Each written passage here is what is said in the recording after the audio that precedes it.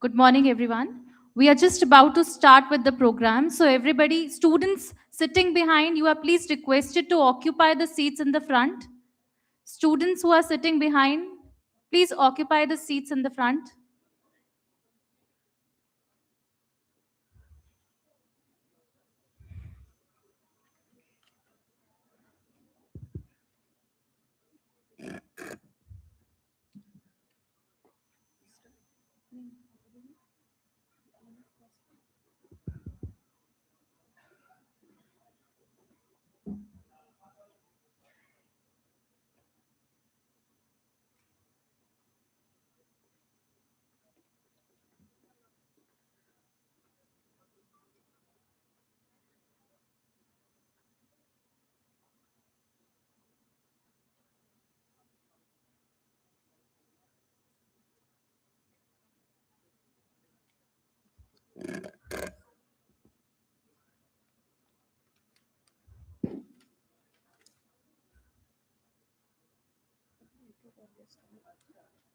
हाँ जी.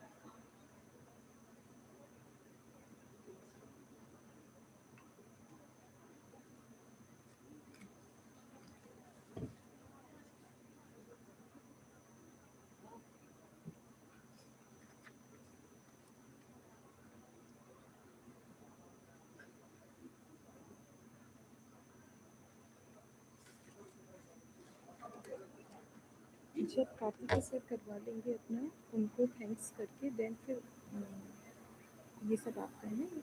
हाँ जी. ओके.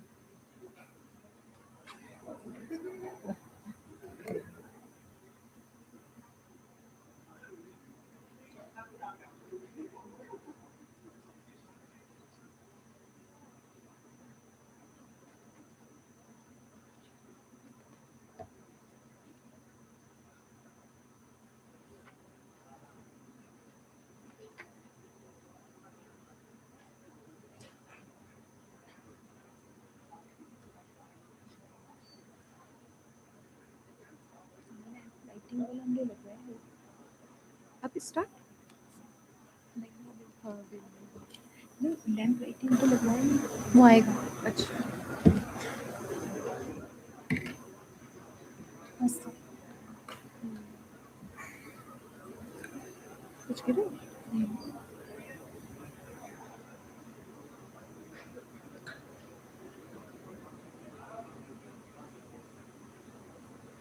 जब सर आई थिंक उधर से गेस करेंगे ना देन वी स्टार्ट ना.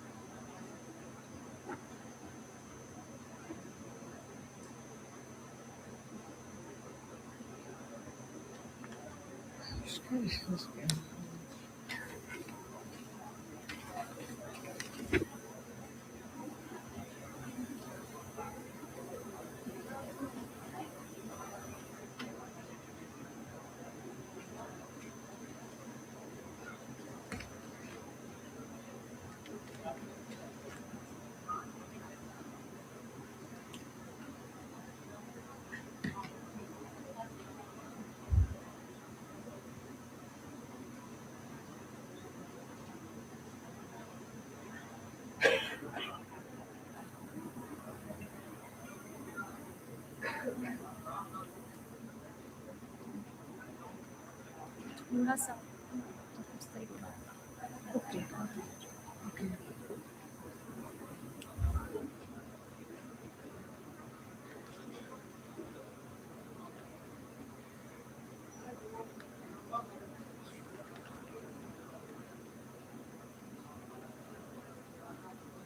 मैं सोची थोड़ी देर तक बैठती हूँ तब तक से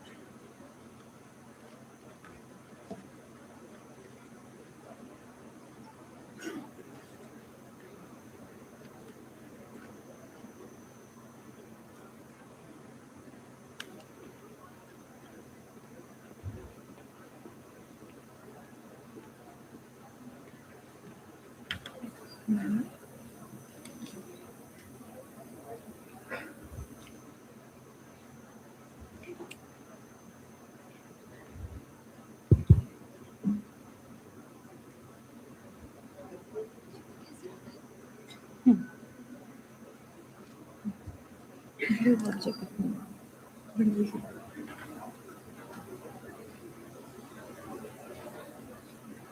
start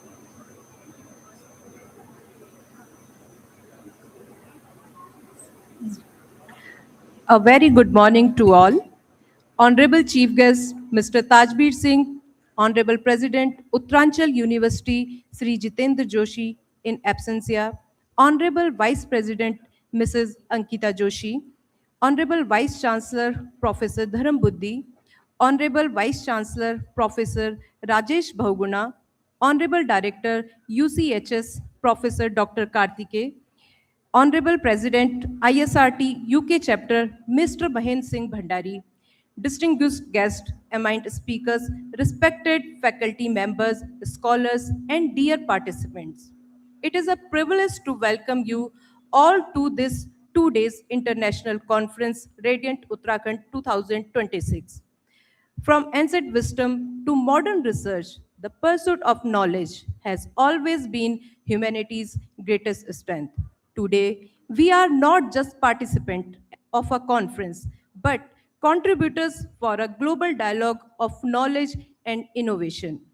This gathering reflects our shared commitment to advancing knowledge, fostering interdisciplinary collaboration, and creating meaningful academic dialogue that can contribute to global progress with the theme Sustainable Health, Intelligent Technologies, Changes, Opportunities, and Ethics in Allied Health.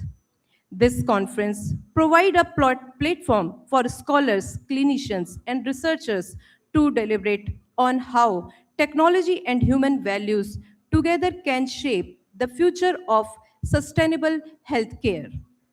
As a gesture of our respected and appreciation, we take this moment to honor the presence of our distinguished dignitaries and esteemed guests whose presence enriched today's celebration.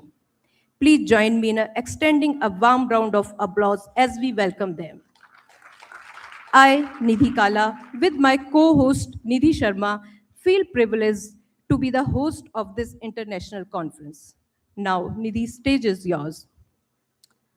We are deeply privileged to introduce our chief guest, Mr. Tajbir Singh, who currently serves as the Additional Commissioner and State Drug Controller for the Food and Drug Administration, Uttarakhand, based in Dehradun. In his important leadership role, he oversees drug safety, licensing, and regulatory enforcement across the state, ensuring that medicines meet the highest standards of quality and public safety. Under his guidance, the department has undertaken significant initiatives to strengthen pharmaceutical relationships, including monitoring medical sales and promoting greater accountability in the drug distribution. SAR has also actively contributed to modernizing the drug regulatory framework by integrating technology driven systems and collaborating with industry bodies to support responsible growth of the pharmaceutical sectors in the state of Uttarakhand. We are truly honored to have you, sir, with us today. I request our Honorable Vice President, Ma'am, Ms. Ankita Joshi, to kindly felicitate our chief guest, respected Tajpir Sir, with a floral bouquet.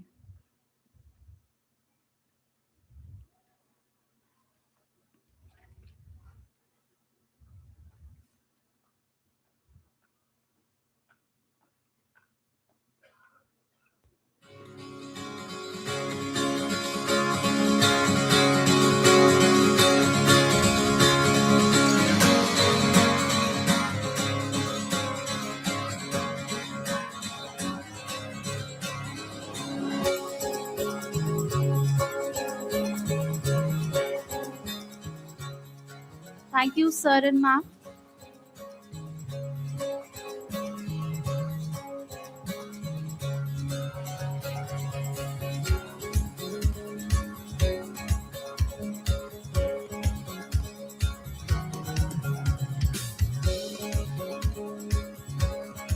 It is now my privilege to have with us our Honorable Vice President, Ms. Ankita Joshi, a young and an eminent leader whose dynamic vision and progressive outlook continues to inspire the academic community.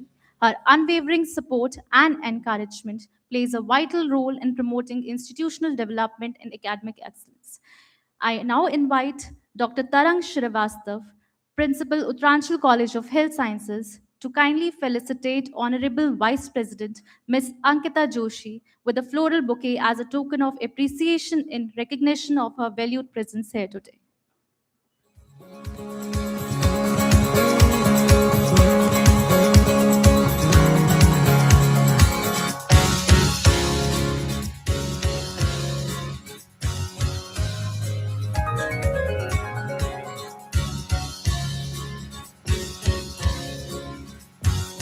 Thank you, ma'am.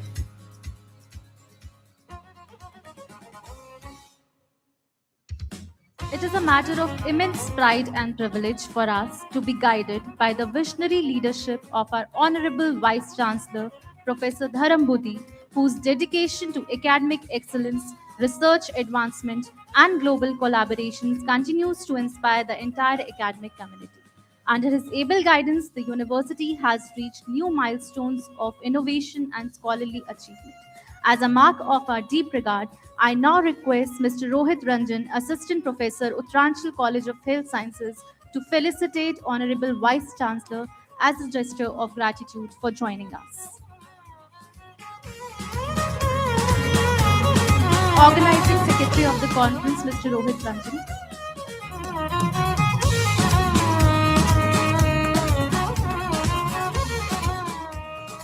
Thank you, sir. We are equally honored by the gracious presence of our Honorable Pro Vice Chancellor, sir, whose academic insights, constant encouragement, and administrative leadership significantly contribute to the progressive growth of our university.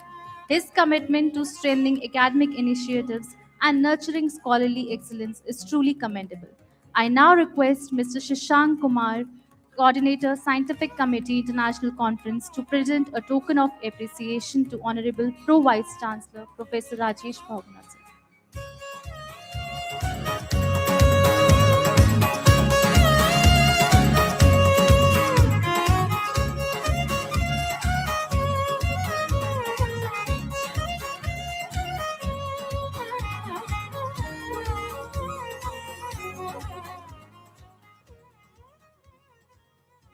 It is indeed a privilege for us to acknowledge and felicitate distinguished professional Mr. Mahendra Singh Bhandari, who has made a remarkable contribution to the growth and advancement of radiology profession in the state.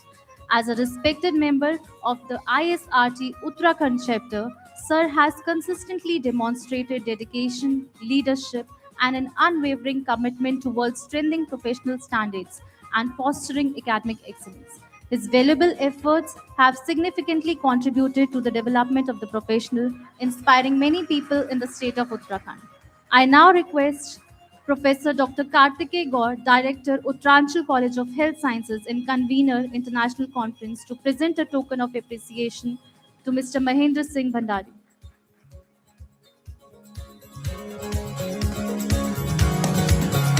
Mr. Mahendra Singh Bhandari is the President of ISRT Uttarakhand Chapter.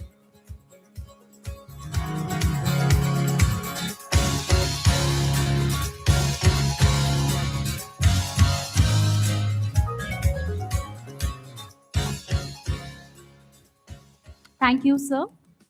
It is our great honor to felicitate an eminent personality, Professor Subhash Chand Bansal, whose remarkable contributions have significantly strengthened the landscape of elite health sciences in our country.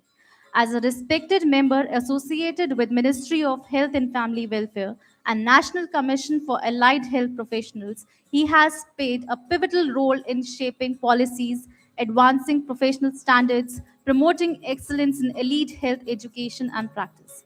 His visionary leadership and unwavering commitment towards advancing elite health professionals continues to inspire the professionals across the nation and contributes greatly to the progress of the healthcare system.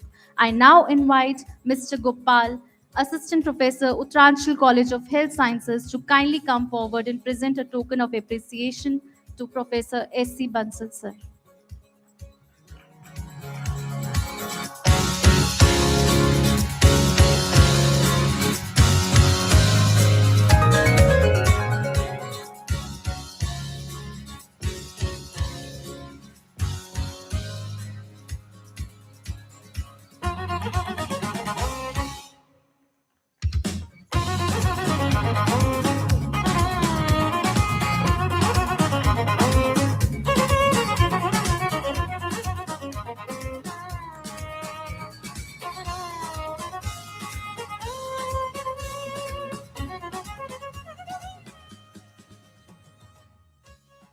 Thank you, sir.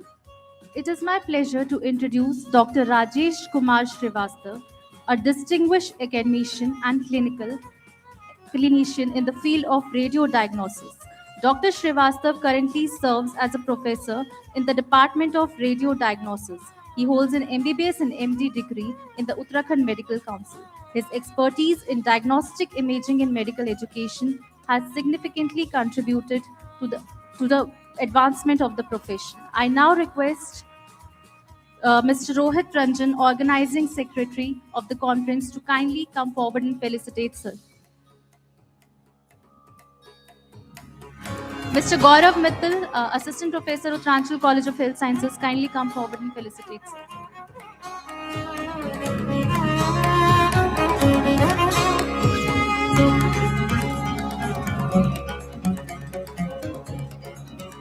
Thank you, sir.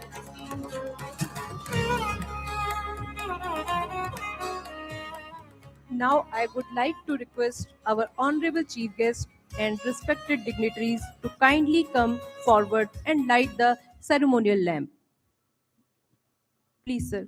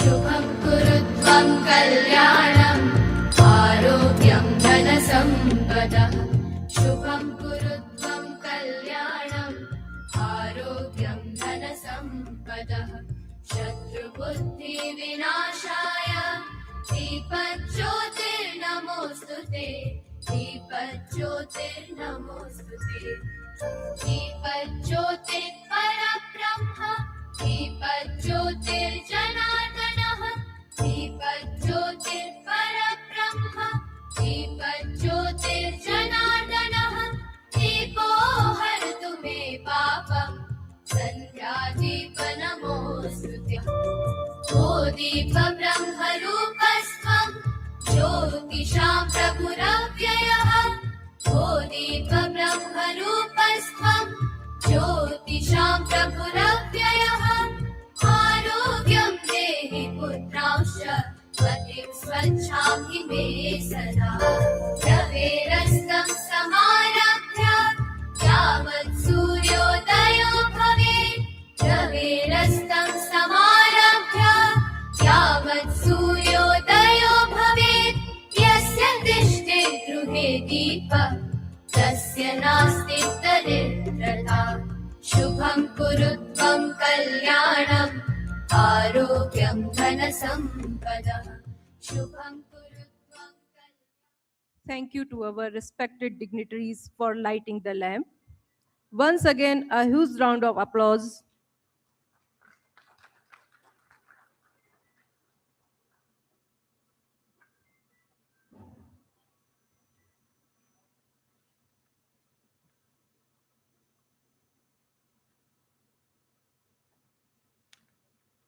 Thank you, sir. Thank you, ma'am.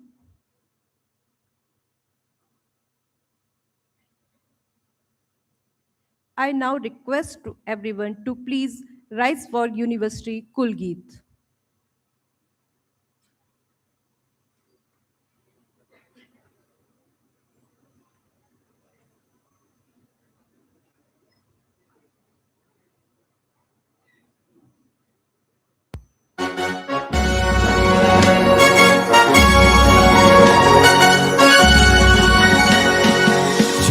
चिरविजय जितेंद्रिय विश्व में है प्रभु चिरविजय जितेंद्रिय विश्व में है प्रभु यह उत्तरांचल विश्वविद्यालय हो यह उत्तरांचल विश्वविद्यालय हो ज्ञान का हिमालय हो यह स्वतंत्र आलय हो अविरल माँ गंगा सा यह दीक्षालय हो अविरल माँ गंगा सा यह दीक्षालय हो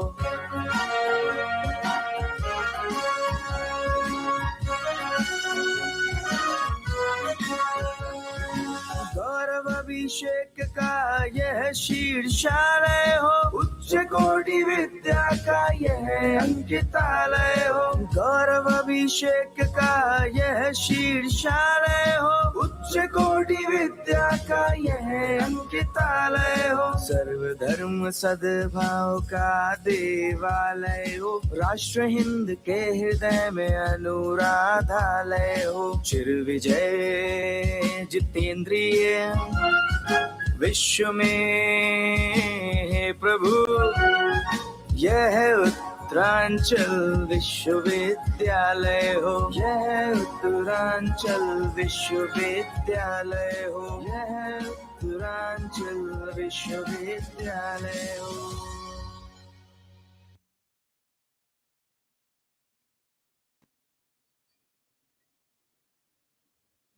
Thank you very much. To further seek divine blessing for this scholarly gathering, I now invite Neha Dhami, BPT student from UCHS, to present a Saraswati Vandana and invocation to the goddess of learning.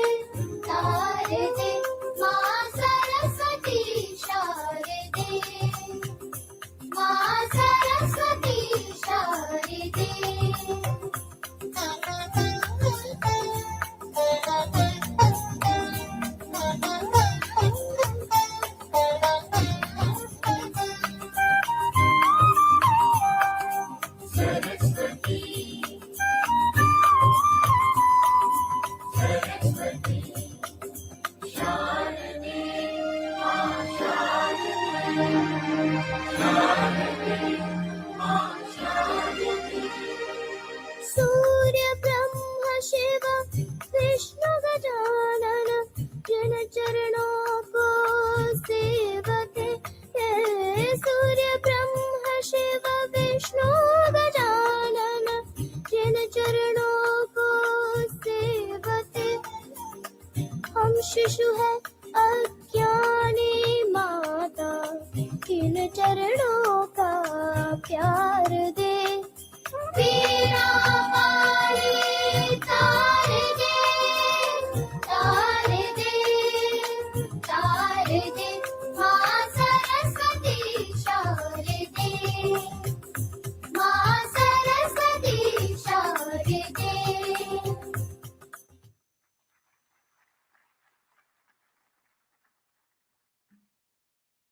Thank you, Neha, for gracefully invoking the divine blessing of Goddess Saraswati and setting a wonderful tone for the conference. To extend a formal welcome to our distinguished guest and to share insights about the theme and objectives of this conference, I now invite respected Director UCHS Dr. Karthike for the welcome address and conference briefing. Sir, may I request you to kindly address the gathering?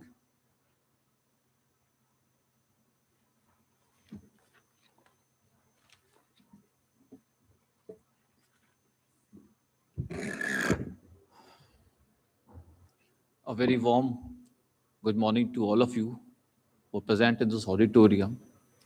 And I'm very excited to see the young faces of the allied health sciences who came here for a very short moment of call, and we received 1400 plus registration in this conference.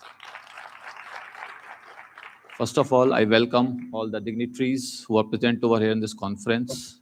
Our Honorable President, Sir, Shri Jitendra Joshi ji, in his absentia. Our Chief Guest, Mr. Tajbir, Sir, Additional Commissioner, Food and Safety, even Drug Controller, Uttarakhand. Sir, I heartily welcome you on the presence of your this conference. I again welcome our Honorable Vice President, Ms. Ankita Joshi, ma'am. Good morning, ma'am, and we welcome you in this international conference. I welcome our Honorable Vice Chancellor, Professor Dharam Buddhi, sir. Sir, I welcome you on this 2 days international conference. Thank you, sir, for being the present in this conference. Now, I welcome our Honorable Pro Vice Chancellor, Professor Rajesh Bahuguna, sir. Sir, I welcome you in this conference and to be the part of this conference in a very short moment, sir.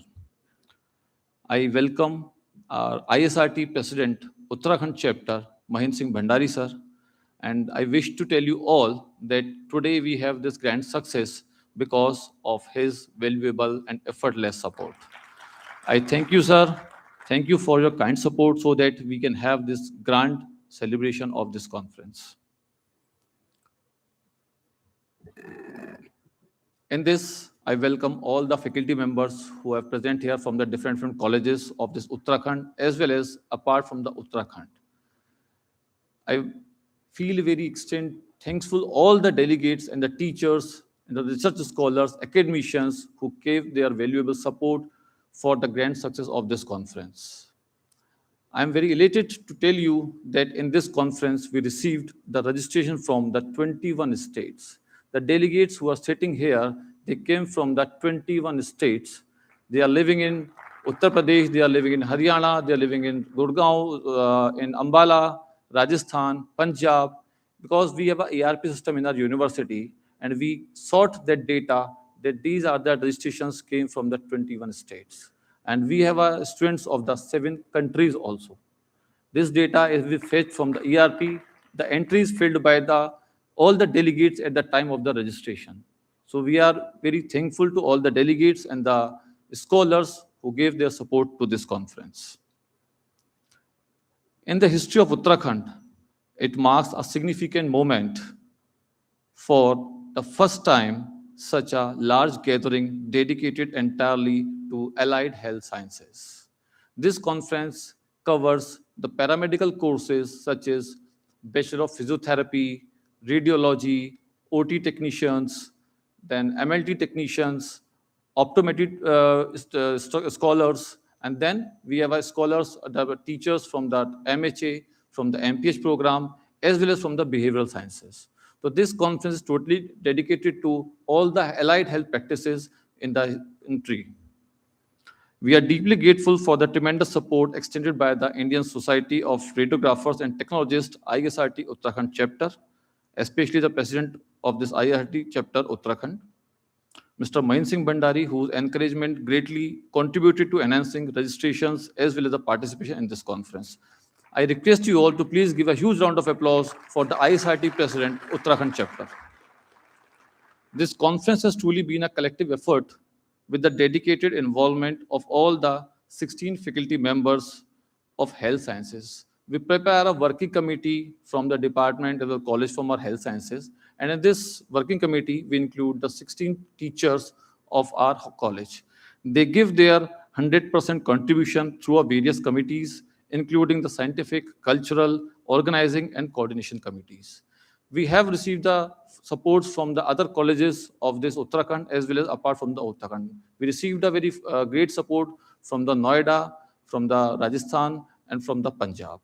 They are the colleges in the Punjab, Gurgaon, and Noida who gave their fullest support for the registration time and to encourage and to motivate all the research scholars, students for the UG and the PG programs. In this conference, we have a presence of the UG students, PG students, research scholars, teachers, academicians, clinicians, as well as who are working as a technologist in the field of allied sciences.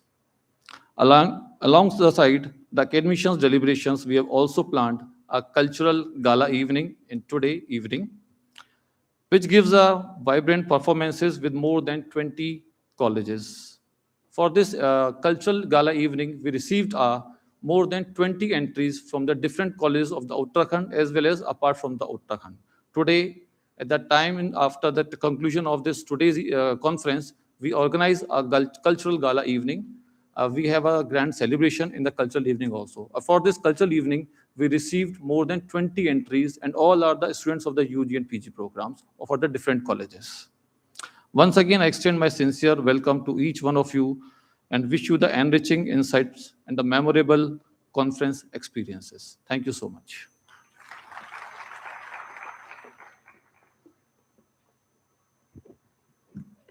Thank you, sir, for that insightful welcome address and outlining the vision of our conference. As we proceed further, I request our Honorable Pro Vice Chancellor, Professor Rajesh Bahuguna, to kindly grace the stage and share his motivational words with us.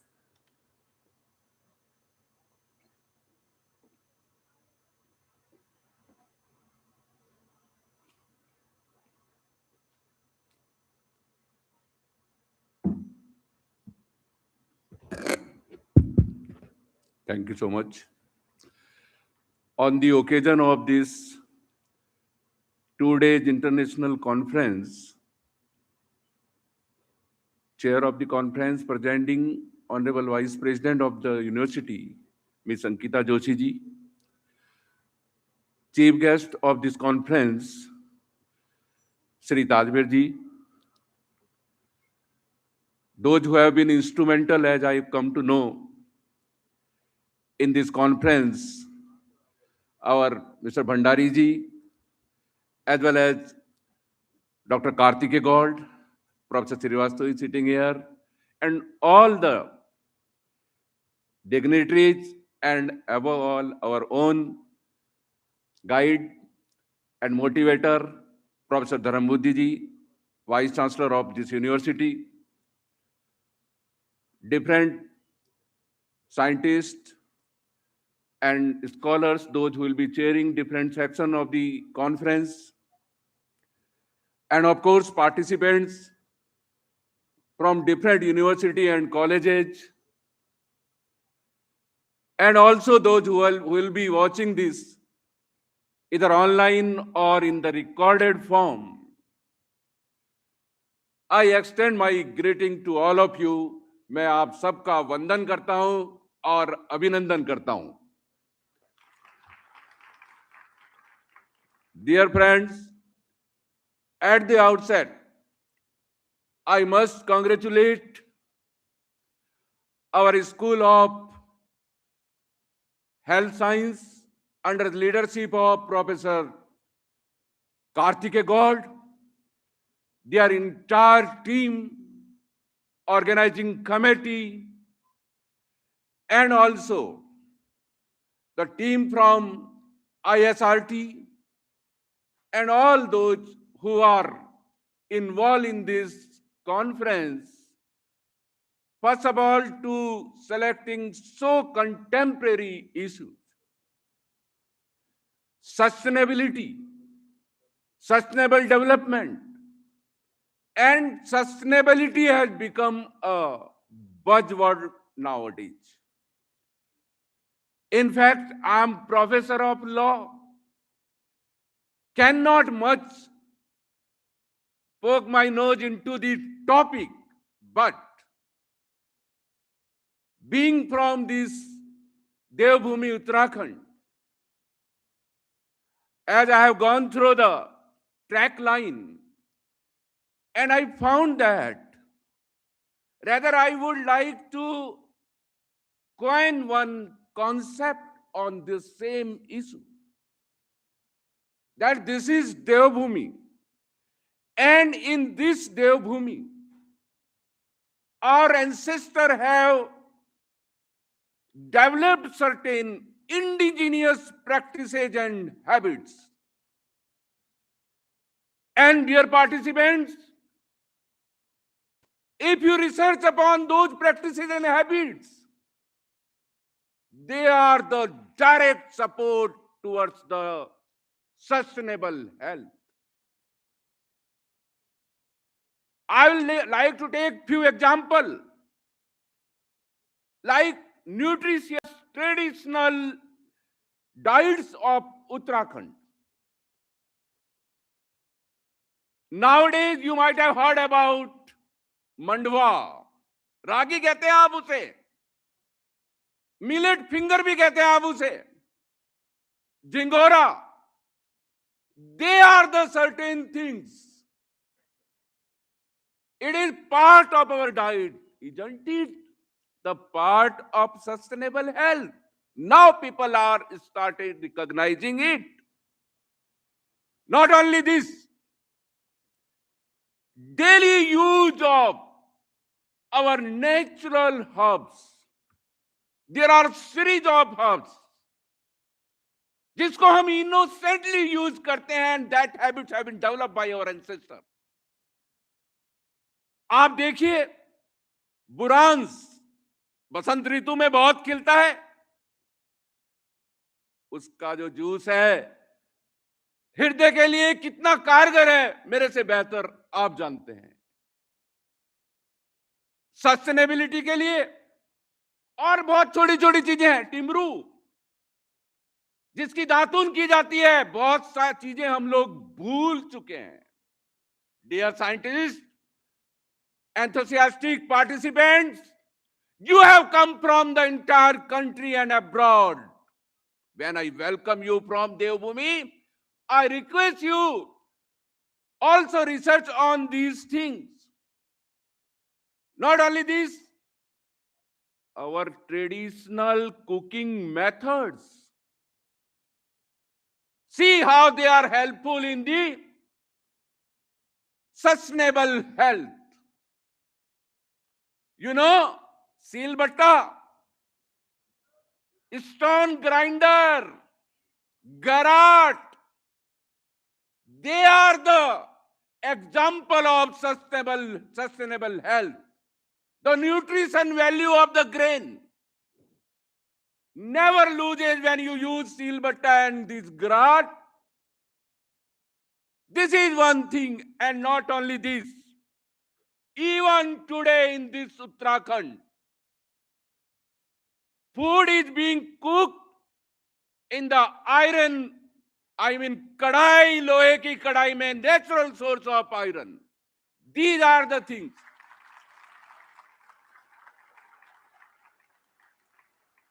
Dear student, these are the few example, even for the environment and cleanliness and hygiene. We have a system and tradition that remove your shoes before entering in the kitchen. Your father, your ancestor might be telling to you, and every food is cooked after the cleaning. These are the certain things. Why I am claiming this? This is about the intelligible technology we all will love if you research and attach these practices with the technology. That is what is required today. Not only this, Uttarakhand is very rich in natural resources, जो हमें परमात्मा ने free of cost दिए हैं. यहां पे जो नालों, खालों और धाराओं का पानी है, वो किसी भी बिस्लेरी और किसी डिस्टिल वाटर से कम नहीं है. एक एग्जाम्पल आपको इस राजधानी का बताऊंगा और आप पीढ़ियों तक उसे शेयर करते रहेंगे. यहां एक प्रसिद्ध गांव है नाला पानी. कभी आप विजिट करना उसको, वहां पे एक धारा बहती है. आज आपको पता नहीं है, लेकिन ब्रिटिशर्स ने लॉन्ग बैक ब्रिटिश पीरियड में उसके ऊपर रिसर्च की, रिकॉग्नाइज किया और उन्होंने कहा this is the best water. And I remember VP ma'am, in my call, मेरे समय में वहां से ब्रिटिशर्स ने दून क्लब के लिए एक पाइपलाइन बिछाई और वो दून क्लब में पानी आता था. These are the value of our natural resources and direct aid to the sustainable health. कुछ हैबिट्स भी हैं, उनका भी चर्चा करनी जरूरी है. आपने देखा है कि सर्दियों में धूप में बैठना, सनबाथ, ये पहाड़ों की परंपरा है.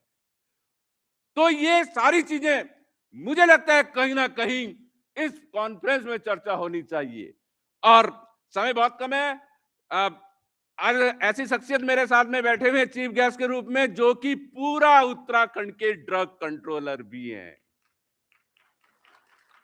As I was talking to sir over a cup of tea, आज अगर हमारे प्रदेश की या मैं कहूं पूरी देश की अगर सबसे बड़ी समस्या है तो वो ड्रग एब्यूज है sir.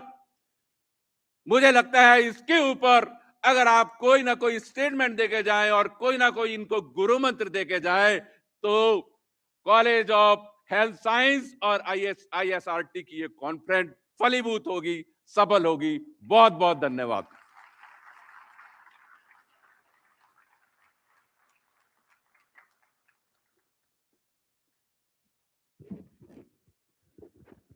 Thank you so much, sir, for that inspirational message.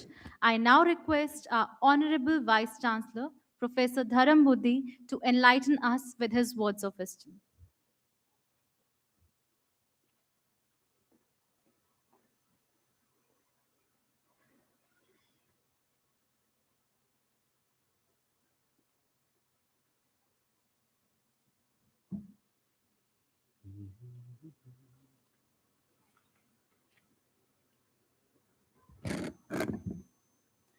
Very good morning and thanks for inviting me. Our guest of this international conference, Mr. Tajbir Singh ji, our Vice President of Uttaranchal University, Ms. Ankita Joshi ji, Professor Bhoguna ji, other guests from different parts of country, faculty members, participants, and other guests. I'm really very happy to be part of such a wonderful international conference. The conference, which has been organized by Uttaranchal College of Health Sciences of this university, and they have made all efforts to invite the right participants, right papers, and the themes which they have decided, including, as Bhoginaji has mentioned, the tradition as well as the new technologies. In my opinion, such combination is going to make this particular conference very, very unique. Further, the association of, that's very important. If you associate the related societies and organization with the university and with any program conducted, the Indian Society of Radiographers and Technologies, I think that particular association going to make this particular conference very different. The reason is because when you associate the societies or the professional organizations, then a lot of professionals are coming to the platform and they might be sharing their experiences, exposures, which going to make you again to expose to the new challenges and opportunities. The most important part, which the theme of this conference is mentioning, that says sustainable health and intelligent technologies. I think these two words are very, very important. The reason is the conference is organized at Uttaranchal University, and Uttaranchal University is not a unitary university.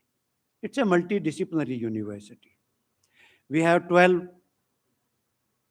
schools in the university, and because you are talking about the health and latest technologies or the intelligent technologies, I feel the Uttaranchal University is the right place to conduct such wonderful conferences. The reason is, as I mentioned, the university is multidisciplinary university. We already have computer science and engineering. The reason is they are always talking of artificial intelligence. In addition to that, to support the health sciences, we have the pharmacy. We do have applied and life sciences. The reason is you can talk about the biotechnology, the microbiology, which are going to support as a allied subjects in your disciplines. Similarly, we do have the medical college and the BMS program being offered by the university. So such combination makes you very, very learning process, to expose to you a very, very learning process.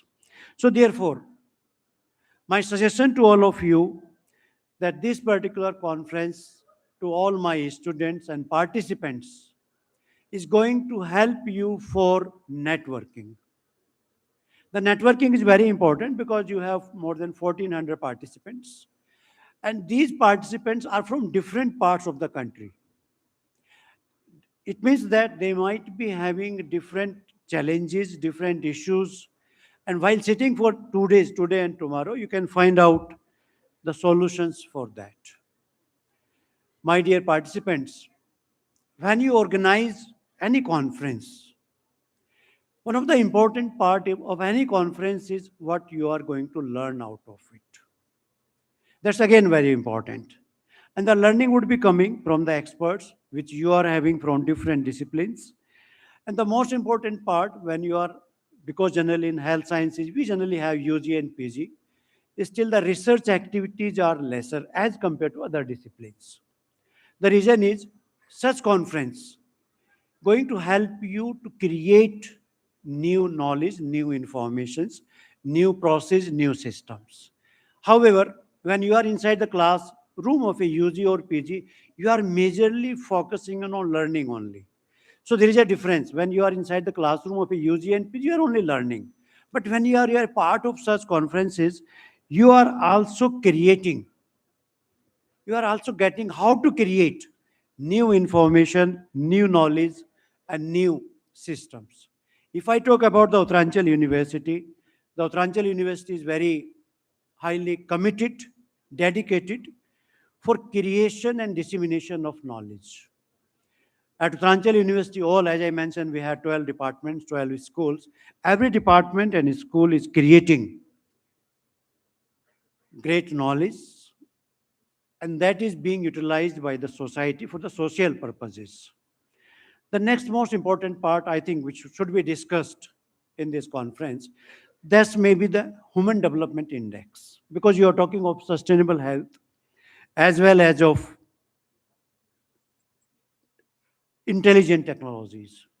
So at the time, you must see that how our Human Development Index, where health is a very important parameter. There may be other parameters, education, energy, infrastructure, but health is a very, very important parameter. So how this conference as an outcome can make a contribution towards the improvement of Human Development Index. I think you might have heard the countries like Finland, Norway, their HDI is about 1. And our HDI, Human Development Index, is about 0.6 somewhere. So how we can improve it using the health factor, health as a parameter. I think with these words, I again congratulate the Uttaranchal College of Health Sciences, because they have selected a wonderful theme and sub-themes, as well as they have made a lot of efforts to have a strong network across the country and globally. I must congratulate you. Thank you very much for listening me so carefully. Thank you.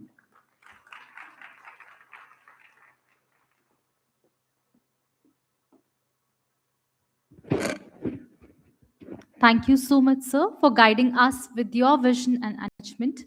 I now request Honorable Vice President Ms. Ankita Joshi, whose vision and energy continue to inspire growth and innovation in the Institute, to share her motivational words with us.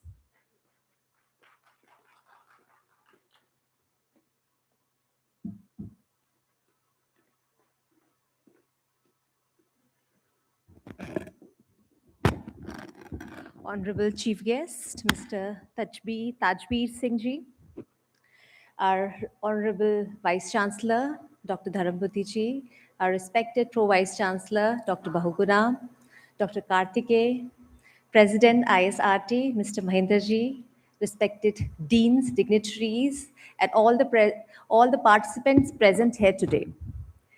A very good morning to each and every one of you. I'm very delighted to welcome you all to the Radiant Uttarakhand 2026, a two-day international conference organized by the Uttaranchal College of Health Science of Uttaranchal University in collaboration with the Indian Society of Radiographers and Technologists ISRT Uttarakhand Chapter.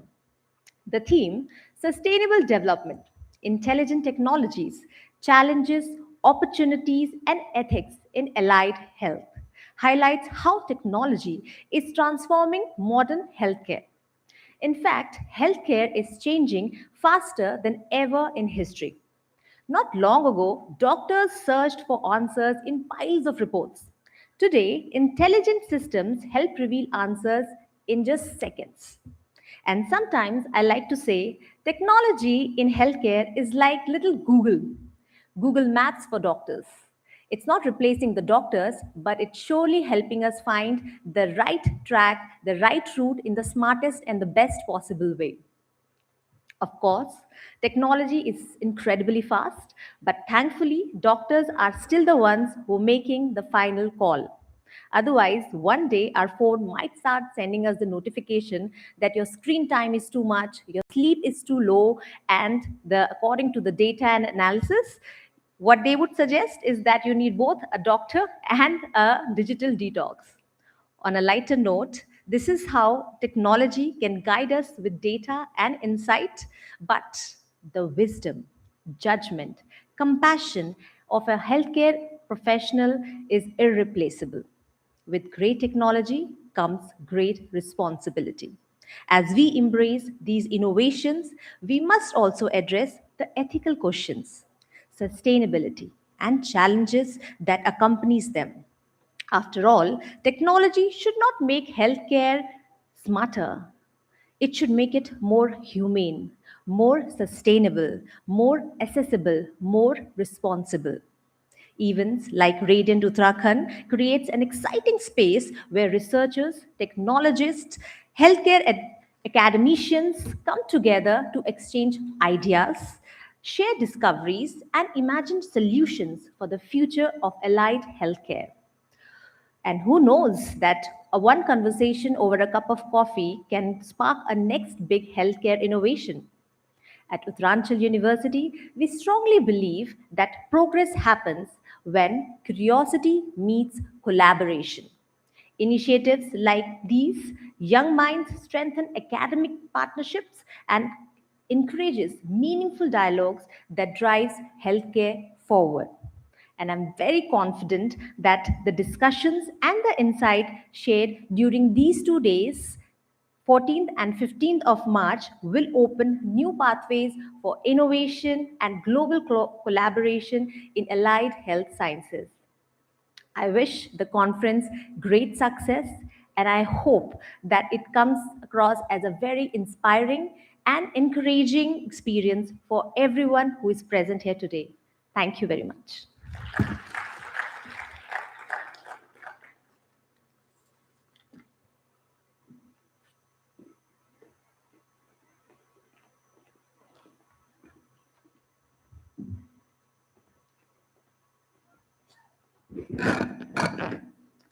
Thank you so much, ma'am, for your motivating and insightful address. It is now my great honor and privilege to invite our honorable chief guest, Mr. Tajbir Singh, to address the gathering and share his valuable thoughts and insights. Sir, I humbly request you to kindly address the audience.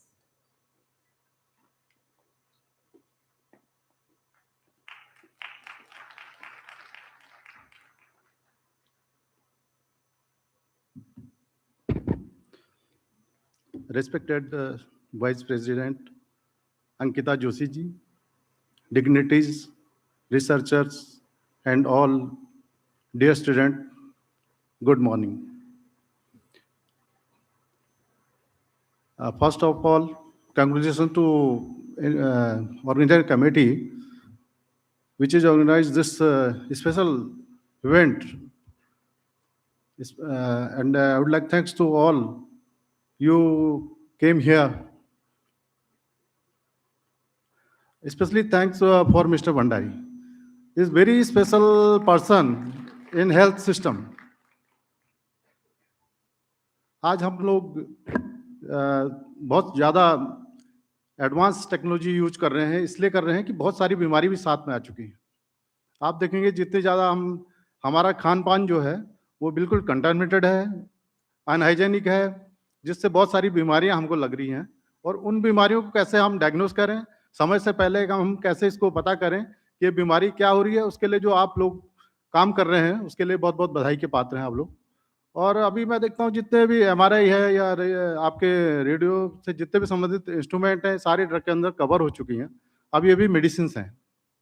तो आप लोग एक बहुत अच्छा कार्य करें और इसमें रिसर्च जितने भी रिसर्चर हैं मैं चाहता हूँ कि उस पर पहुँचे कि हमें जो बीमारी है वो हमें समय से पहले ही जो पता चल रही है वो उसको हम और एडवांस कैसे करें कि आदमी को फर्स्ट स्टेज पे ही. अभी देखते हैं बहुत सारे लोग कैंसर के पेशेंट 40% कैंसर पेशेंट पूरे वर्ल्ड में हो चुके हैं और उसको हम समय से पहले डायग्नोस कैसे करें, उसके लिए आप लोगों को कुछ ना कुछ स्पेशल इस फील्ड में आगे करना है. और आप लोग यहाँ इतनी बड़ी संख्या में आज उपस्थित हुए, मुझे बहुत अच्छा लग रहा है देख करके कि आप लोग कुछ करने के उद्देश्य से यहाँ आए हैं. अभी आपने वाइस चांसलर साहब कह रहे थे कि हम ड्रग के संबंध में कुछ करें, तो ड्रग मीन्स मेडिसिन नहीं है.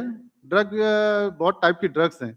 ड्रग्स मीन्स हेरोइन है, गांजा है, चरस है, भांग है और कुछ साइकोट्रोपिक मेडिसिन भी हैं जो स्टूडेंट यूज कर रहा है और हमारा समाज बिगड़ रहा है. तो मैं अपनी ओर से तो हम प्रयासरत हैं ही. हमने बहुत सारे केसेस इसमें किए हैं. अभी पिछले साल ही हमने 79 अरेस्ट किए हैं लोग और अभी 12 साल की सजा 2 केसेस में हो चुकी है. तो हम इसके लिए प्रतिबद्ध हैं कि हम ऐसे कोई भी हो हम उसे इस तरह के कार्य उत्तराखंड के अंदर तो नहीं करने देंगे. और आप लोगों का सहयोग इसमें चाहिए होगा कि अगर आप लोगों को कोई इन्फॉर्मेशन इस तरह की रहती है तो आप भी जरूर हमें शेयर करें. खाद्य पदार्थों से आप कह रहे थे मिलेट्स के संबंध में बात हो रही, तो मिलेट्स आज बहुत ज़्यादा हमारे यशस्वी प्रधानमंत्री जी भी चाहते हैं कि मिलेट्स हम पूरे लोग इसको यूज कर रहे हैं. मिलेट्स वाकई में बहुत अच्छी चीज़ है कि हम पिज़्ज़ा बर्गर और सभी इस तरह चीज़ें यूज कर रहे हैं तो जिससे हमारे गट हेल्थ भी खराब हो रही है. तो तो हम जरूर मिलेट्स पे भी एक आप लोग अपने इस प्रोग्राम के साथ साथ उसको भी आगे बढ़ाएं। मैं बाकी आप सभी लोगों को धन्यवाद देता हूं और शुभकामनाएं मेरी और से आप लोगों के लिए कि आप इस प्रोग्राम को जो है और अच्छे से करें, और उसके लिए बहुत बहुत शुभकामनाएं आपको।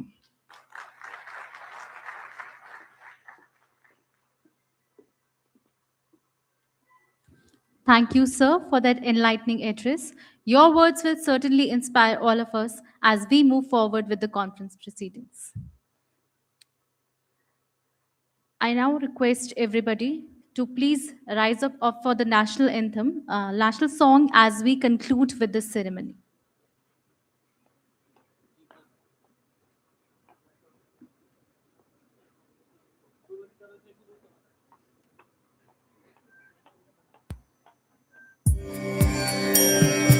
वन्दे मातरम् वन्दे मातरम् सुजलां सुफलां मलयज Sheetla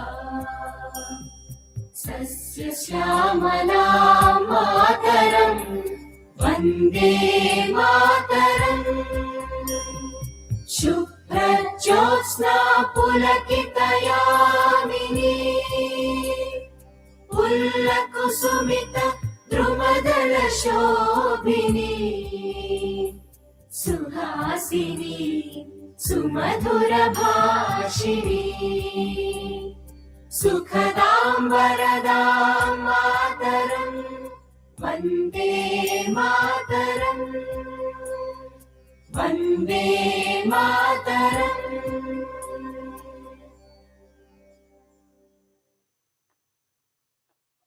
You all are requested to kindly remain seated.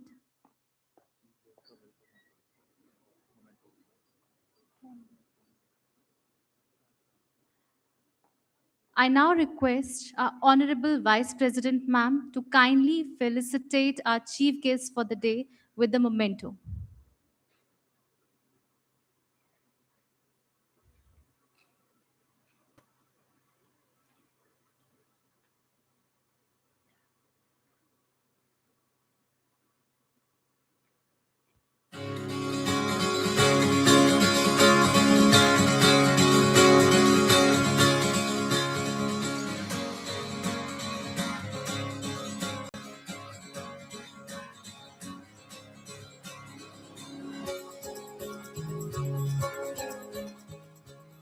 Thank you, sir and ma'am.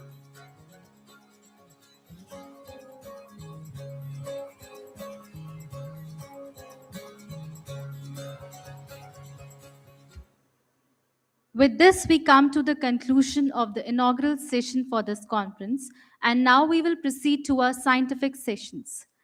Participants from the radio imaging technology program shall remain seated in the auditorium, whereas other participants from streams laboratory technology, physiotherapy, operation theater technology, optometry, public health, hospital administration are kindly requested to leave to the UCHS building for their respective scientific sessions. Our volunteers will be available outside the auditorium to guide you throughout along the way. Thank you, everyone. You shall remain seated. Please let the dignitaries leave. Students can remain seated until then.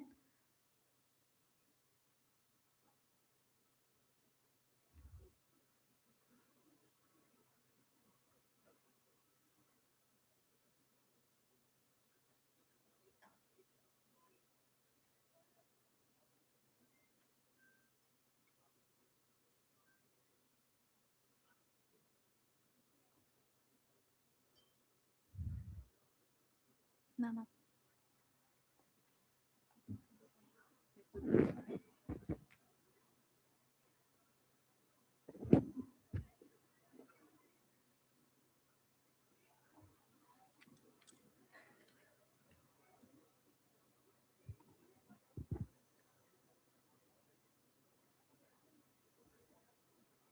Thank you, Nidhi. It is my privilege to introduce Dr. Subhash Chand Bansal and a very warm welcome to Mrs. Bansal also. Please give a big, huge round of applause to Mr. Bansal and Mrs. Bansal. Dr. Subhash Chand Bansal, a highly respected academician and distinguished professional in the field of radiological technology. Dr. Bansal currently serves as a professional council member at MRITT under the National Commission for Allied and Healthcare Professions, Ministry of Health and Family Welfare, Government of India. He is also the chairperson of the Indian College of Radiological Technology, a subsidiary of the Indian Society of Radiographers and Technologists. Dr. Bansal retired as an assistant professor from the Department of Radiodiagnosis and Imaging at PGIMER Chandigarh with an illustrious professional journey of over 42 years, including 34 years of dedicated teaching experience. His academic credentials include a PhD in biophysics from Punjab University, along with advanced qualification in medical technology, public administration, and personal management.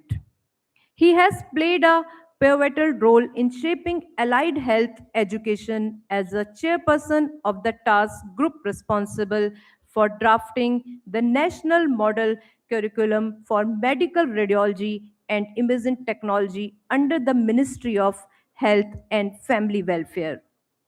Dr. Bansal has been honored with the several prestigious recognitions, including the Padma Shri Professor Kakara Subbarao Lifetime Achievement Award 2022 and the Bharat Gaurav Award. He has represented India internationally through the International Society of Radiographers and Radiological Technologies ISRT for over 25 years.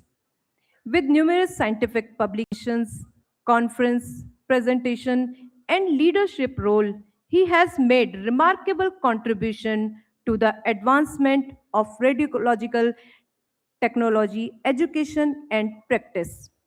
We are truly honored to have Dr. Subhash Chand Bansal with us today. Sir, with your vast experience, distinguished contributions, and deep insights into the field of radiological technology and allied health education, we are certain that your address will greatly enrich this gathering. Please, sir.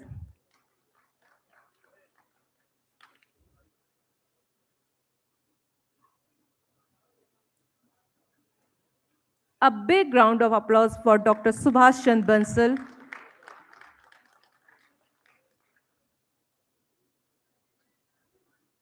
Thank you, sir.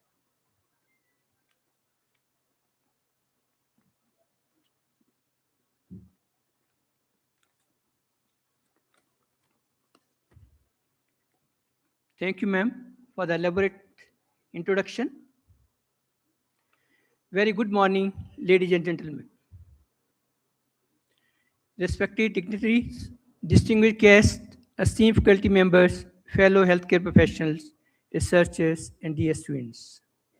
It's a great honor and privilege for me to speak at this distinguished gathering at Radiant Uttarakhand 2026, that is 2 days international conference organized by the Uttaranchal College of Health Sciences, Uttaranchal University, Dehradun, capital city of Devbhoomi, Uttarakhand, in collaboration with Indian Society of Radiographers and Radiological Technologies, Uttarakhand Chapter.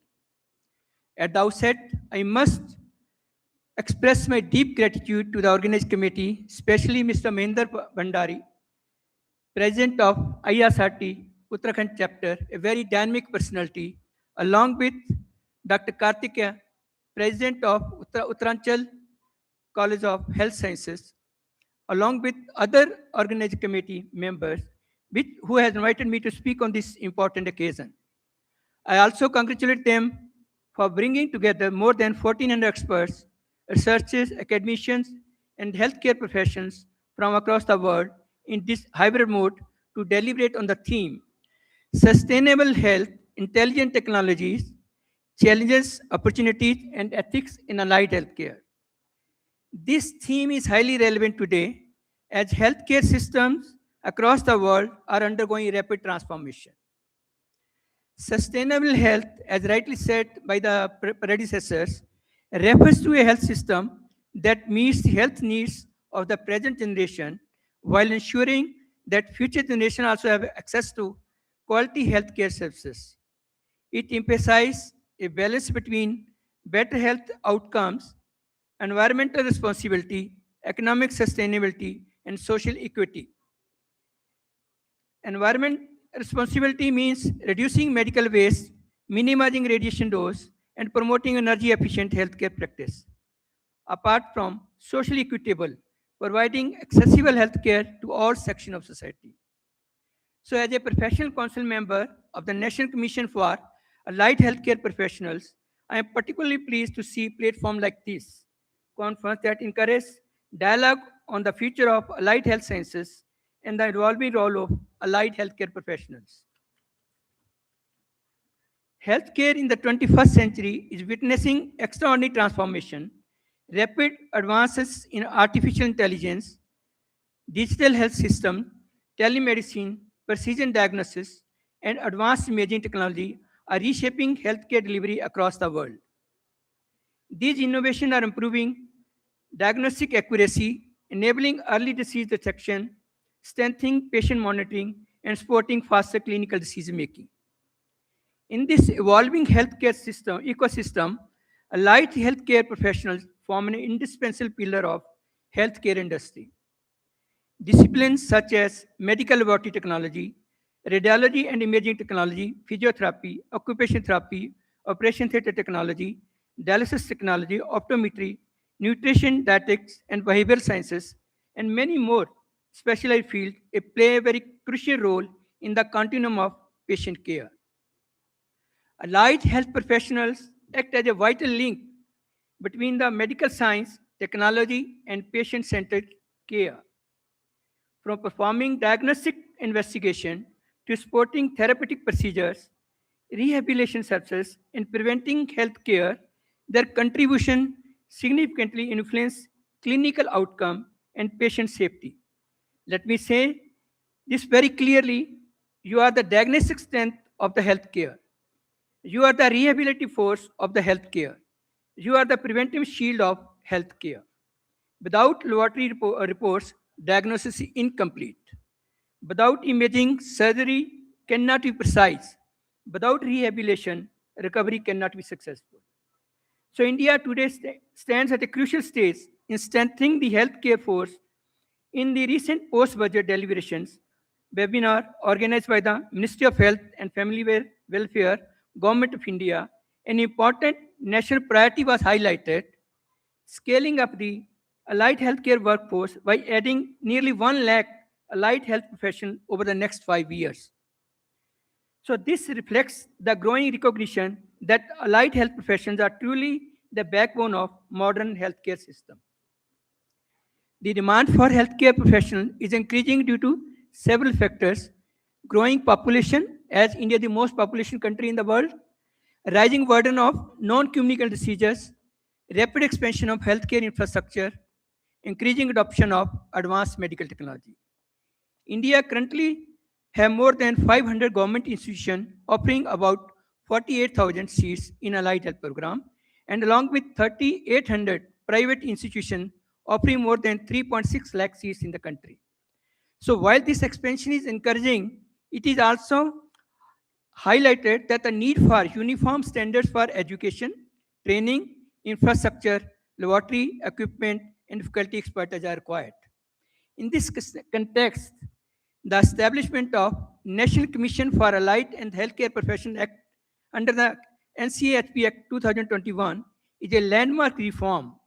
The Commission is working to ensure structures and standardized education, competency-based training, professional registration and regulation, ethical practice, and global quality standard. So these innovative will help develop a skilled, ethical, and globally competitive allied healthcare professions. Another important step forward is strengthening collaboration with academic institutions, healthcare providers, industry, and policymakers. Modern laboratories, simulation centers, faculty development programs, postgraduate education, and academic partnership will play an important role in improving the quality of allied health education in India. In disciplines such as radiology and imaging technology, which form the backbone of modern diagnosis, the role of well trained professionals becomes even more critical. Advances in digital imaging, AI assisted diagnosis, and precision medicine require professionals who are not only technically skilled but also ethically responsible and committed to lifelong learning.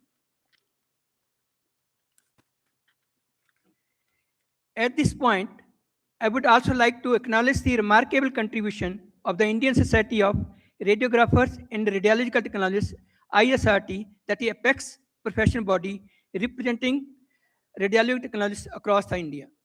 The society has consistently worked towards promoting professional excellence, academic growth, research, innovation, and high standard of patient care.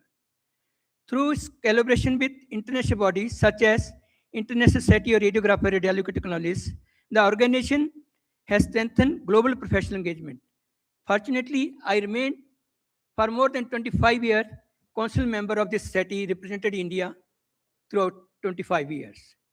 The establishment of GERSIO, that is Global Association of Radiological Technologists of India region, has further created a global network connecting Indian radiological technologists working across the globe.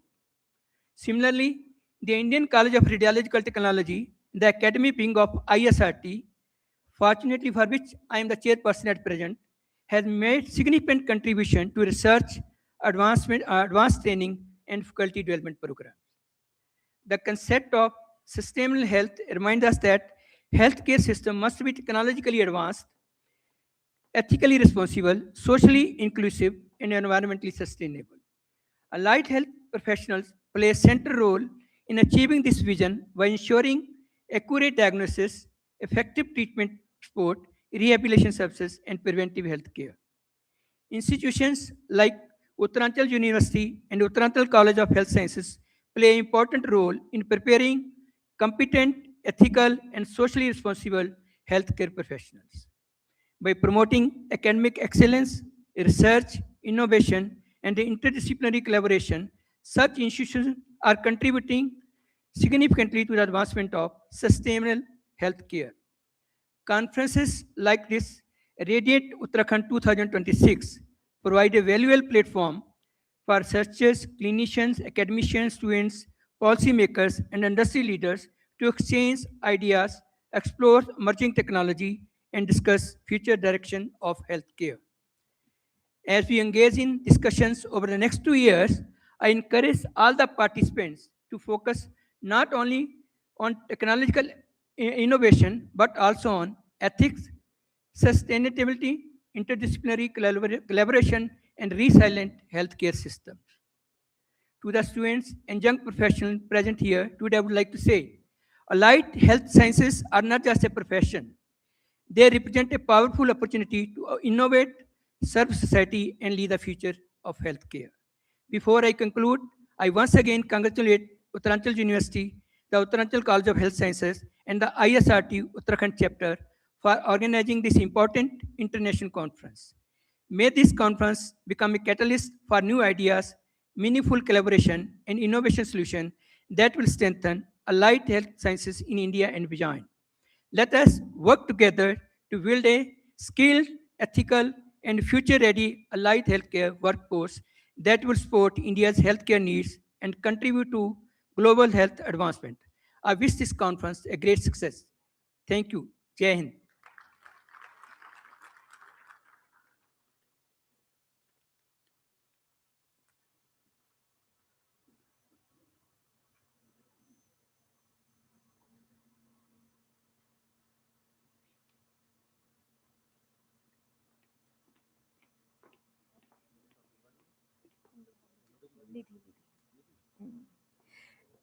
Thank you, Dr. Bansal. Thank you, Dr. Bansal, for that truly enlightening and insightful keynote address. A big round of applause for Dr. Subhashan Bansal and Mrs. Bansal also. Please, Neha, please, Nidhi, join the stage.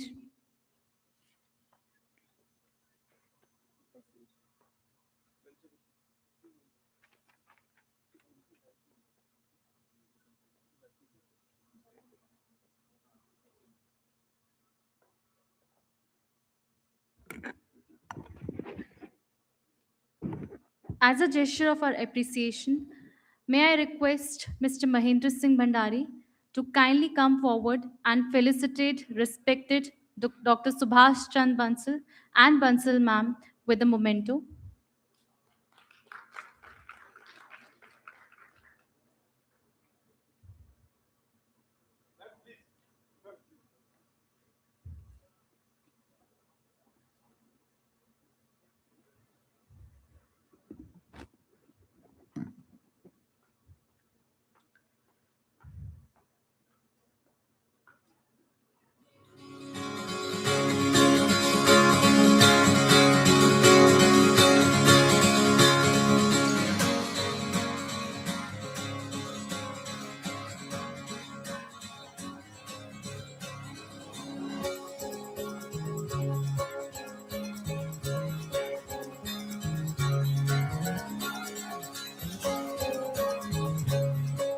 Thank you, sir and ma'am.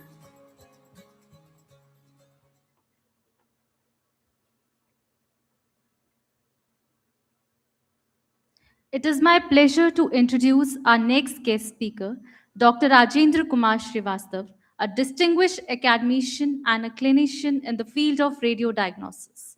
Dr. Srivastav currently serves as a professor in the Department of Radiodiagnosis, an active member of the Uttarakhand Medical Council.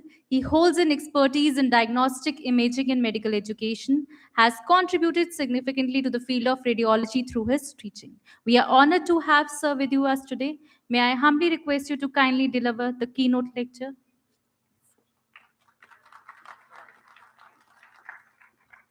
Thanks a lot, everyone. I will request for the presentation. So, my voice clear? So, how many of you are afraid that your job can go because of AI? All you are radiographer student. Okay,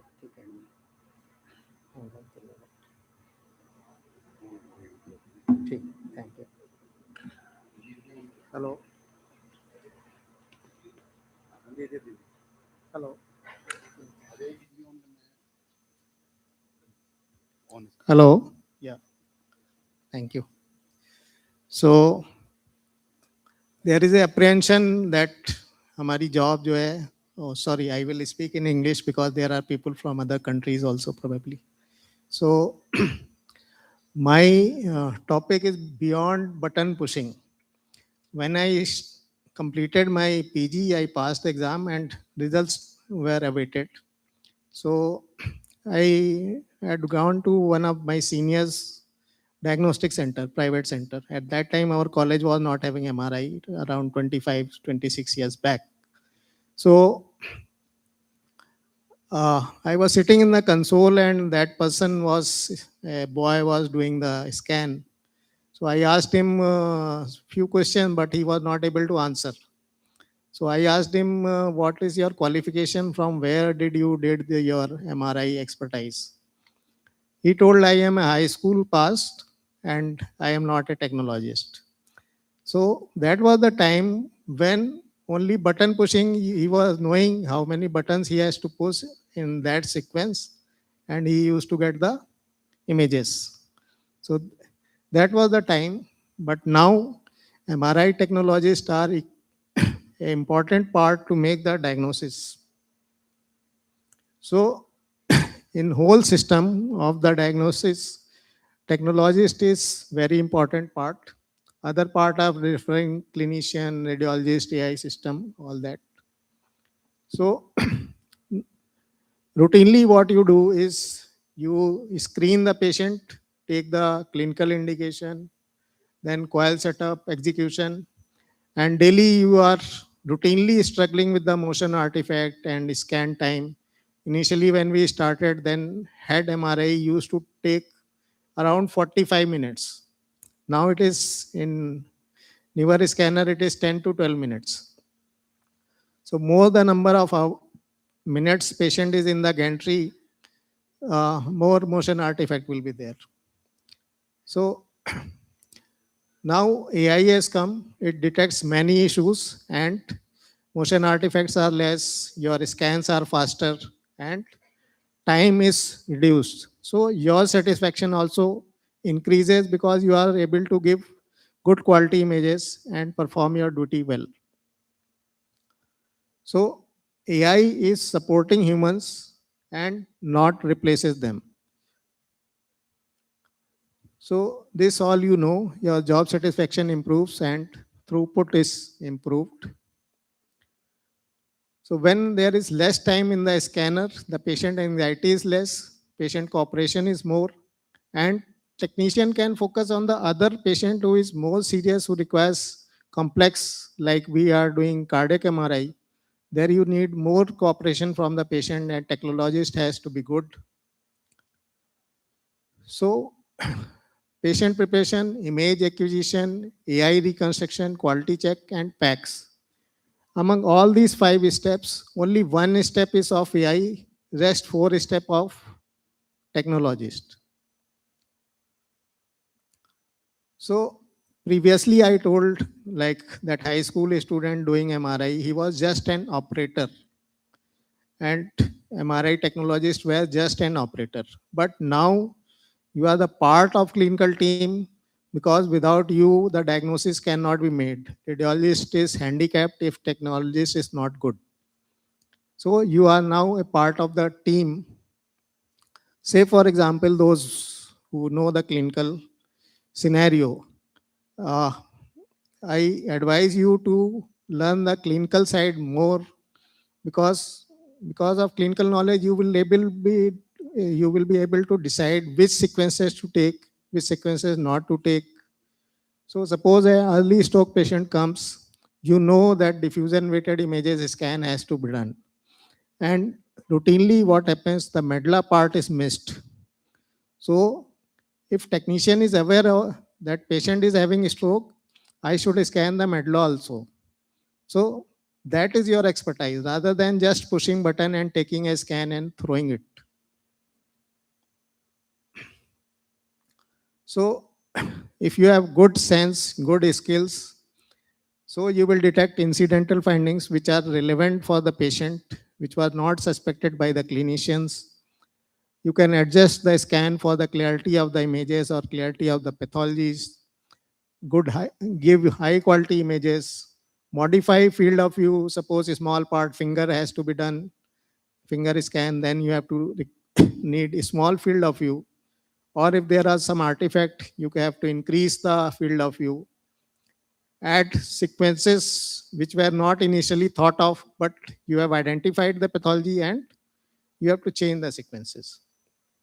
And communicate the urgent cases. There are sometimes, suppose subarachnoid hemorrhage is there and clinician was not suspecting. So you have to inform the clinician and radiologist and they will ask, get an MR angio at the same sitting. So you have saved patient life also and time also.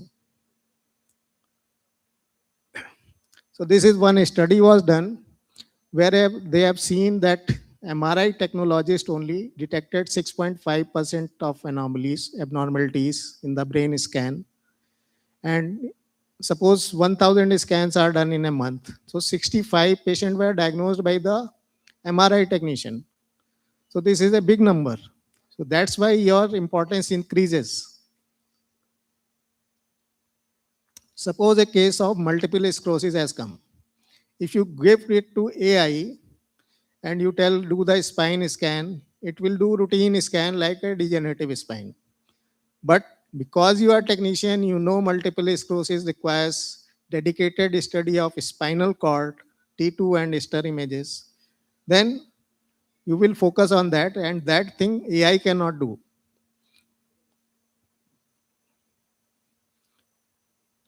Have you heard of AI hallucinations? Anyone? AI hallucinations.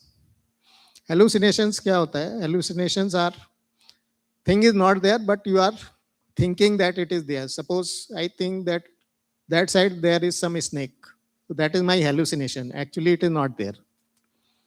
So what happens? AI, people must be using ChatGPT or Claude or Google Gemini. It gives wrong information many times. I have seen many times. For this lecture only I was preparing, I asked the ChatGPT to give me some references. And he wonderfully gave me 3 references, quoting it in the title only. It is written MRI and MRI and MRI. Being a senior and experienced, I know that ChatGPT can lie. It literally lies just to please you. So I counter-checked it on Google Scholar. All the 3 articles he has given, author's name he has given, journal name, page number, everything he has given, ChatGPT. And when I counter-checked it, they all were the articles of CT scan, not MRI. So he has infused the term MRI in place of CT. So if you are not aware, you don't know your subject well, you will be cheated by AI and you will lose your job. So here what happens, the first image is there, sorry. It looks more coarse and second one is more smoothened. But we get more information on coarse image. We need more informative image rather than more beautiful image. So that as a MR technologist, you know, general patient will not know. They will think, or routine clinician will think, right side image is good looking. But we don't want good looking images, we want informative images. So AI will smoothen the image, but your information will be lost.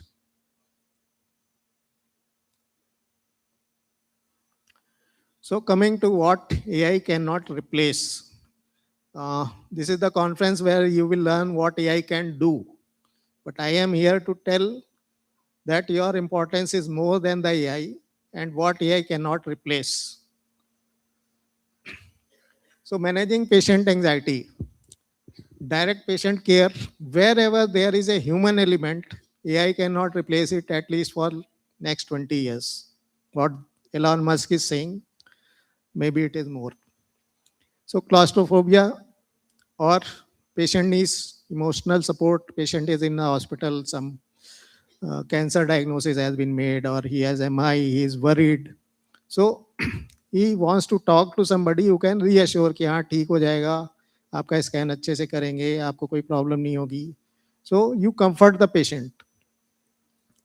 That cannot be done by AI. Then you have to explain the procedure to the patient. That can't be done by AI. You have to hold breath, you have to be still, scan will take around 15 minutes. All that you have to tell the patient. And if patient has any questions, you will answer it. If there is complex position, suppose patient has scoliosis, or he has some trauma because of or pain, he cannot lie properly in particular posture. So being a technologist, you can modify the scan, but AI will do scan in the same plane. So that is the advantage of knowing the things. Real-time decision making. Sometimes patient are claustrophobic, or they develop some problem or contrast reaction. You have to repeat the sequence, patient is moving. All that thing can be done by you only, not by AI.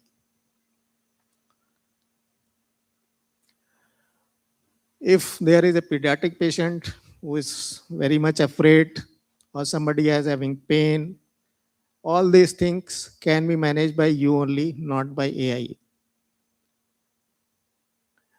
Of course, before taking the patient, you physically screen for any metal or pacemaker, as well as you clinically check for what patient has come and how to do the scan, which sequences to take. Emergency response, if there is some emergency, you can stop the scan, take out the patient, manage the patient, call the radiologist, call the code blue team, other doctors who will help you. So this all requires a good technologist who know that patient has developed some emergency.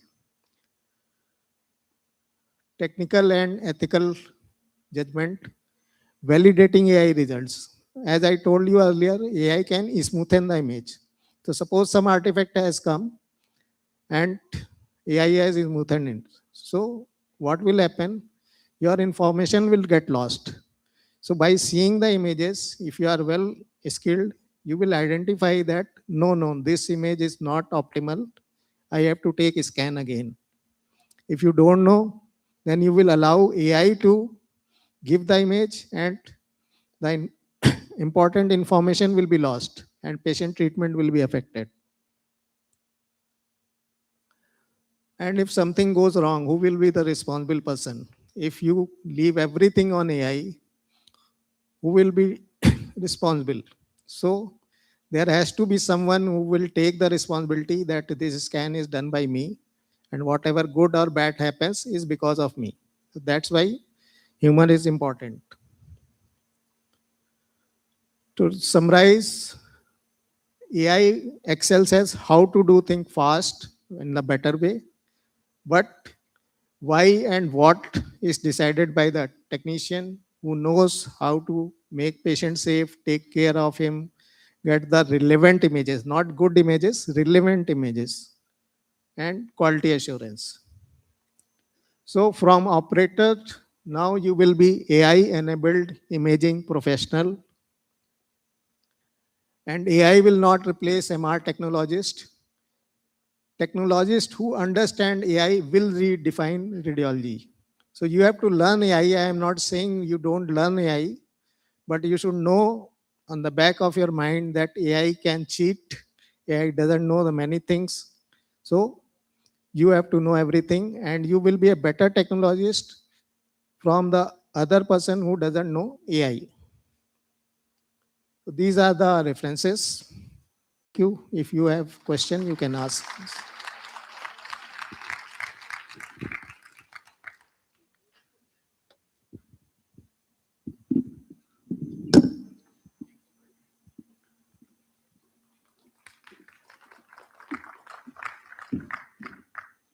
Thank you, sir, for that insightful and informative lecture. Your valuable perspectives and expertise have greatly enriched our understanding, and we are truly appreciated for the knowledge that you have shared with us.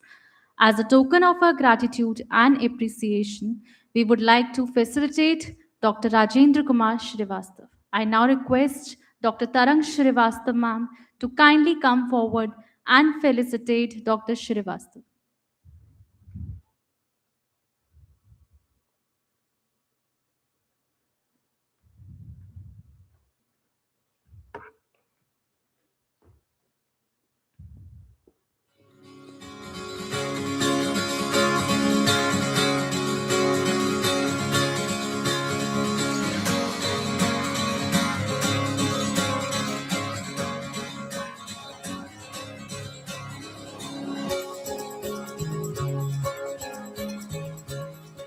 Thank you, sir and ma'am.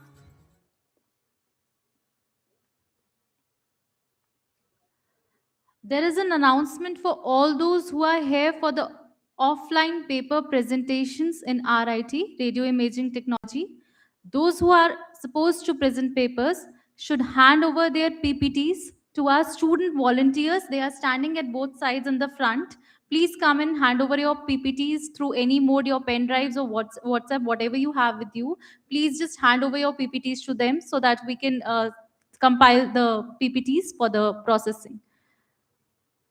We have two volunteers standing in the front in black t-shirts. So all those who are here for paper presentation, please hand over your PPTs to these volunteers and just tell them your names so that we can further proceed with the compilation process.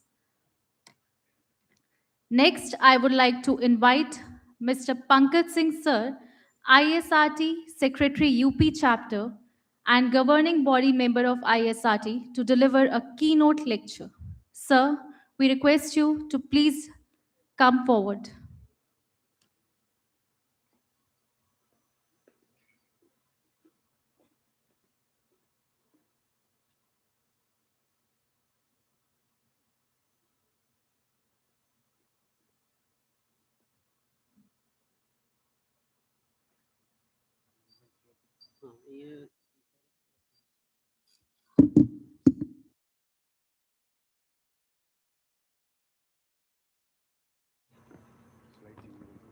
हाँ slide हाँ बस okay कोई नहीं respected head of the department, Dr. Rajan Kumar Srivastav, sir, President of UP Uttaranchal ISRT Chapter, S.C. Bansal, sir, Dr. Dhananjay, sir, student presented here for this gathering. Very welcome. Thank you very much for the giving opportunity to speak over here. I briefly describe about the ISRT because we are here today because of Indian Society of Radiographer and Technologists, ISRT. This conference is dedicated to ISRT and Uttarakhand chapter of ISRT. Thank you very much, Bhandari sir, organizing such beautiful conference for. Thank you very much. So briefly, I will explain about our society, Indian Society of Radiographer and Technologists, ISRT. How the journey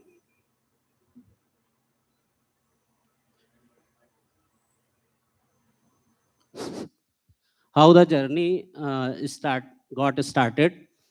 A national professional body of the entire Indian radiographers and radiological technologists was first conceived in 1996 among the technologists of Pioneer Academic Institution in Trivandrum, named as Society of Radiographers, under the dynamic leadership of Mr. M.K. Shahabuddin. On 12 March of 2006 was emerged as a breakthrough event which paved the way of formation of ISRT, which is its present form. The present name, logo, and motto of the organization was adopted on 9th of September 2007. How the journey got started? On 9th September is celebrated as the foundation day of ISRT. The following persons were elected as the office bearer of the first governing body: President Mr. A. Jayakumar, General Secretary Suresh Malayat, Finance Secretary A. Ajit Raj. 18th May 2008 adopted the Constitution and ISRT was registered as a scientific society. This is the present office bearer of our society, Sri Mohanlal Bhagwat sir, President, General Secretary of ISRT Suresh Malayat, and Finance Secretary of Mr. M.J. Joseph. This is the UP chapter. Goal: ISRT mainly stand to keep the high standards of patient care, dignity of profession, excellent in practice, by recognizing qualified individual and in radiological technology. We are performing a non-statutory professional regulation by recognizing the qualified individual in radiological technology and awarding them a life membership and registration certificate. ISRT Academic Club is the basic constitution for the decentralization of professional development.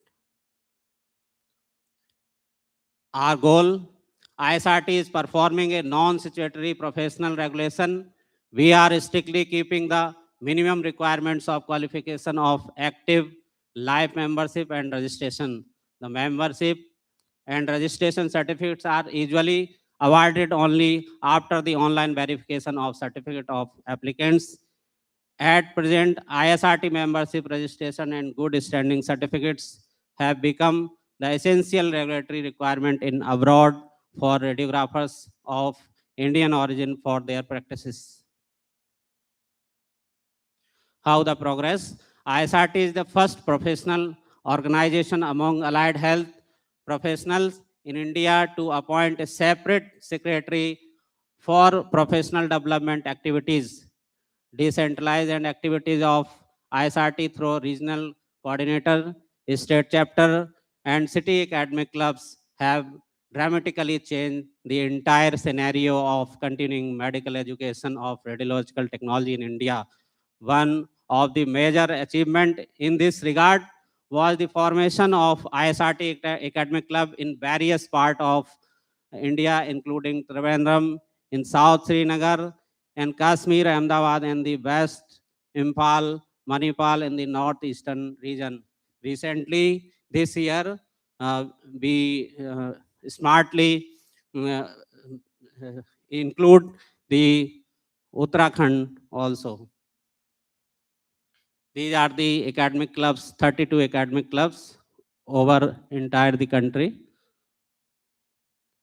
Proactive measures as a step of speed the wings by popularization the unique activity of ISRT and ALARA, the public relations team of ISRT and marketing division of ALARA, building network throughout India by regularly attending various academic programs and visiting major academic institutions and all major healthcare institutions in India. Shaping the government policies in health sector. It is a matter of pride to ISRT that switching over a national commission uh, uh,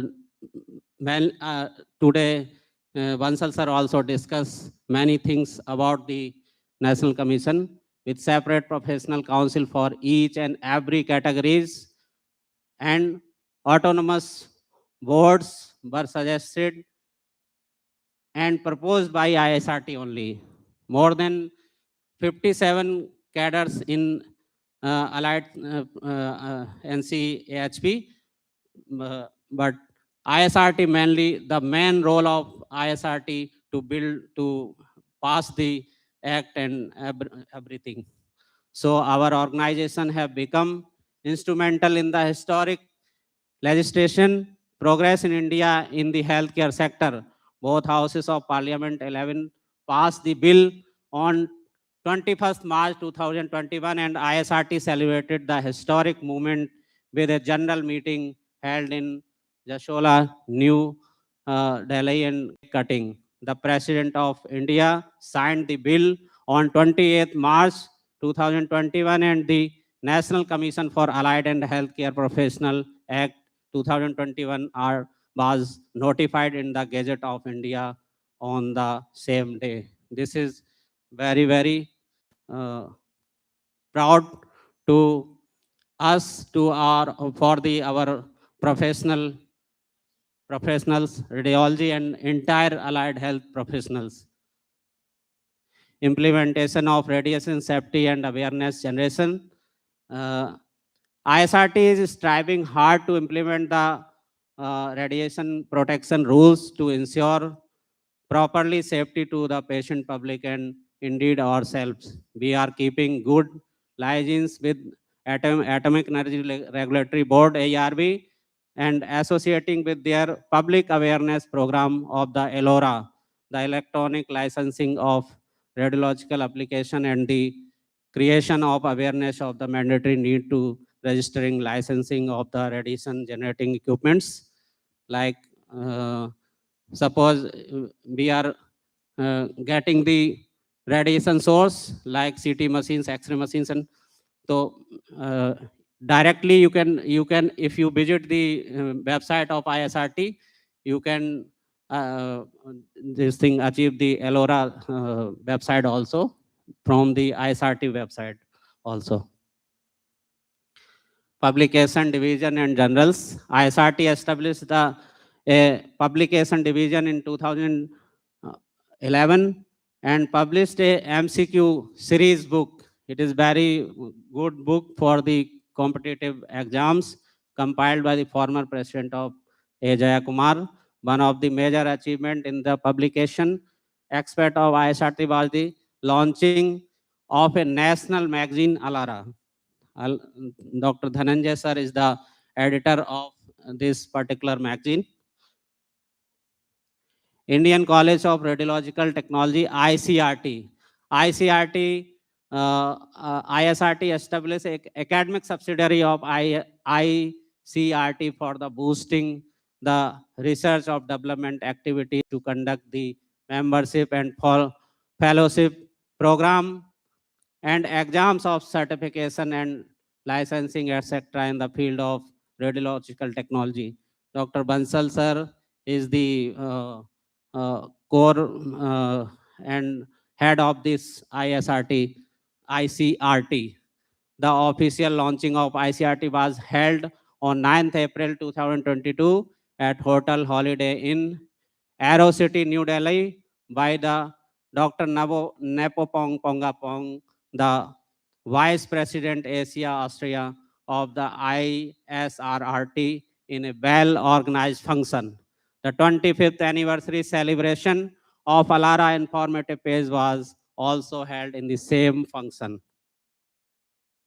World Radiography Day and celebrations. One of the major achievement of the World Radiography Day celebrations by ISRT in the nationwide circulation of the World Radiography Day posters. The posters published by ISRT attains international repute and recognition through the World Radiography Day website maintained from the London. Leadership workshops and training. ISRT is keen on to build up a young leadership and core group of its centralization and decentralized activities, leadership development through different module of study like positive attitude, raising the energy level, confident enhancement, motivation, communication skill, interpersonal skill, team dynamics, problem saving and decision making in the leadership, and finally the application in the personal, official and organizational life. International relationship and NRI welfare. ISRT started our international relation by keeping regular communications with office bearer of ISRT, International Society of Radiographers and Radiological Technologies, from 2010. Mr. Nepopang, then the Asia Pacific region coordinator of ISRT, was received by ISRT in Trivandrum and attended a meeting with ISRT office bearer on 14th September 2011 in Trivandrum. We were also keeping very good liaison with the professional bodies of other nationals like Society of Radiographers in UK, CMART in the Canada, etc. In every year, ISRT is receiving World Radiography Day pack from SOR London. In professional regulation, ISRT keeps liaison with SCPC London, Koru, Ireland Supreme Health Council, Qatar and Bahrain. Like we are, if somebody from us, we are going to abroad or foreign countries, ISRT will definitely will help you to giving by good standing certificate through the membership. So website and social media, we have ISRT launched our website www.isrt.org.in in September 2007. We are also maintaining the NCISRT website.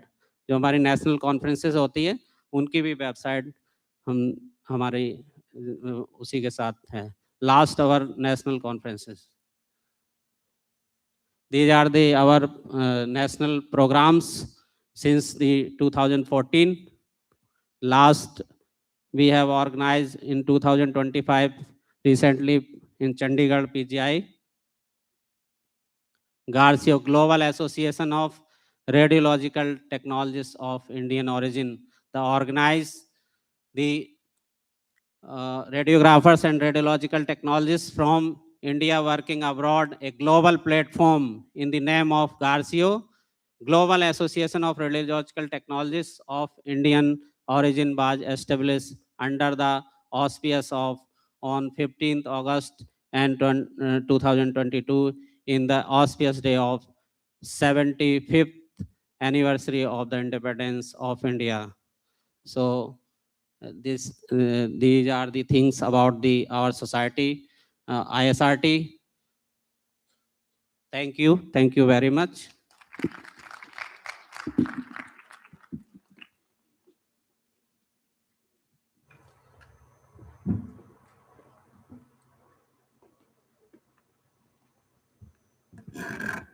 Thank you, sir, for that insightful and informative lecture. We truly appreciate the knowledge you have shared here with us. As a token of our gratitude and appreciation, we would like to felicitate Dr. Pankaj, sir. I request Tarang Shrivastava, ma'am, Principal Uttaranchal College of Health Sciences, to kindly felicitate Pankaj, sir, with a memento.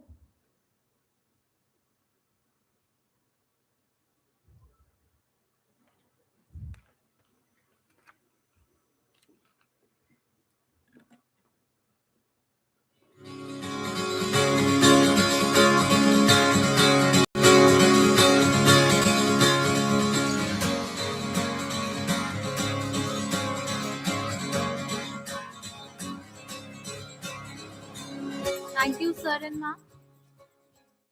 Next, I would like to introduce to our audience Dr. Dhananjay Kumar Singh, an accomplished medical physicist, nuclear medicine specialist, and academician with over 20 years of combined clinical, academic, and research experience. Currently working as an associate professor at Calcutta's University, Greater Noida, and professor adjunct at TIPS Tripura University, Agartala. He is a seasoned medical physicist cum radiation safety officer and has contributed significantly in nuclear medicine services. A dedicated professional leader, he holds memberships and executive roles in SNM India, NMPL, ISRT, ICRT, and has been recognized with 3 ARCCNM awards from 2010 to 12. Sir, we request you to please join us on stage to deliver a keynote session. We welcome you on the stage, sir. Thank you, ma'am, for such a illustrious introduction. I'd like to thank organizing committee, especially Mahendra Bhandari sir, to giving me opportunity to say something. Although I was not prepared to say something, but on the request, I could not refuse to say something because it's an opportunity, and I always happy to take the opportunity to interact the such a large audience of our community, radio imaging technology. So we all are knowing radio imaging technology is a very vast changing. So although my slides are not ready because I could not able to get that much time, but my mind is ready. Okay, so you all be realizing I am the 2020 in 2000 and 2003 batch. I was also student, and at that time, if I am comparing the in last 2 decades, how much the radiology field evolved, then it's really surprised all of us. The infrastructure facility at that time and the way the teaching, it's uncomparable. But there is the challenges with the whole the profession, because there is a industry thinking about the what kind of technologist we need, and the output, the gap between the industry demand, healthcare institution, and hospital demands, and the way the teaching modality till now, there is the need require a complete integration. Means technology health care institution को क्या चाहिए, हमारे institution में क्या student सीख रहे हैं, उसमें एक सामंजस्य चाहिए. So because of this, Government of India finally constituted in 2021 NC National Allied Health Commission, And that way, we all are knowing from this year, this commission curriculum is going to implement Pan India, one curriculum, one profession. So we are very much optimistic that with the implementation in true letter and spirit, that whole field is going to evolve the next level so that we can surpass the challenges that we are facing right now and open the opportunity. What kind of opportunity? We know the India is the most populous country of this world, and we need quite a smart technologist who can handle the ways Professor Rajendra sir discussed about the importance of knowledgeable technologists. That is very pertinent in each and every sector, not only in MR. This is also required in CT across the other health sector, other allied health branches also. Another important on which I would like to focus today is the opportunity that we are going to get in a broad placement. That is the very lucrative area, and our allied health institutions should focus to how to train our student so that they get the opportunity to get placed in abroad, not only in Gulf, because all the developing countries, they are facing the shortage in healthcare. So if you trap that opportunity, then we'll have a very good service sector. We can export the service sector. Nowadays, must have heard that many countries like Japan, Germany, Israel, many countries asking the healthcare professionals from India because there is a huge shortage and growing older age population. So that is the opportunity. What will the benefit after the curriculum implementation of NCHP? That if you'll get the degree as per the NCHP, then this curriculum is the notified by as per International Labour Organization, ILO. So once your qualification or your degree is certified by ILO, you will be easily registered in whole world. So that is another huge impact. Then you need not to go through the long process of every country registration requirement. You produce your degree, NCHP will verify your credential, and you will get registered there, and you will line up international competition. If your training and qualification is good, then you will get easily placed, and आप जो Indian rupees में पैसा कमाते हैं, they will start earning in dollars. And nowadays, you can see the 92 1 in $1 equal to 92 rupees. So that will be the changing in your quality of life and satisfaction by enrolling the allied health care sector. Another important point is ethics in allied health. Now we take in radiology. We are primarily using the X-ray, and we all are knowing that X-ray is harmful. So there is a need to judicious use of X-ray while doing and scanning the patient, that overexposure, how to reduce the radiation, how to improve the image quality, how to improve the image quality with low dose of radiation. That all are the very technical demand point and challenge.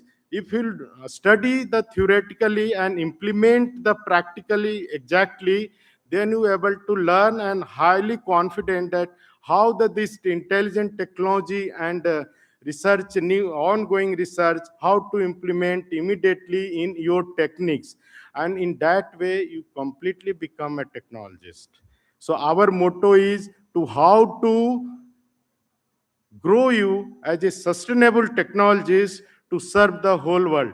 With this, I think I already delivered the majority of message. Another is the sustainable health. So what is sustainable health? We all know day by day, healthcare is growing costly. So our also aim to how to contribute something so that cost of health can be reduced. So by knowing the smart technology, understanding the current situation, we will be in a position to support our general people of India, that what could all the technology possible, you should go for a direct diagnosis instead of first go for X-ray, then CT, then MRI. By if our technologists are smart enough, they can guide our general people to what is the best choice for you, and what all similar way, like the sir earlier told about the food technology, food science.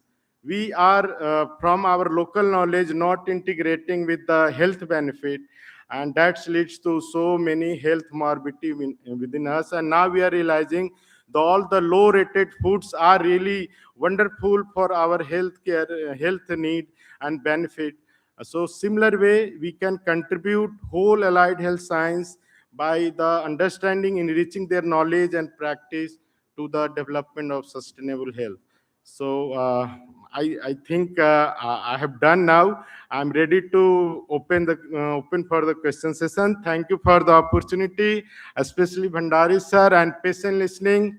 Very much thank you all. All the best wishes for grand success of this program, and hoping in future this kind of activity regularly definitely require for enriching our knowledge, sharing our knowledge, and building the confidence. Thank you. Thank you very much.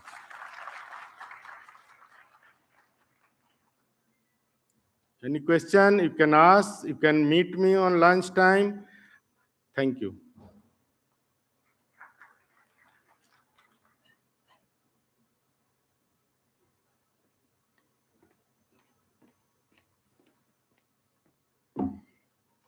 Thank you very much, sir, for your valuable message.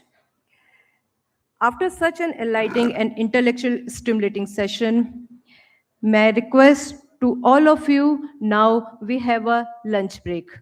After the lunch, we will reassemble in the same OD. Enjoy your meal. Thank you very much.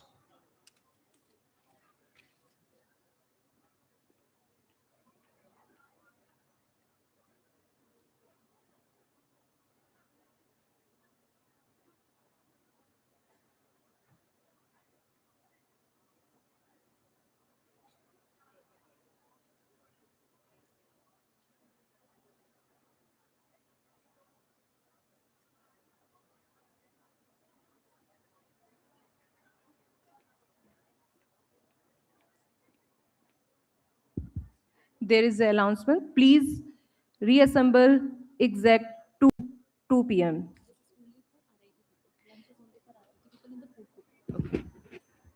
This lunch break is for only people in the auditorium, sitting in the auditorium. It's until 2 p.m. So by 2 p.m., all the people will assemble back in the auditorium, and lunch will be in the food court downstairs. So please, by 2, everybody in the hall will assemble back here. We'll have a paper presentations and scientific sessions post lunch. Thank you.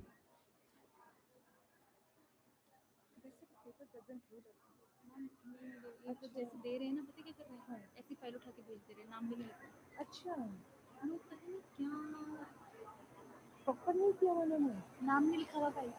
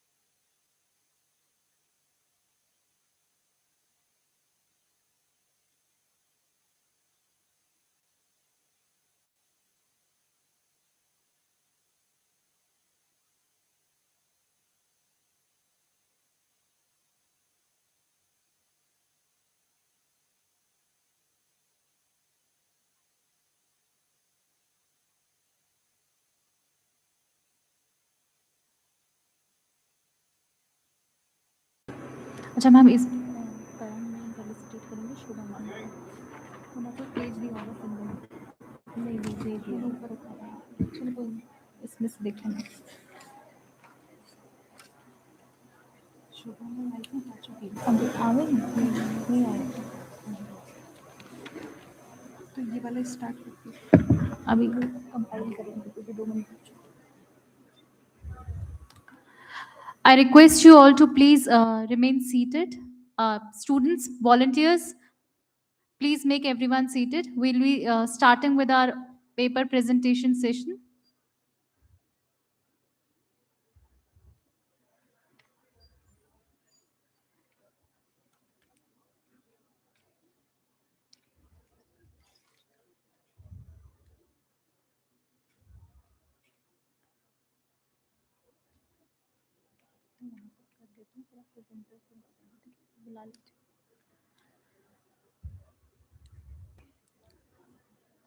I hope all the participants for the paper presentation have reached the auditorium.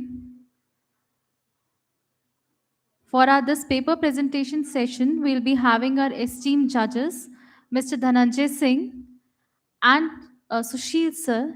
Sir, we request you to please come forward.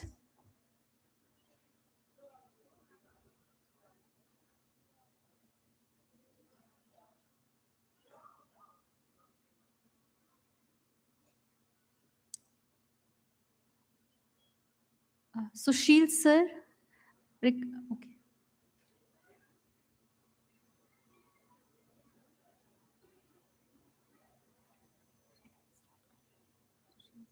आ रहे हैं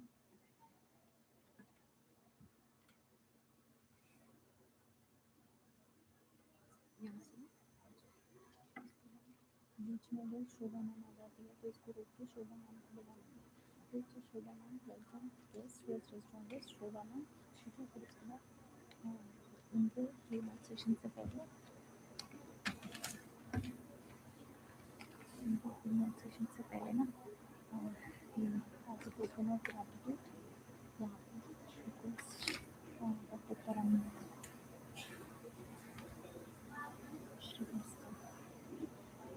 principal UCHS to kindly felicitate him. Dr.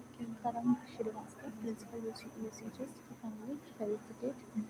ठीक है तो फिर उसके बाद फिर ma'am session दे देंगे होगा ना डिलीवर सेशन फिर मैम को थैंक यू कर देंगे उसके बाद हम इसको कंप्लीट करते हैं बिफोर सेशन फ्लोरल वेलकम तो पहले करते हैं ओके फ्लोरल ही करना है इसका वाला नहीं करना मोमेंट नहीं वो बाद में देना है वो बाद में देना है floral welcome okay okay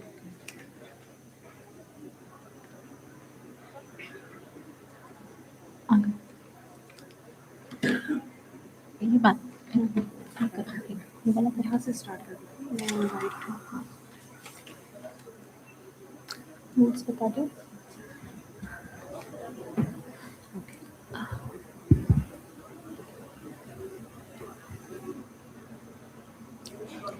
We will now begin the offline paper presentation session.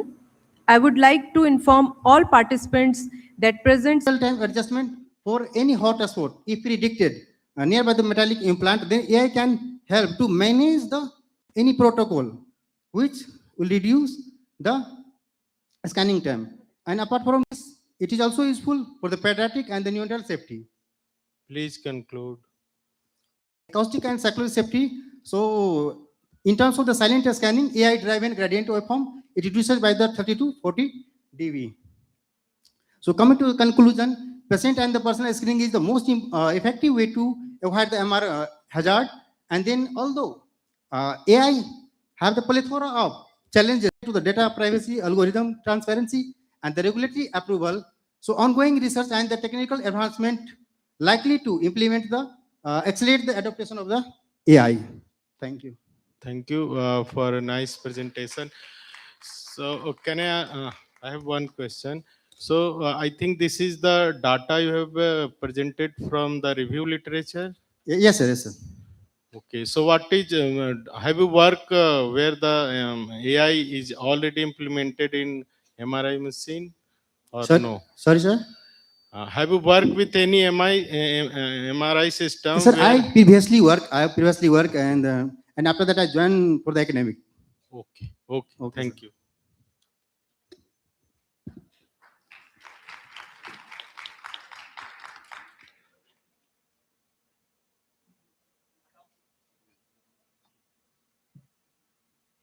Thank you, thank you.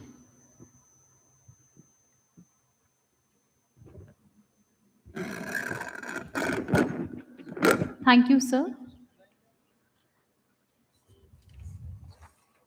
Meanwhile, as we await the arrival of our remaining presenters, we'll put this presentation session to a pause and take a moment to welcome our guest who has just arrived. It is my pleasure to introduce Dr. Shobha V, who currently serves as an associate professor in the Department of Anesthesiology and Critical Care at Government Doon Medical College, Dehradun. She has over 13 years of experience in the field of anesthesia with key clinical interests in pediatric anesthesia, airway management, and trauma care center.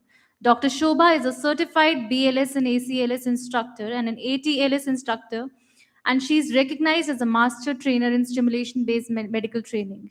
She has been an invited faculty speaker at several states and national conferences and was a part of the organizing faculty for the UK SACON 2021.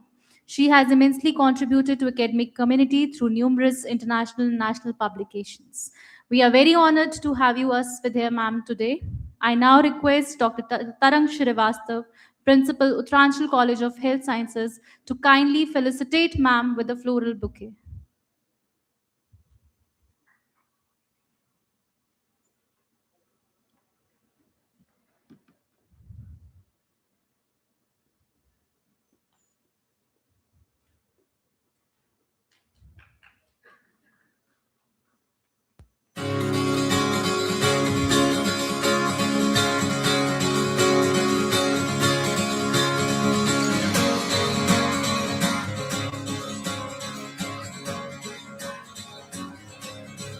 Thank you, ma'am.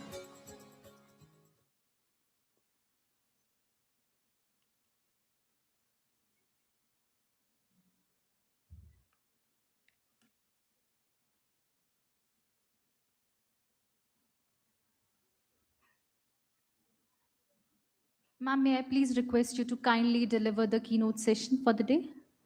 We'll put the presentation to a halt because our presenters have not arrived yet. So meanwhile, ma'am continues with the lecture. After that, we'll start with the remaining presenters. Thank you.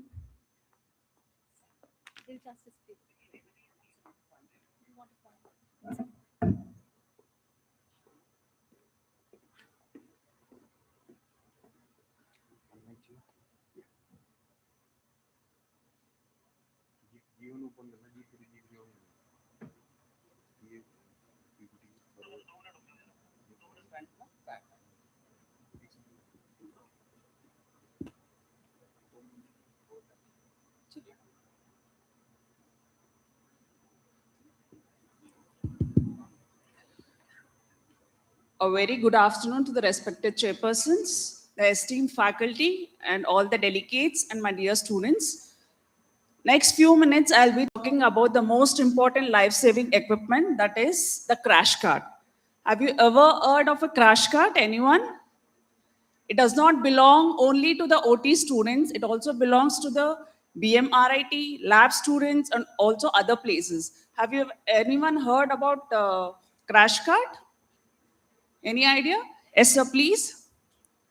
What do you have an overview about a crash cart? Emergency medicine, one.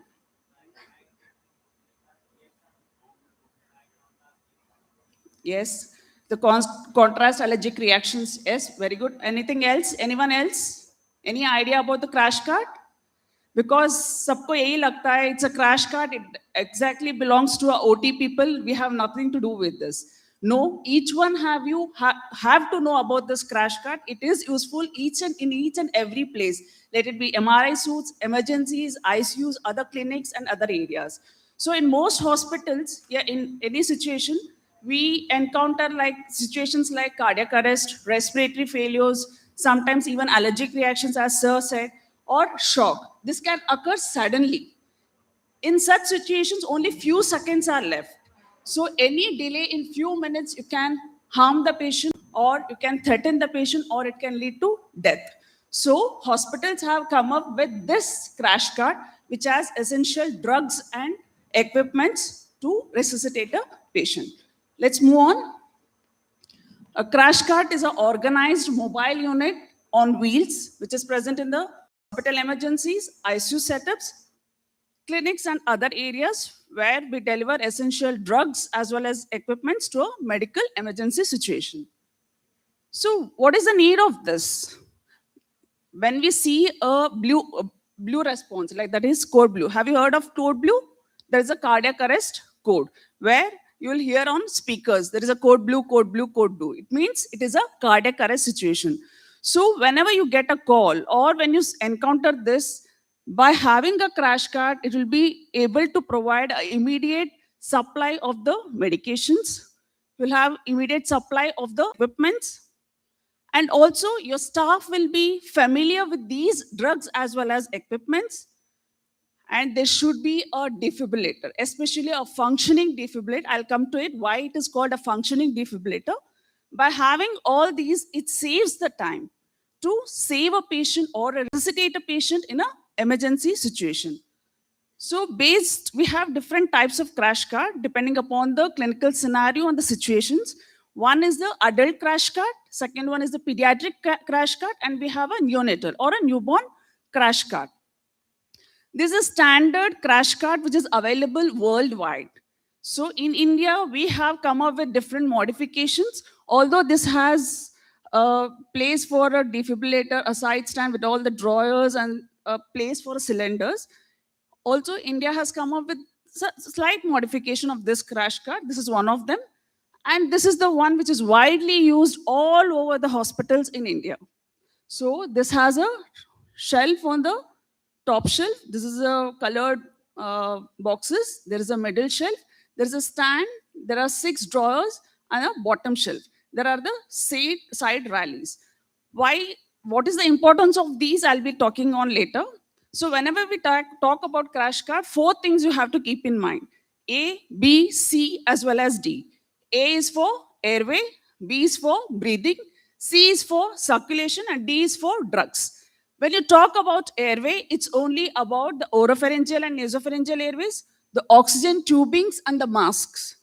When you talk about B, that is breathing, that is you have a laryngoscope with a blade, an endotracheal tube, and the adjuvants like a stillet or a bougie, and an oxygen cylinder. And C stands for circulation. What do you require for circulation?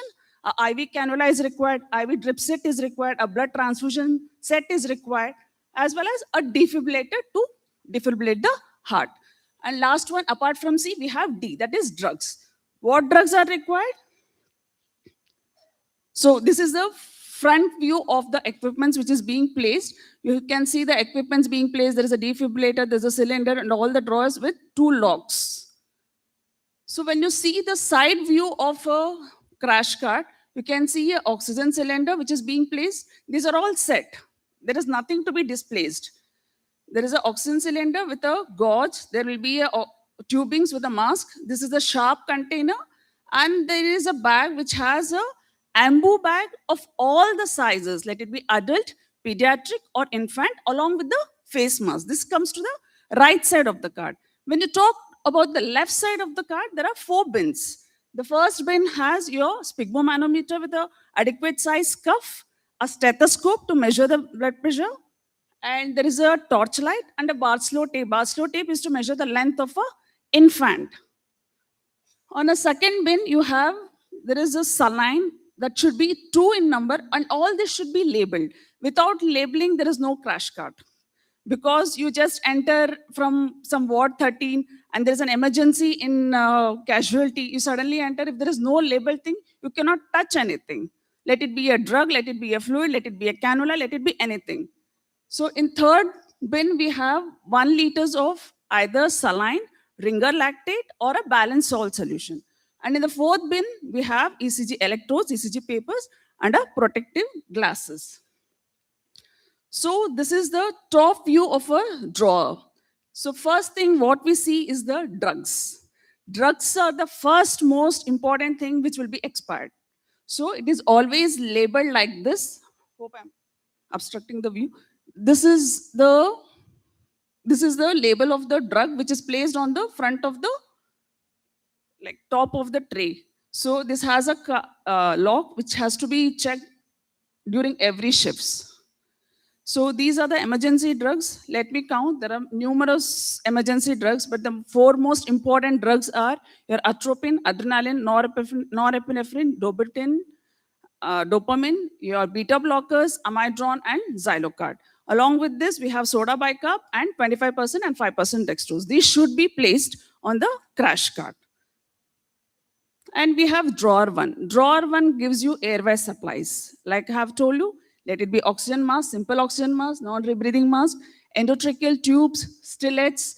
It can be a magal forceps, your supraglottic airway devices like LMAs, and you have magal forceps and CO2 detectors. This is in your drawer one. Drawer two has this. There are syringes, IV cannulas, there are blood transfusion sets, there are tri-way clocks, there are dressings as well. In drawer 3, we require this for a rapid transfusion, like an infusion pump if the space occupies, a pressure bag, or a micro drip set and a macro drip set, along with a stop clock and a foam tape.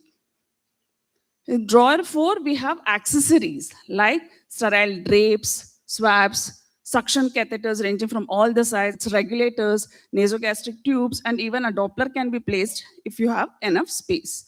So there is a bottom shelf which has CVC catheters, and to place those catheters, you require a special tray that will be placed along with the ECG or a defibrillator pads. So what I spoke till now was a standardized crash cart. Now I'll be coming to the Indian scenario, what we have. Like the form I had told you, this is the standard one which we are using currently in all the hospitals. When you come to the top shelf, you can see there are 5 fluids.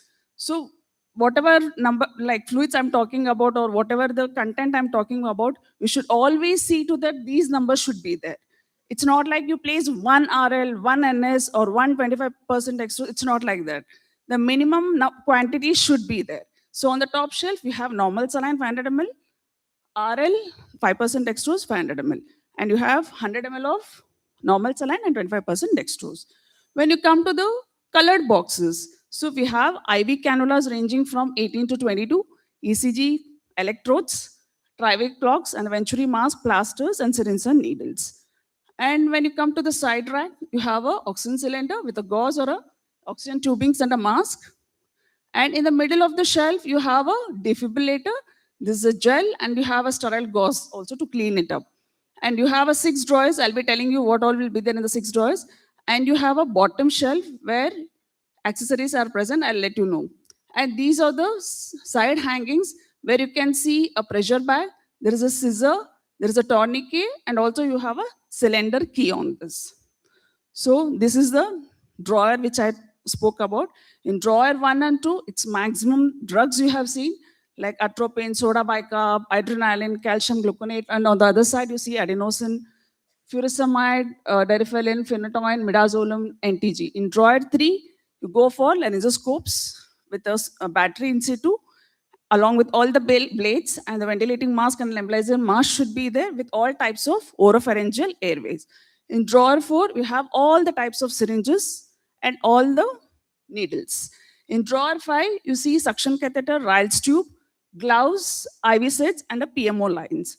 In drawer 6, you have a stethoscope, a torchlight, and depending upon your setting, if it is a NICU, you have a different setup. If it is an OT, you have a different setup.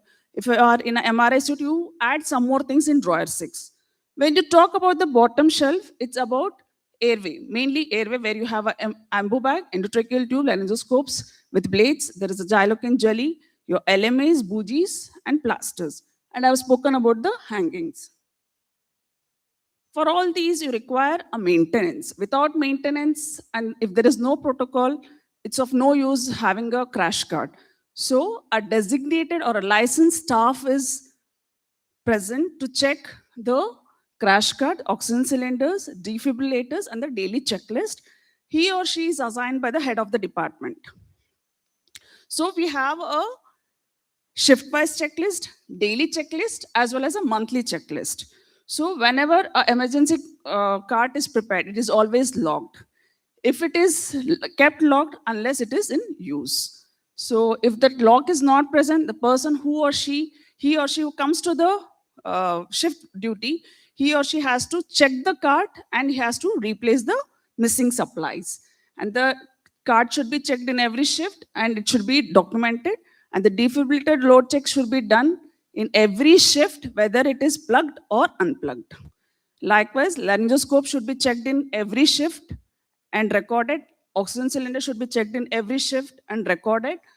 And we have drawers of all the codes. You have to see whether it is labeled or not. And the last one is the special procedure tray, which are kept in the bottom shelf. And one thing is a monthly check, where all the cards are opened, the contents are checked, and they are placed back. Suppose there are sterile things, you have to see whether it is broken or not. If their integrity is broken or not, you have to check. And also you have to look for the expiry. If it is expiring within a month, you have to replace it. Suppose the medication tray is not checked, it is not touched, and if it is locked, you need not replace it. But you have to check the expiry.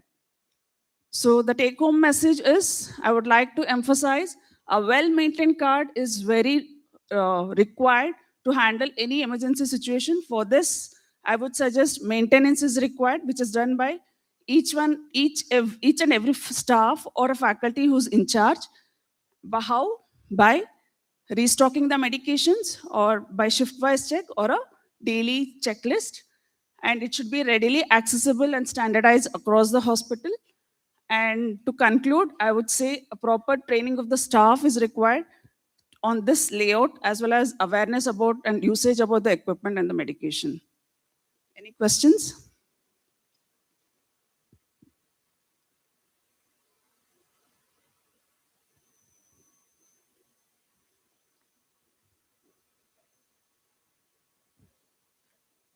Any questions, sir?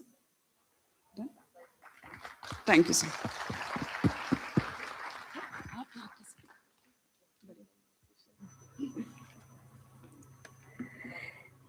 Thank you, ma'am. Thank you, Dr. Zuba, for that insightful and informative lecture. Your valuable perspectives and expertise have greatly enriched our understanding, and we truly appreciate the knowledge you have shared with us today. A big applause for Dr. Zuba.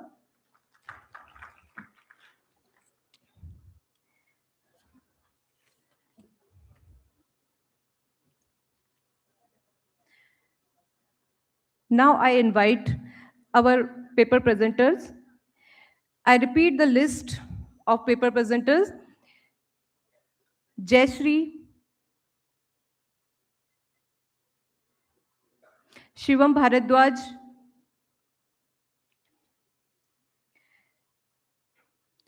may I now invite our presenter, Shivam Bharadwaj, kindly come forward and present their paper.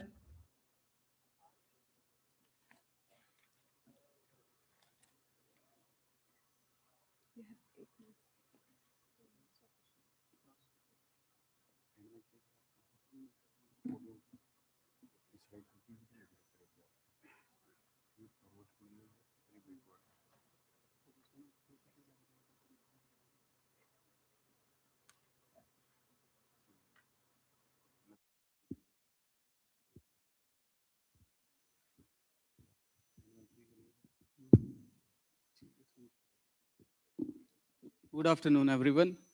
I am Shivam Bhardwaj, working as an assistant professor at ISRT University. I, along with my co-author, Mr. Vikas Dhankad, we have reviewed a paper which is AI-based intraoperative imaging to support operation theater decision making, which is a smart operation theater framework. So this is the background of our paper which we have done. The core problem is we have advanced imaging techniques, we have AI, but there is still a huge gap to bridge between them. So for talking about advanced imaging, we have POCUS, which is point of care ultrasound system, which is not hugely available everywhere, but it is present. We have fluoroscopy, and talking about AI, we have predictive analytics, which provide real-time clinical decision. But the thing is, there is a huge gap which we need to bridge.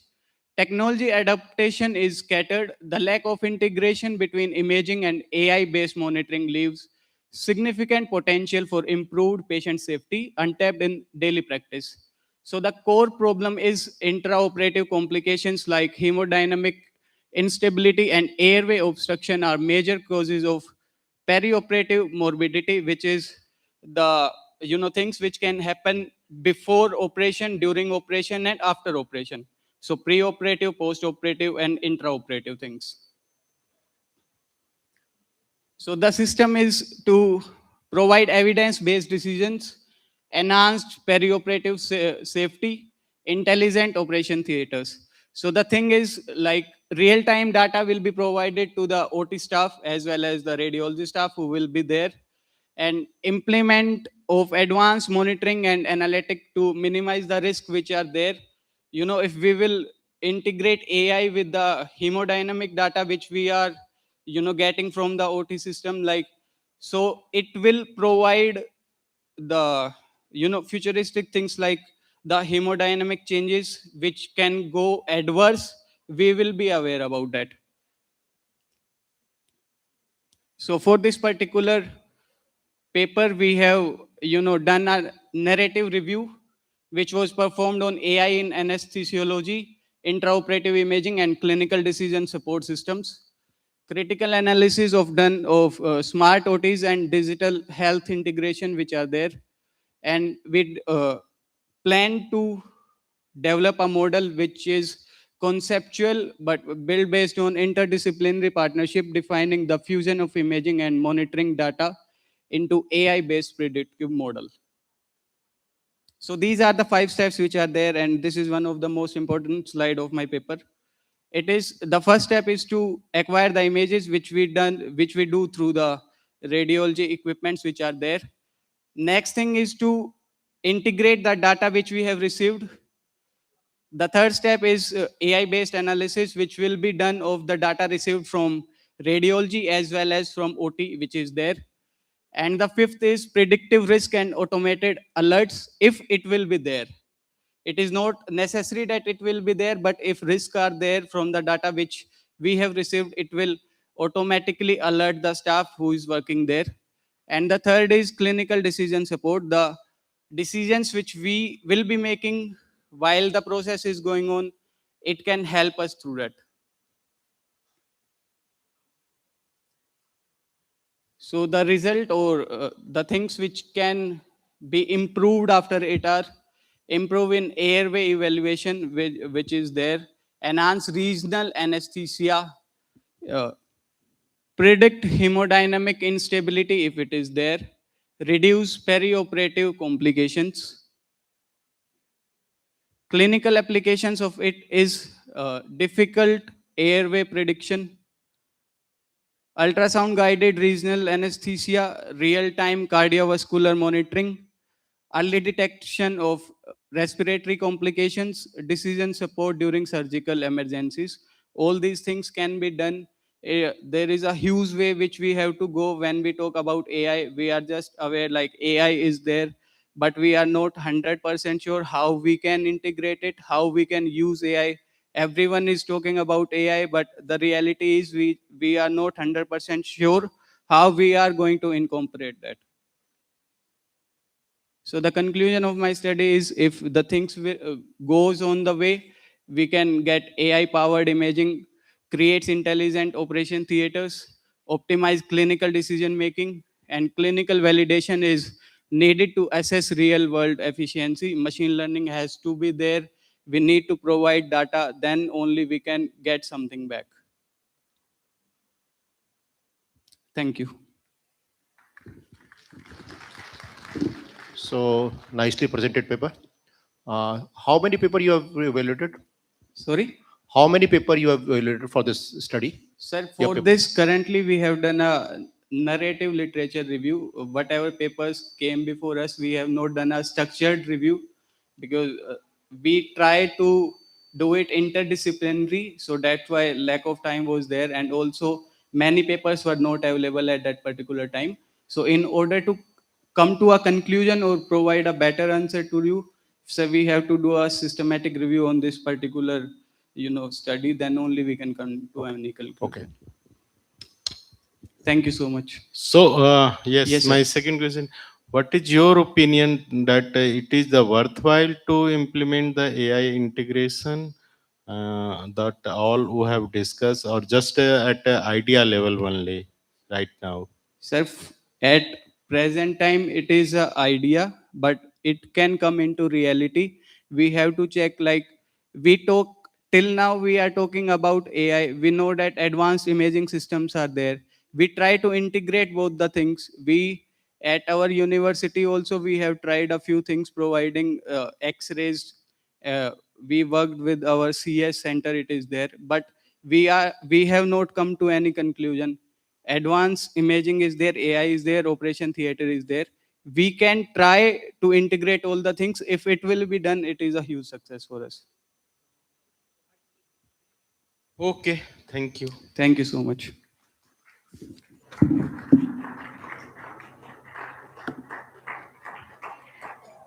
Thank you, Shubham, for this valuable information. May I now invite the next presenter, Bobby Verma, Sandhya Yadav, Jayashri,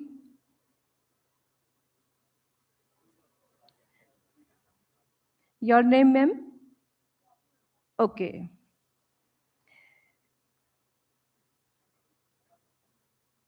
May I now invite the next presenter, Bobby Verma, to kindly come forward and present their paper.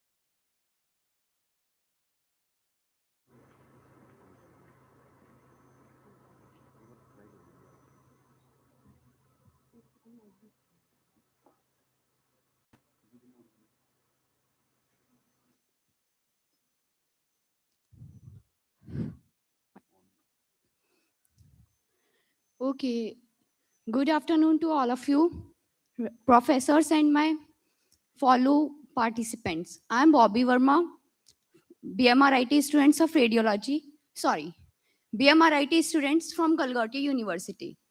Today I am here to represent the title Importance of Radiation Safety in Diagnostic Radiology. In diagnostic radiology is a medical field that uses different imaging techniques such as X-ray, CT scan, fluoroscopy to diagnose diseases. It is very extremely important in radiation safety because it detects injury and internal organs. However, because radiation is involved, it is important to follow safety guidelines to protect both patients and healthcare workers.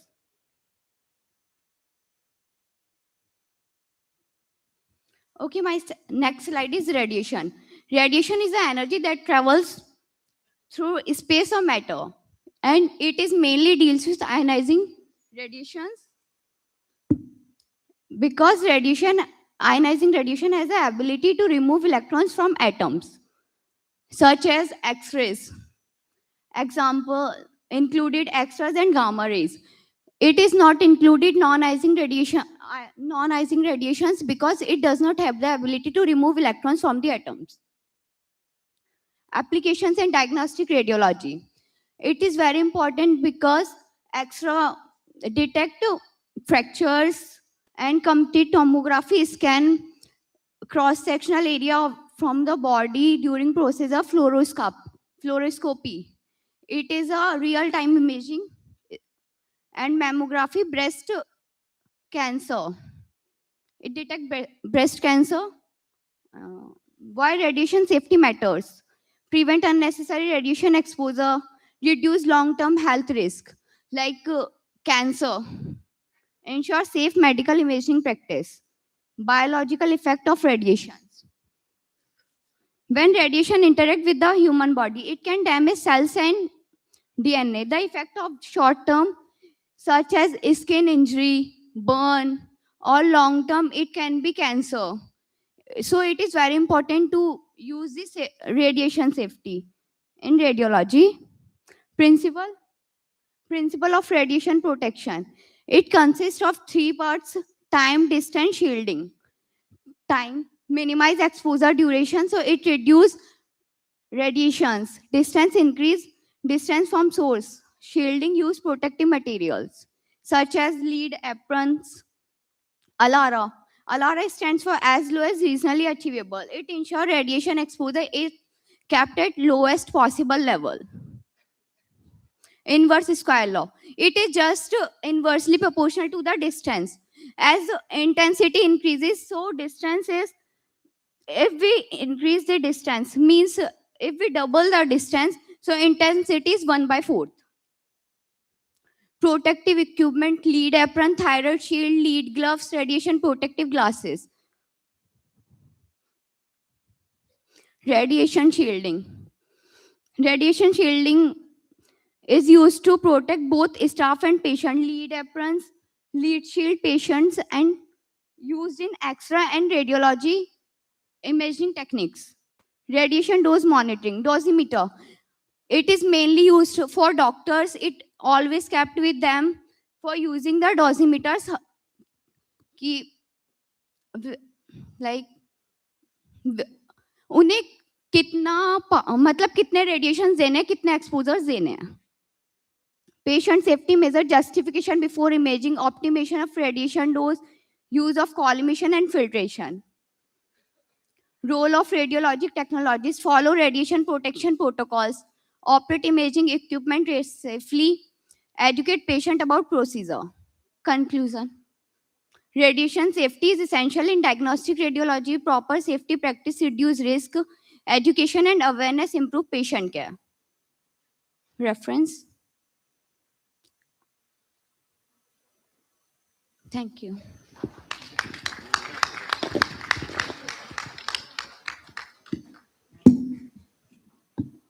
So nice presentation. Any question from the outside? So in your slide, you have shown DSA, where you have shown Delhi, Singapore, America. What is that one? Sorry, sir, I will tell you about this after this event. Let me think for this. And what was the that you have shown this dosimeters? Can you please repeat? You have shown this dosimeters. Yes, sir. What is the purpose of this dosimeters? Dosimeter is a device that used through doctors. Not through doctors. Not the doctors. Okay. It is the additional professionals. It can be anybody. Whosoever is the, whether it is a nursing boy, Okay, sir. or a doctor, or a medical physicist, or a technologist, or any other. Okay, sir. In a station, not a, that's why I corrected, not a doctor. Okay. A radiation professional is the correct word. Okay. Thank you, sir. Okay.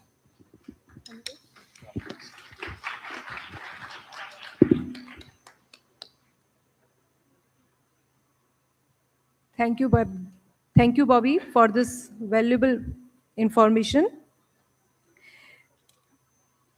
Now I invite next paper presenter, Musikia Features, Musikia, to kindly come forward and present their paper.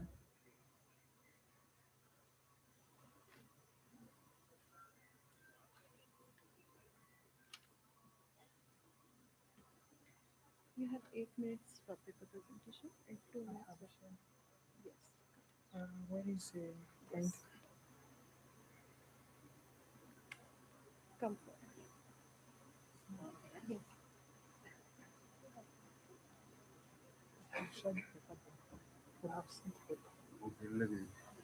What's your name? Mukiza Festus. Music. Music. Mukiza. Mukiza. You want hand mic or podium? It's okay. Is he on? Yes.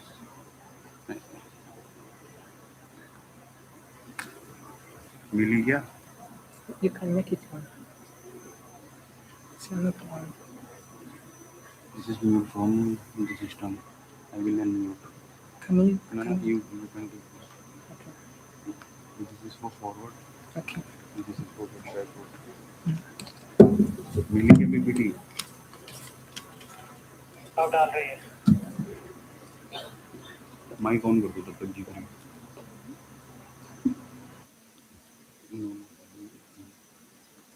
कुछ नहीं तो PDF form में है.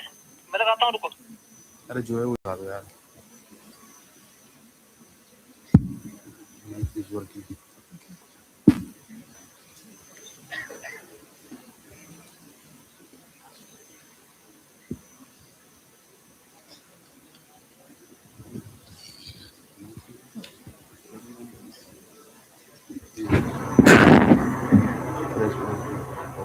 There is an announcement. Any physiotherapy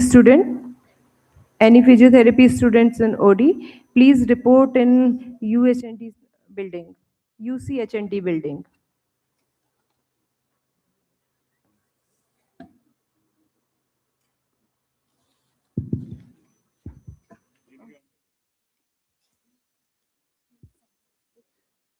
नमस्ते. मेरा नाम मुकीजा फेस्टुस. मैं Rwanda से हूँ. मेरा हिंदी खत्म हो गया है.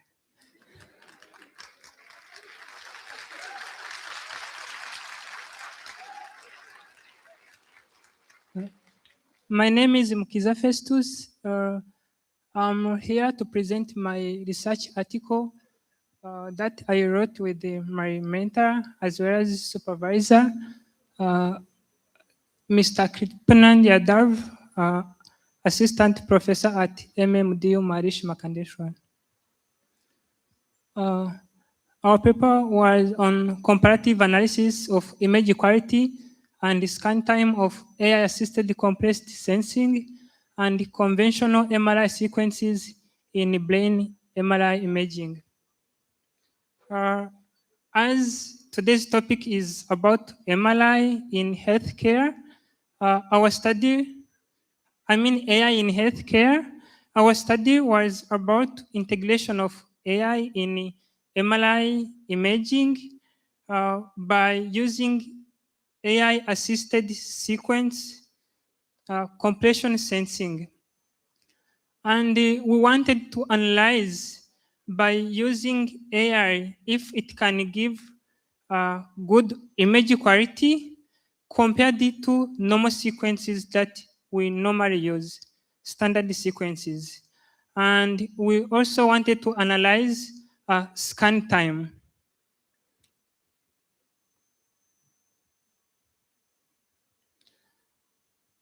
While AI-assisted compression sensing sequences are being introduced in a new generation MRI, there is inherent problem with the AI-assisted sequences. One of inherent problem have been talked by Dr. Rajendra Kumar Srivastav, a professor in radiology, which is the hallucination and smoothing, over smoothing.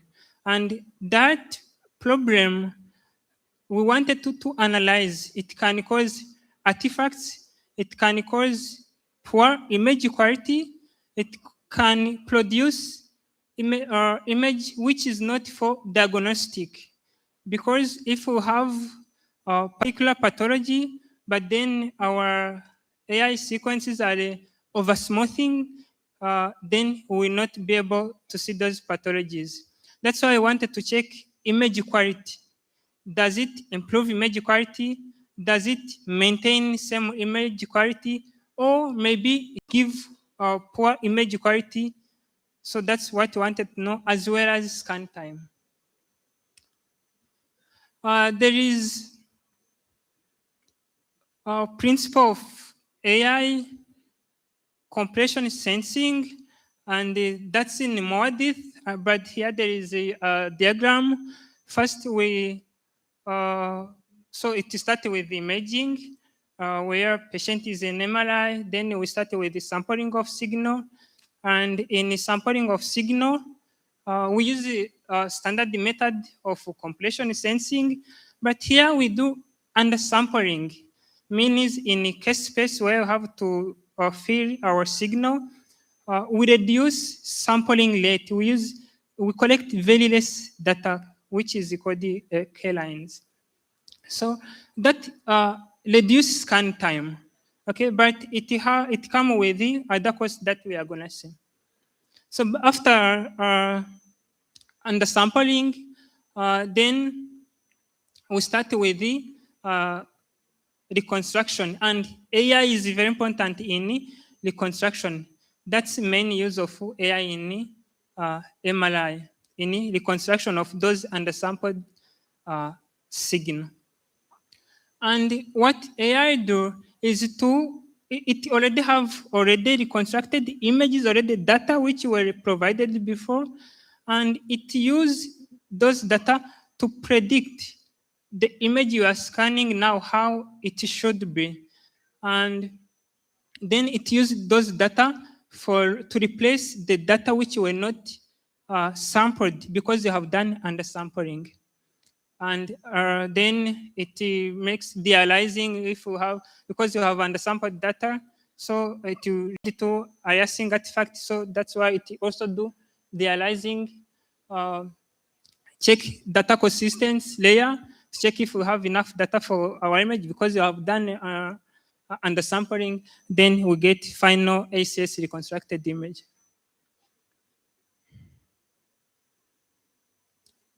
In a method of materials, we collect data of 60 patients, age of 40, to standard deviation of 21 years old. And the inclusion criteria, or patients who came for brain imaging were taken at that particular period. Consent form, the consent form was taken. Medical legal cases was excluded. We used 3T MRI imaging, United Imaging. Parameters for ACS and non-ACS was same, but first, because they use the same protocols used in imaging, so we used for ACS sequence, we use the clinical parameters we already use, so that our study will be applicable in our normal study. And then you copied same protocols to non-ACS. So T is 107.52 seconds, TLR is 5,414 seconds, and the acceleration level is 3, and the total acceleration factor is 22. And our objective was to analyze quantitative data, such as signal noise ratio at different parts of brain, and the contrast noise ratio, as well as scan time. And we also analyzed qualitative data, like white matter, gray matter differentiation, sharpness, signal homogeneity, lesion visibility, artifacts, and overall diagnostic qualitative image quality. In results, this is important slide for our study. At acceleration level of 3 and total acceleration factor of 2.22, ACS sequence used 49 seconds to scan a single image. And the non-ACS used 103 seconds, so which present 52.43% reduction of scan time in ACS. means, what does it mean in normal imaging? It means that, not precisely, but it means that if we use ACS, we can scan uh, almost 5 patients. But if we use non-ACS, we are gonna scan only 2 patients. Not precisely, but that's the meaning of flash. Okay? So many ACS have made it fast to scan a patient. In quantitative and qualitative image quality, we have seen relative similarity in image quality, increase per data. However, there was no statistical significance in image quality.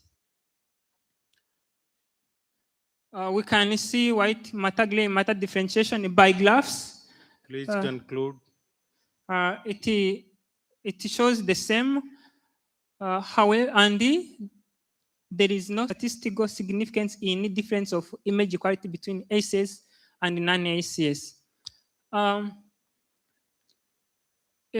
In conclusion, AI-assisted sequence have reduced the scan time to more than a half.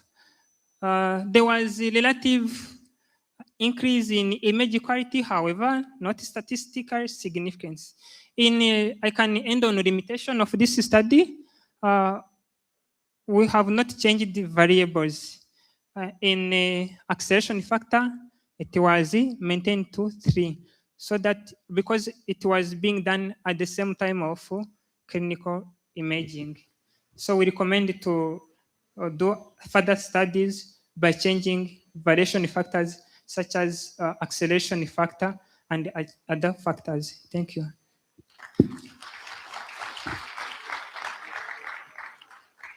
Thanks to my co-authors and the others who helped in this study. If there's any question, please. So, Mr. Festus, this is original research basically, and you have taken 60 patients. Yes. So you have tried to apply the sequence in other body parts, yes, rather than brain. Yes, it was possible. However, we preferred to do it on a brain and see the results.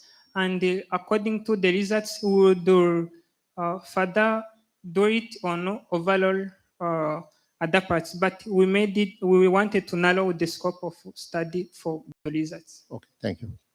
Welcome. Hello. Hello, my second question from the presenter, Festus. So it is I think this is the well-documented company software, and you have developed this software. In my opinion, this is, I think, company product.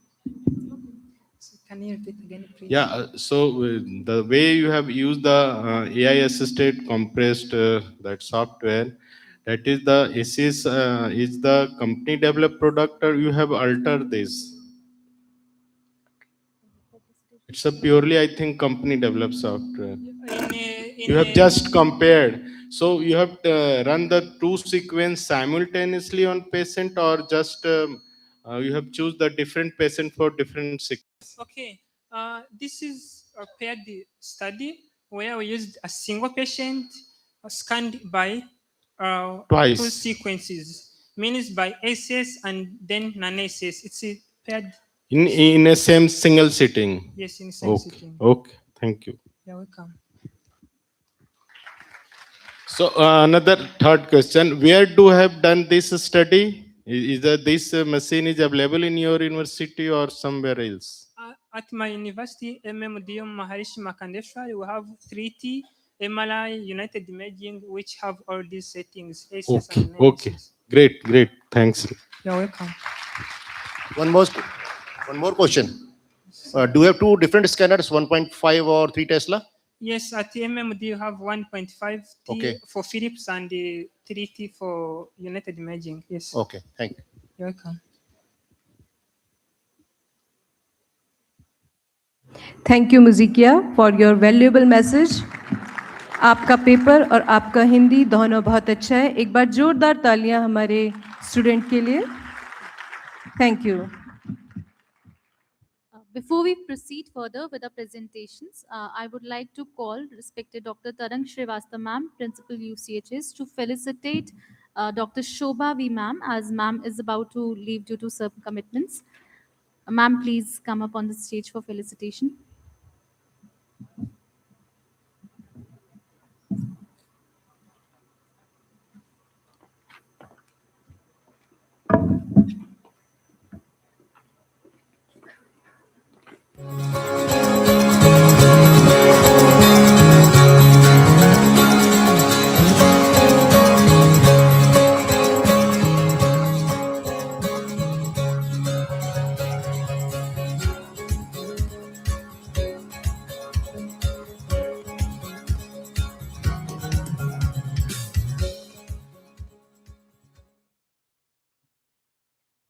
Thank you, ma'am. Thank you, Dr. Shobha. Now I invite our next paper presenter, Saloni Martolia, to kindly come forward and present their paper.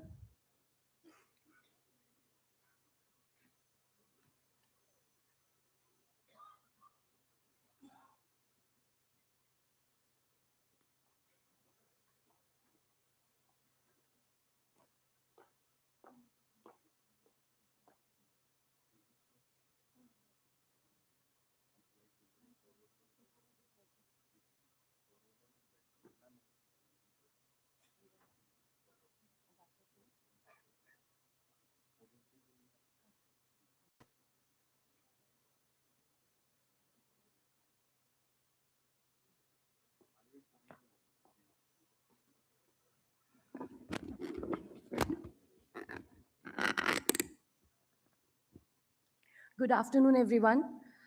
Respected dignitaries, my colleagues around, and the students present over here. My name is Saloni Martolia. I'm a PhD scholar at Santosh Deemed to be University, Ghaziabad. My topic today over here is opportunities and challenges of AI adoption in radiology. It's a review paper I've done with Mr. Himanshu Mishra over here. And as we all know, we have all talked about this. I think it has been almost more than decades. We are just talking about AI and radiology. And we are just trying to tell everybody that what kind of an opportunity it has brought to the department. Hence, I'm here with a review literature of also reviewing the previous papers which have been reviewed to tell you and sum up together the total idea into two different aspects of challenges and opportunities of AI along with radiology.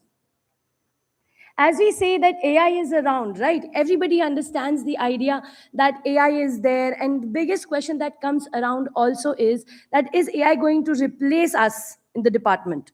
Where I think this is very much clear to people who have studied this and known this aspect, that AI is not something which is going to be a replacement, but rather it is going to be our aspect, our aid in the department. It is just a helping hand, a helping aid to the department, to the technologists, to the radiologists, and other aspects as well. The core objectives of AI in radiology are underlined into, they've grouped into three major aspects. First is the analysis, second is investigation, and third is vision. To analyze how AI impacts diagnostic accuracy or how accurate can diagnosis be with the aid of AI in the department. Investigation, to systematically create an idea that how we are going to investigate different pathologies. Also understanding the fact that the amount of data that we are going to provide to the artificial intelligence is what it is going to give us back. So even if we say that AI is too advanced as compared to a human being, we have to understand that the control of the artificial intelligence in the department is right in our own hands. Next is vision. It is a purpose to create a responsible clinical practice. Of course, any kind of advancement coming in the department is always going to enhance and help us through and through. So also it is going to give us and create a certain sort of responsible practices in the department. Now, let us, as my topic already says, we are talking about opportunities and challenges. So here are the first opportunity that we talk about is the enhanced diagnostic performance. Beyond the human vision, the different aspects of pathologies that are being diagnosed through and through in the department needs a lot of precision at times. Precision along with the idea that how we can reduce the burden of diagnosis on the radiologist is also a very remarkable aspect that people have got into concerns with. We have talked about breast lesions. We all of us know that there is CAD rating is over there. We have neuroimaging. The last aspect over here that it says is consistency. The main aspect that we say that it is sometimes humanly possible or not possible is to maintain the consistency of providing diagnostic reports on time. Maybe probably that could be reasons because there are a lot of routine cases as well along with special cases. So it does help us that if we take a proper aid of artificial intelligence, we can speed up the consistency and maintain the consistency of report providing on time.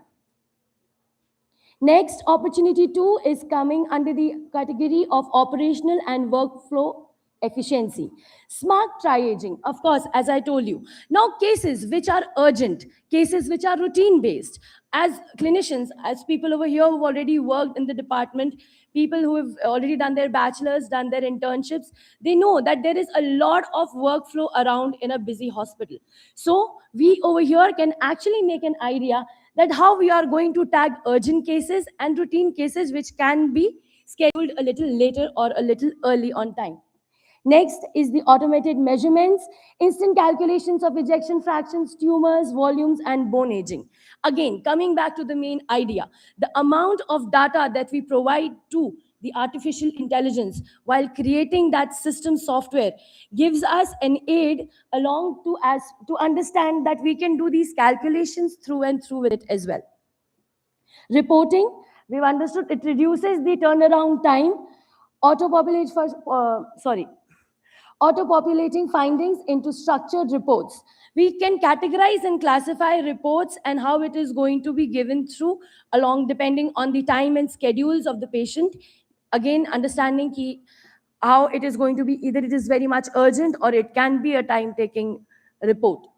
Next is the resource management, predicting patients' no-shows and optimizing scanner schedules. Again, now when we are scheduling the patients, we have to understand that sometimes some patients do not show up. Sometimes the patients are already present before time. So we have to see that how is the scheduling being done. Even the schedules can be taken care of. So resource management is again an important aspect to it. Now next we go to the challenges aspect. The challenge aspect over here talks about data privacy and ethics. Again, one more very important aspect to know that anything that comes in good comes with its own pros and cons.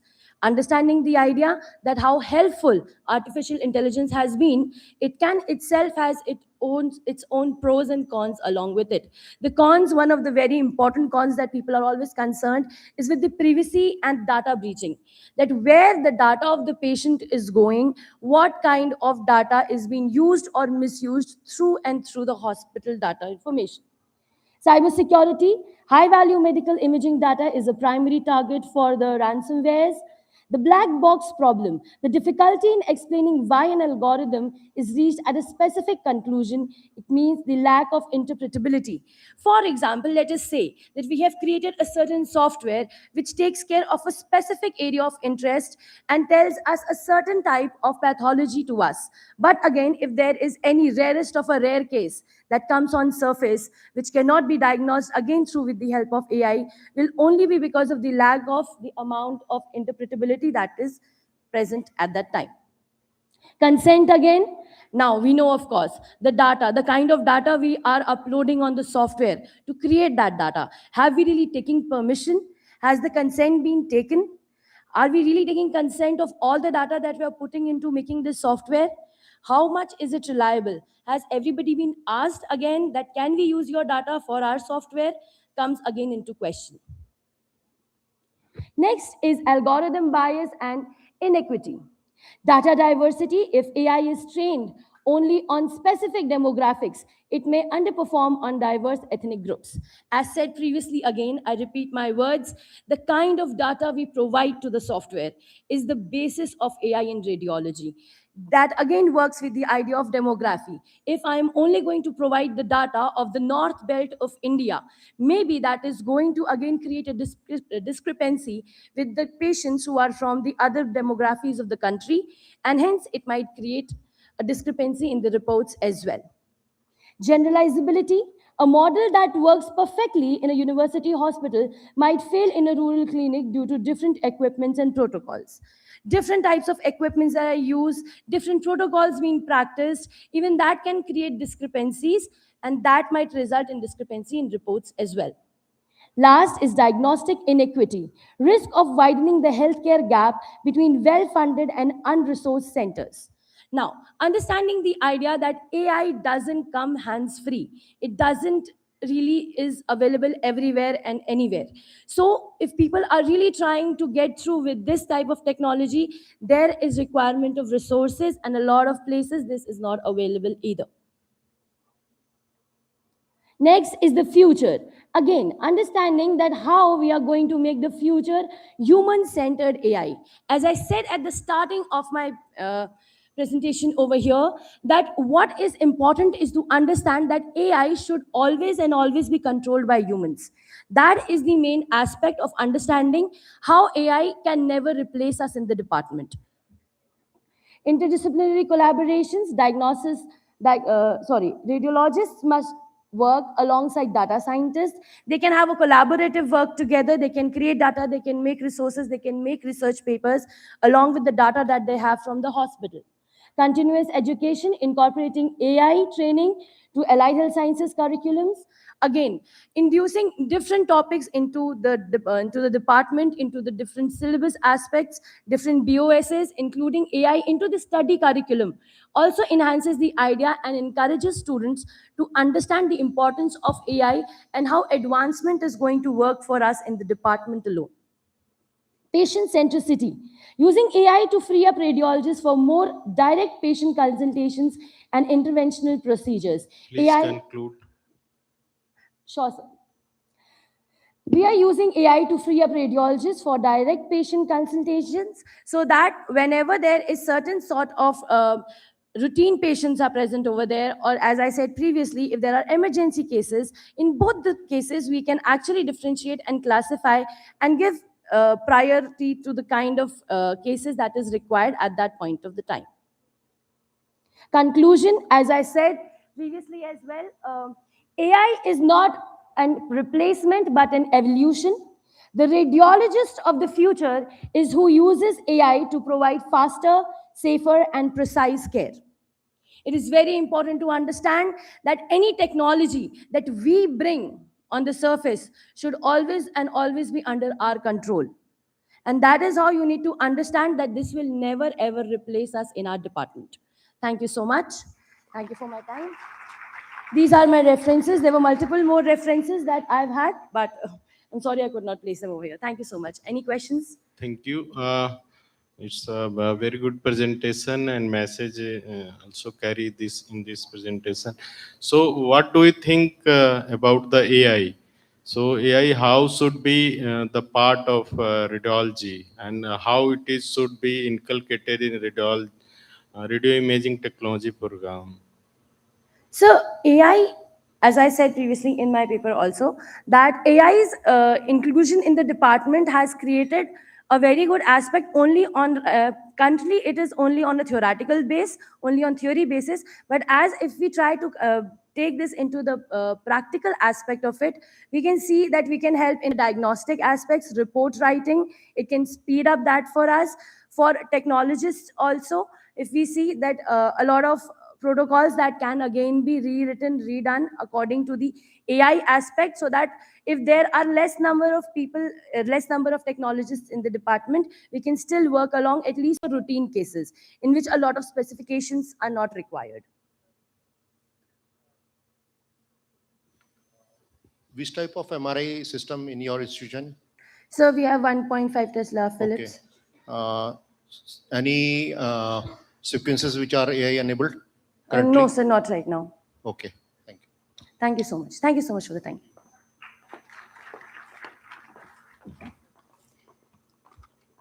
Thanks a lot, Saloni, for your valuable message. May I now invite the next paper presenter, Sandhya Yadav. Sandhya Yadav, KP Yadav, Smriti,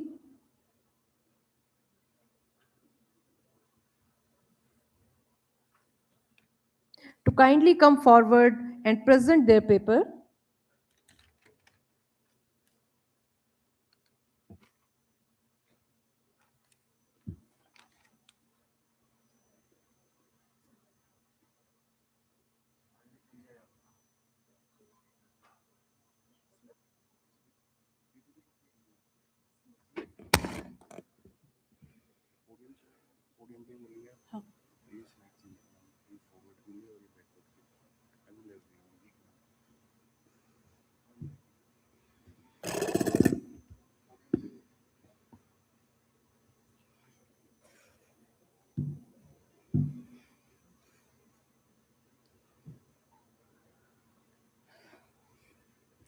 Good afternoon and Jai Hind. Myself is Smriti, PhD scholar from Swami Vivekananda Subharti University. My presentation topic is AI comparison of artificial intelligence assesses compressed sensing and routine two-dimensional sequences in MRI lumbar spine. This study evaluates whether AI can make MRI scans faster, maintaining image quality. The study will be conducted in Swami Vivekananda Subharti Hospital.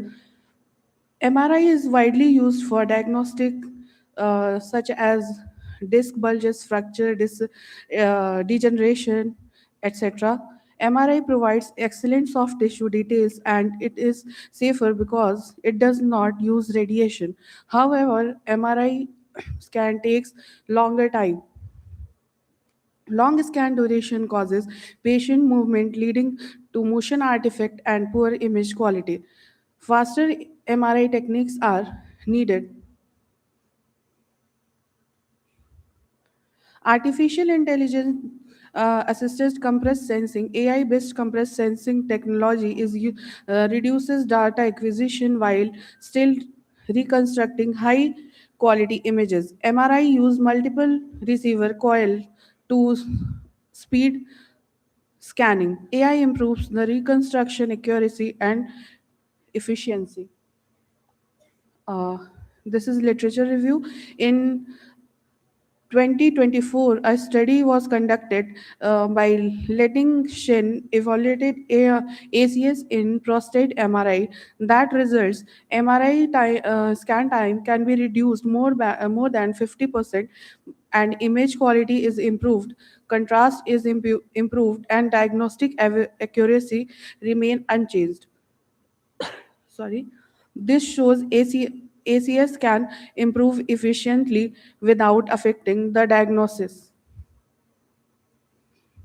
Next study was done by Philip Ferrevers, 2023, compared conventional sequences with AI-based reconstruction in lumbar MRI spine. This method improves the SNR, CNR, and results the faster imaging with better reliability was achieved.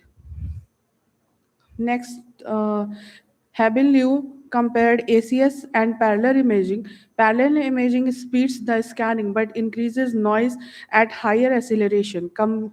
Compressed sensing reduces noise but may cause artifacts. AICS can combine advantage of both method and it results to reduce scan time and maintains image quality. The significance of the study is traditional MRI takes longer and may reduce diagnostic accuracy, but due to motion artifact, ACS can faster acquisition and improve image quality. This study was compressed ACS with routine method to optimize lumbar spine imaging for better patient outcome and efficient imaging. The objective of this study is evaluate time efficiency of ACS, compare image quality with 2D routine sequences, access patient comfort and compliance due to reduced scan time. The scientific gap is very limited research available in India. Previous studies were smaller sample size, hence more clinical evaluation is required. The hypothesis of this study is that it produce better image quality, reduce artifacts, shorten scan time, and it maintain diagnostic accuracy compared to routine sequences. The methodology will be, this study will be done in radio diagnosis in Shubharti Hospital. The study design is prospective cross-sectional. The sample size will be 300. The age group is will be 80, 18 to 80 years. Both male and female patient will be included. The exclusion criteria is lumbar spine MRI patients with metallic implant, uncooperative patient, and first trimester pregnancy. This is the technique. In this, we will use UMR 780 Shanghai United Imaging Advanced MRI system compatible for AI-based reconstruction techniques. Technique and data collection, patient identification before the scan, proper patient preparation, body weight will be checked, protocol will be selected, data collection during the MRI examination for comparison analysis. These are my references. Thank you.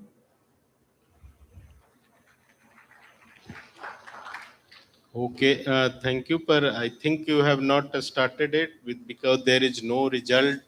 No, sir, this is my PhD So- topic.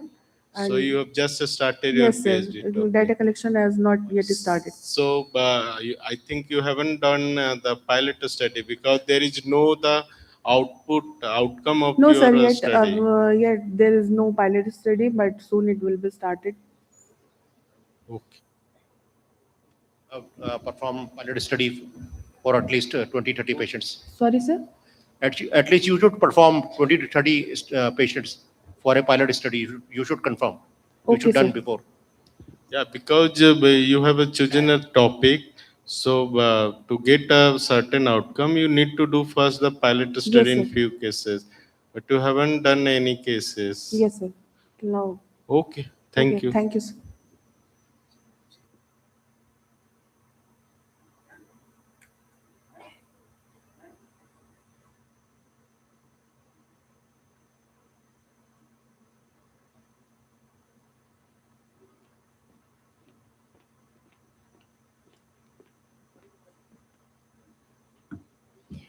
Any question? Any questions, sir? Okay. Thank you, ma'am. Thank you for your valuable message. Now I invite next paper presenter, Sandhya Yadav. Kindly come forward and present their paper.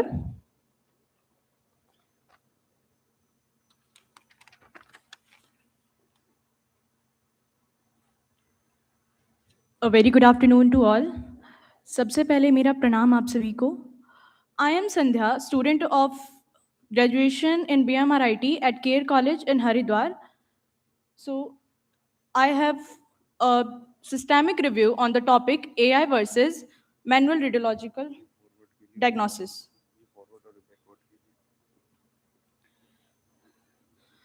So here is the introduction that radiology plays a vital role in diagnosis assessment and medical professionals for detecting and monitoring several diseases. For decades, manual radiological diagnosis performed by trained radiologists started in 1895 by W.C. Rontgen by giving first-hand radiograph. Through years of education, clinical experience, and critical thinking, radiologists are able to analyze complex image findings while considering patient history, clinical symptoms, and subtle variations in technology may overlook. Artificial intelligence is recently introduced in this field with aim of assisting and improving working efficiency and less time consumption, while AI has rapidly emerged as transformative technology in the medical imaging but still lacks in clinical judgment, contextual judgment, and decision making ability the human radiologist possesses. Human expertise also plays a crucial role in identifying a typical presentation, avoiding algorithmic errors, and ensuring a patient centered decision making. AI can make right positioning but cannot interact with patient. AI can give accurate analysis but lacks at the differentiation between artifact or an error or an finding.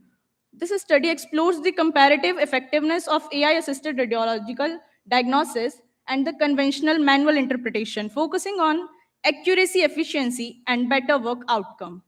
This systemic review not only a method to evaluate, but to tell the interpretation of traditional versus manual method. Objectives of my study is to systematically review and compare the diagnostic accuracy, efficiency, and clinical effectiveness of artificial intelligence based systems versus manual radiological interpretation by radiologists in medical imaging. To evaluate the diagnostic performance of AI algorithms in radiology compared with human diagnosis, to assess the sensitivity, specificity, and accuracy of AI-assisted radiological diagnosis across different imaging modalities like CT, MRI, X-ray. To analyze the advantages and limitations of AI system in clinical radiology practice, or to identify gaps in current research and provide recommendations for future studies on AI integration in radiology. In the methodology, the inclusion criteria is study were included if they are compared AI-based diagnostic systems with human radiologists, reported diagnostic performance measures such as accuracy, sensitivity, or specificity, focused on radiological imaging modalities like CT, MRI, X-ray, and ultrasound, were peer reviewed research articles published in English. Exclusion criteria for my review: studies were excluded if they were review articles, editorials, or conference abstracts without full data. Did not directly compare AI and human radiologist performance, but duplicate publications focused on non-radiological AI applications. Here are the methodology. Firstly, identification, records identified from databases, duplicates removed during screening, titles and abstracts screened, irrelevant studies excluded, eligibility, after then full texted articles accessed, studies excluded with reasons included, final studies include in systemic review, results the study selection process followed by the PRISMA guidelines. As a result, a total of 800 records were identified through databases researching. After removing duplicates and screening titles and abstracts, 180 full-texted articles are accessed for eligibility. Finally, 50 studies meet the inclusion criteria and were included in the systemic review. For the conclusion, it is based on the findings of the systemic review. Manual radiological diagnosis performed by the trained radiologist remains a crucial and reliable component of clinical imaging interpretation. Although artificial intelligence technologies have demonstrated promising capabilities in detecting patterns and assisting with image analysis, human radiologists provide essential clinical judgment, contextual understanding, and experience that AI systems currently cannot fully replicate. In a complex or atypical cases, human expertise is particularly important for recognizing subtle abnormalities and making informed clinical decisions. Furthermore, manual radiological interpretation ensures a great accountability, ethical oversight, and adaptability in clinical practice. AI tools can support overflow efficiency and assist in preliminary screening.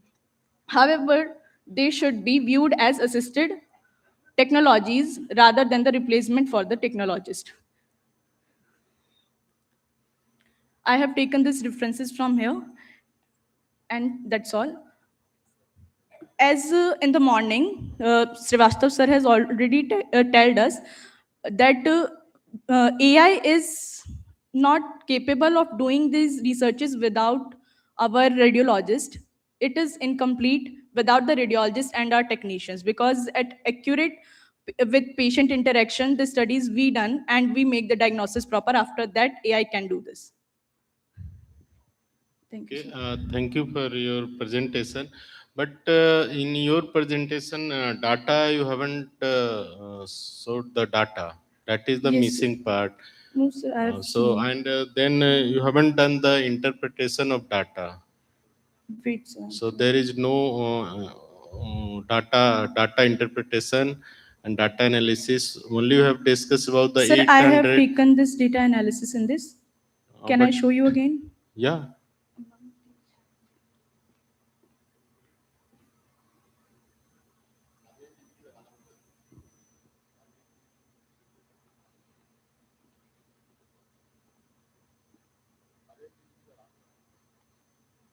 Okay, if there I is a have made this systemic review, so, and I have taken the references from Google Scholar, PubMed, and Scopus. after the systematic review, what is the your data-based conclusion? So this is not a data, na?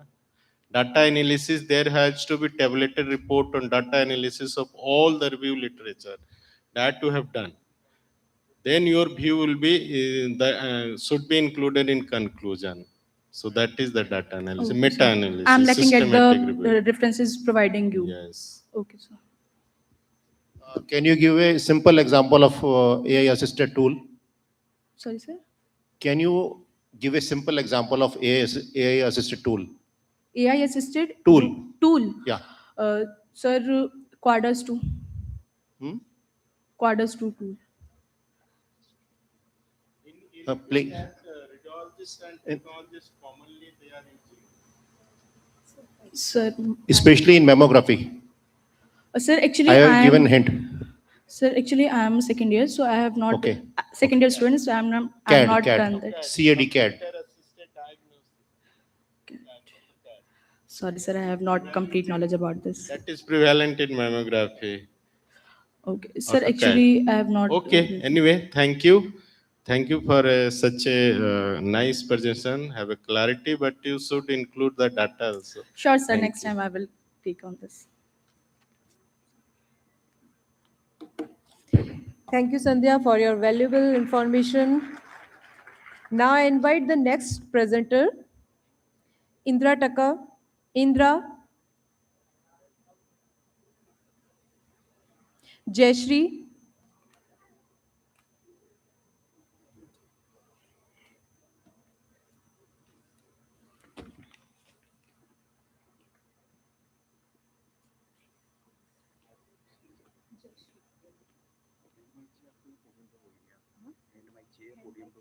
Yeah.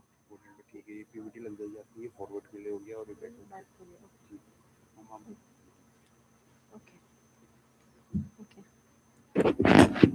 Hello. Okay. Good afternoon, everyone. Extremely sorry for the delay. So I am Jayashri Mangalambam Devi, currently pursuing PG in SGT University.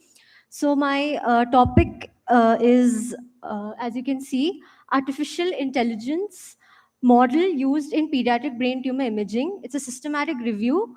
It's for MRI-based tumor segmentation using two AI models, which is NNUNet, KnowNewNet, the full form is KnowNewNet, and DeepMedic. These are two AI tools which I'm going to be discussing about to help us segment the tumors which we find in MRI. Okay, so this is the table of content. First, we'll go through a basic background. To set the stage, brain tumors are the most common solid tumors which are seen in children. And unfortunately, they account for the highest number of cancer deaths in pediatric patients. So in our recent times, we have done characterization at a molecular base for these cancer treatments. But the prognosis for these treatments in pediatric patient is very poor and very slow. So the challenge lies in the complexity and sheer volume of imaging data. So in recent years, we use computational advances, deep learning specifically, UNets, UNNet, and our deep medic. Okay, so the primary goal of this study was basically to bridge the gap, evaluating the clinical effectiveness of these two AI tools, and how they are helping us in clarifying the biological and anatomical contexts for pediatric neuroimaging. So it's a systematic review. So I have the records that I've taken are retrospective cohort studies spanning from 6 years, the last 6 years. And the pediatric age that I've chosen was 0 to 1 years of age. Yeah. And the inclusion criteria basically was, we required a complete MRI data that had been interpreted already by the radiologist to serve as the baseline for comparing it with the two AI models. And the exclusion criteria was any scans which showed motion or which lacked histopathological evidences. This was the PRISMA guideline that I used. So from the 75 records, I have come down to 8 records. And this evaluation was based on these 3 statistical analysis. First is DICE score. The DICE score was used to check the spatial overlap of the tumor. So the DICE score basically was a 0 to 1 score. 1 meaning it perfectly, the tumor space, the tumor's boundary perfectly aligned with the tumor boundary that a radiologist had already checked. Meaning they both match, the score match. So it becomes 1. And if there's any difference in both in the AI model and the radiologist, so it becomes 0. So this was the score from 0 to 1. A Hounsdorf distance, this was to check any error, basically a perimeter error. So they calculated the distance between the tumor perimeter and its surrounding adjacent normal tissues.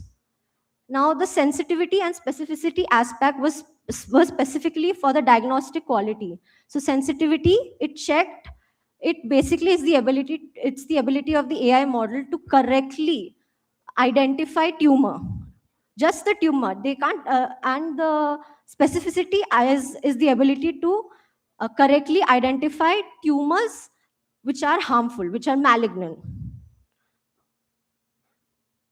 So this was the result from the 8 articles.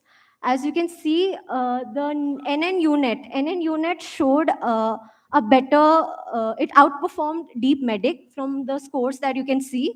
The DICE score was higher for NN unit. The Hounsdorf distance, basically the error was less in case of NN unit. And the sensitivity and specificity was at a higher range, meaning both were almost perfect, but then the NN unit showed a higher range. Yes, so NN unit outperformed DMedic.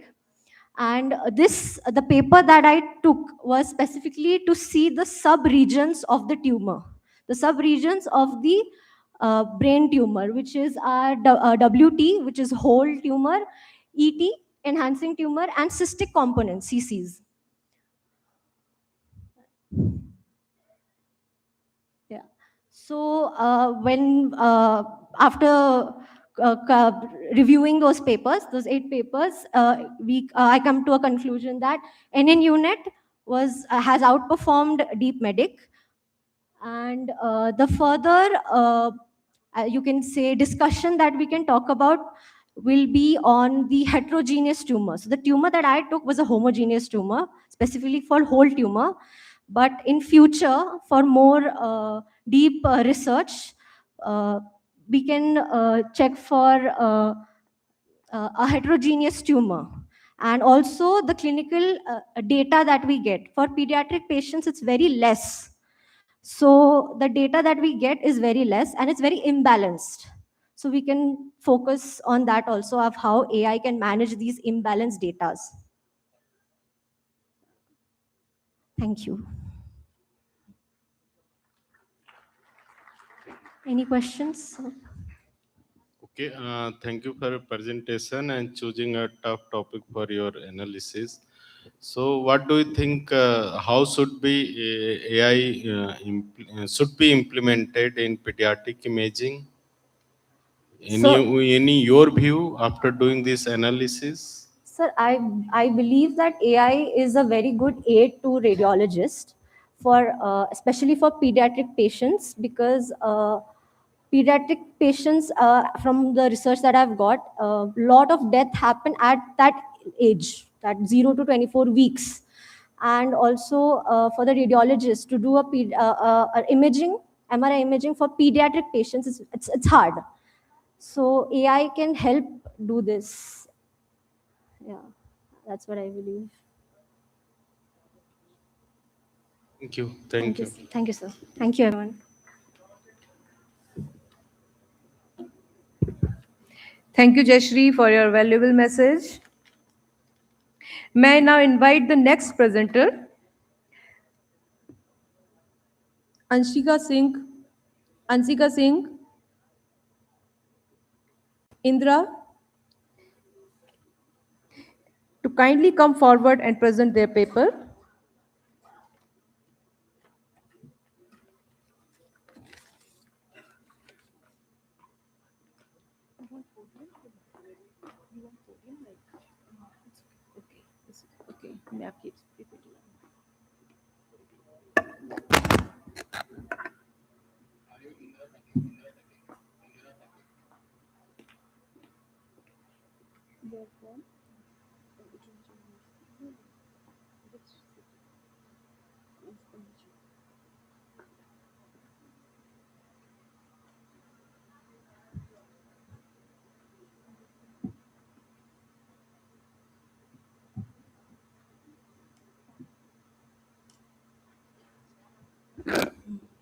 Good afternoon, everyone. Respected Chairperson, honorable guests, and dear participants. My name is Indira Take, and I'm a final year BMRIT student from Uttaranchal University, Dehradun. It's a great privilege for me to present my work at this conference today.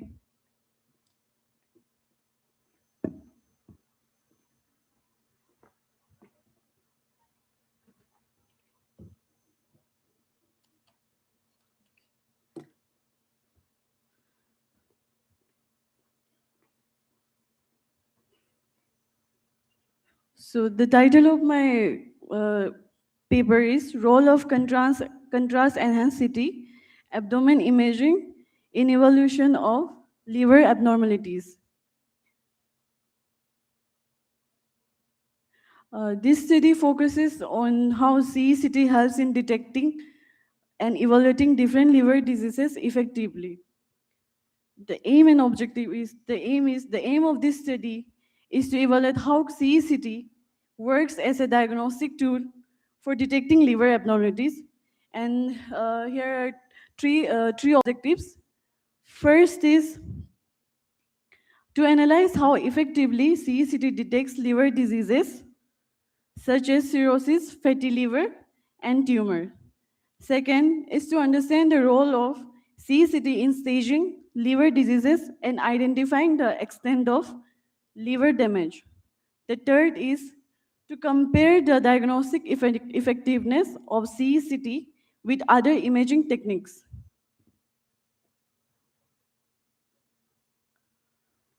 The abstract, liver diseases such as fatty liver and liver cancer require early and accurate diagnosis for proper treatment. CCT provides detailed visualization for liver abnormalities, helping doctors to detect tumor in early stages and other liver diseases like fibrosis and other abnormalities too.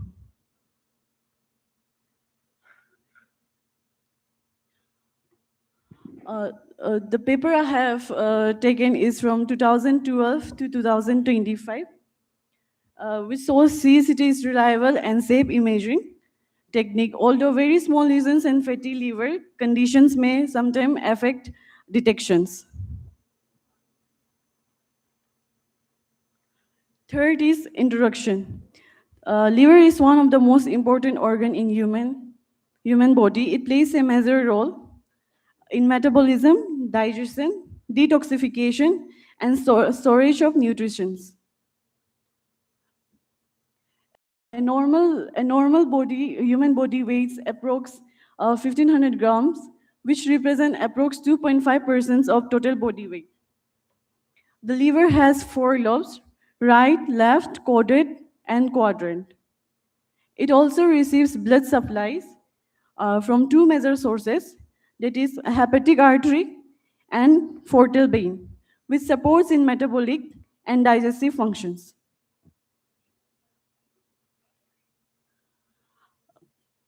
Types of liver abnormalities. Common causes include alcohol consumption, obesity-related, fatty liver diseases, and chronic hepatitis functions. Hepatic infections.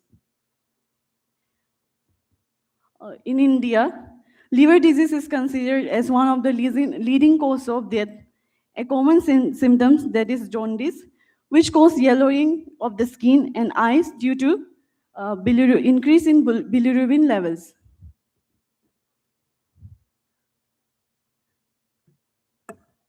Second is liver cancer. It may originate in the liver or spread from other organs such as colon or lungs. Third is cirrhosis, refers to severe scarring of the liver that reduces its functions.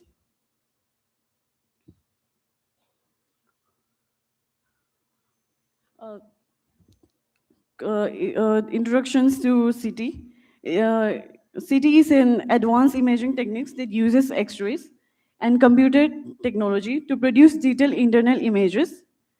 Unlike regular X-rays, CT scan provide cross-sectional images or slice of the body. This allows doctors to clearly observe organs, tissue, and bones, making it very useful for detecting tumors, infections, injuries, and internal abnormalities.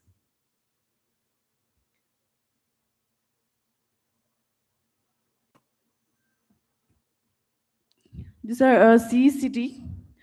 CCT uses special contrast agent to improve the visibility of internal structures. In liver imaging, CT works through 4 important phases. That is non-contrast. First is arterial phase, portal venous phase, and delayed phase. Each phase helps doctor observe blood flow patterns and lesion characteristics, which helps in detecting liver diseases and tumors more effectively.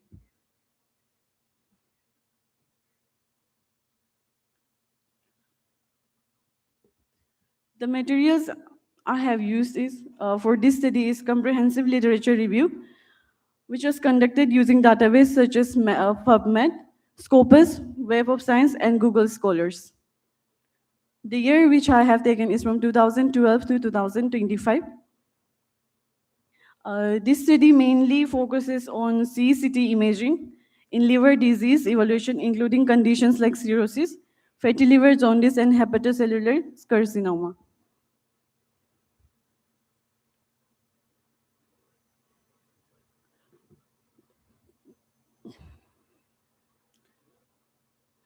The methods I have been used is multibasic CCT imaging techniques to evaluate the liver diseases.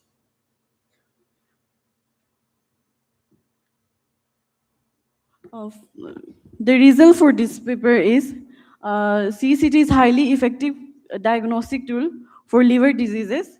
It can detect tumors, fibrosis with high accuracy. Studies reported around 92% accuracy in detecting cirrhosis.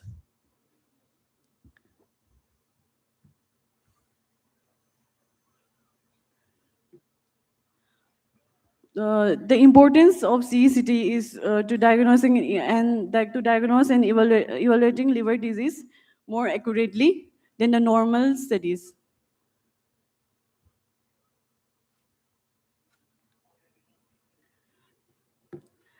Challenges is like for like small lesion, it is hard to detect sometimes.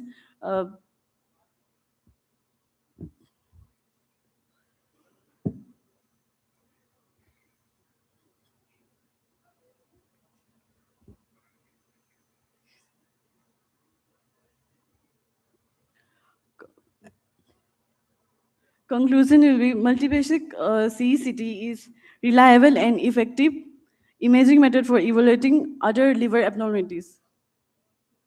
It also provides detailed imaging, which can help doctor to detect more easily. These are the references I have been taken. Thank you. Thank you for such a nice presentation. Could you tell me the names of multi-phase CCT liver analysis? Thank you for your question, sir. First will be arterial phase, portal venous phase, and the delayed phase. Okay, thank you. You talked about fibrosis, fatty liver, and so many other fatty liver diseases. Can you tell us any modality, non-analytic modality, which tells you good result about the fatty liver? Any non-analytic modality?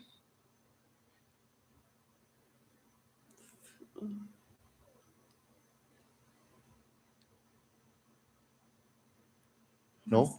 No, sir. It is fibroscan. Excuse me. It is fibroscan. Fibroscan. Fibroscan. Thank you, sir. Thank you. Thank you. Excuse me. Have you seen any, while doing the CT scan, CECT, have you seen anywhere? Pardon, sir? Have you seen when do the scan? For CCT liver Yeah. abnormalities? Yes. No, sir, not No. yet. Okay. Who is given the information to you that portal, I have seen there is the arterial phase is 15 to 20 seconds and the portal phase is the 60 to 70 seconds. That is the wrong. Okay. Because if you write over there, then in your mind that is the set. Because 60 to 70 seconds is the venous phase, not the portal phase. Okay. And portal is the 30 to 40 seconds. Okay. Thank you, sir. So Thank you you have so to much. change it and then Yes. keep in your mind. Okay, thank you, sir. Thank you so much.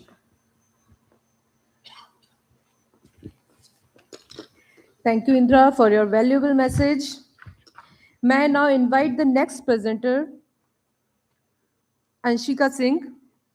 Kindly come forward and present their paper.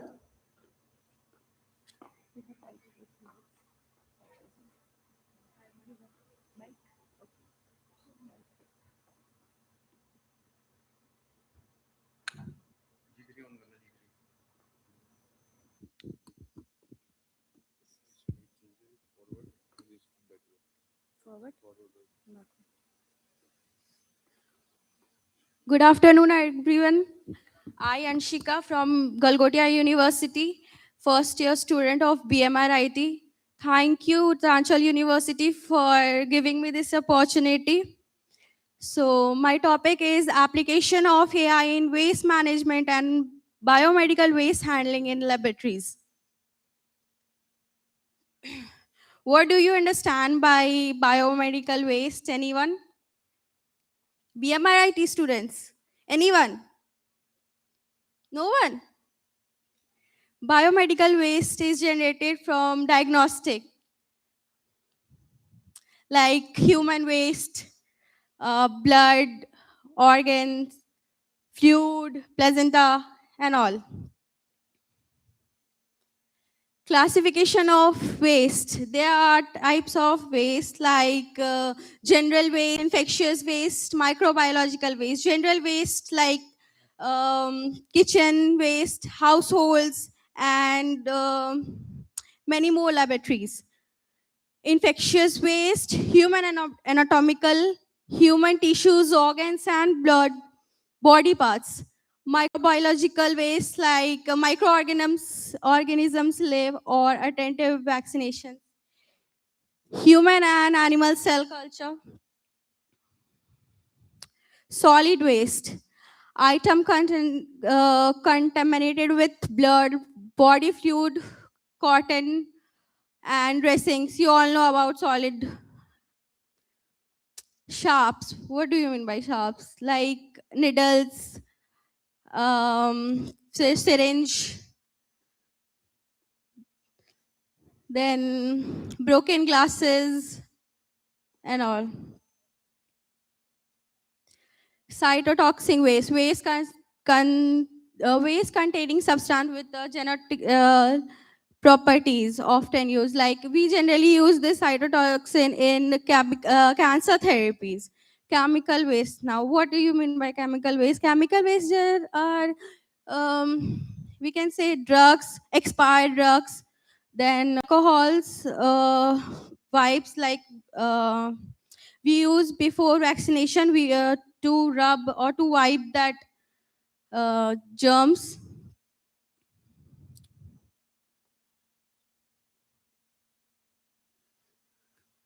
Radioactive waste. Waste containing radioactive substance. Example, unseized liquids for radiotherapy or laboratory researches like packaging or abstract paper, urine, and excretory from patient. Pharmaceutical waste. Waste containing pharmaceuticals. Example that expired or no longer needed pharmaceutical contaminated bottles and boxes. You can see the pictures, precise containers like gas cylinder, aerosol cans. And in radioactive waste, radioactive therapy labs, researches liquid, and contaminated glass wraps, packages, abstract paper. Needs to biomedical waste management in hospital. Why we need biomedical waste in hospitals? To prevent infections, like we generally need doctors, staff, and patients to be safe and protect healthcare from these diseases, like to not to transmit from one person to another person, to maintain proper hygiene in hospitals, to maintain proper hygiene in radiologic labs and all. Ensure safe waste segregation and disposal, biomedical waste in separation. Like we have to, there are many bins. In next slide, we'll see that bin. See, yellow, red, blue, black, and there is one more white bin all. In yellow, insemination or deep burning. Red, autoclaving, microwaving, or chemical treatment. Blue, destruction or shielding. Black, disposal in shred and landfilling. In red, we see plastic waste, catheters, injections, syringe, tubes, bottle. In blue, all types of glasses, bottles, and articles is there. In yellow, infectious waste like like cotton, blood fluid, human bodies, and past placenta. Black bin, needles, syringe, blood, sharps, and all metals articles. See, in this diagram, you can see there are two types of biomedical waste, non-infectious and infected waste. In non-infectious, there is one black, and in infected, there is red, yellow, blue, and white. I have told you white. White is for needles, sharps. Okay. we see waste management, how we analyze. First we have to see, and first we have to analyze, then collect the waste, then transport it, then recover it, and then recycle, then decompose.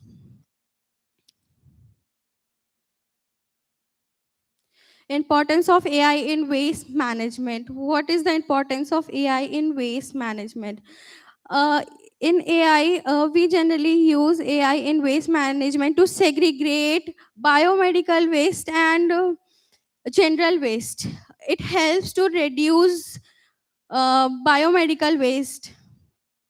Like in this PPT, we say AI system can automatically identify and separate different types of waste like plastic, metal, paper, organic, improving recycle efficiency.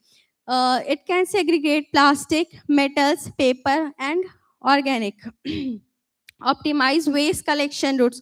AI analyze data from smart bins and traffic system to plan the most efficient route for garbage track, save fuel and times. There in you can see the trucks. There are GPS. We can track the that where the garbage is going, how much time it takes, where the fuel is wasting. Predictive waste management. AI can predict when bins will be full using sensor and data analysis, helping authorize schedule collecting before overflow happens. In bins, there are sensor. If it overflow, then it reschedule and next bin can be developed. Improve recycle waste. AI-powered robots can accurately sort recyclable materials, reducing contamination and increasing recycle success. In this AI, robots are also be introduced, like for segregation, for removing materials like paper, plastic, and all. Reduction of environmental population. By managing waste more efficiently, AI help reduce landfills use and prevent harmful waste from populating soil and water. We can see that in air, soil, and water, they are it can be populated. So we have to take care that it cannot be populated because it cause harm to us, to human beings, and to environment Please also. conclude. Please conclude fast. Thank you.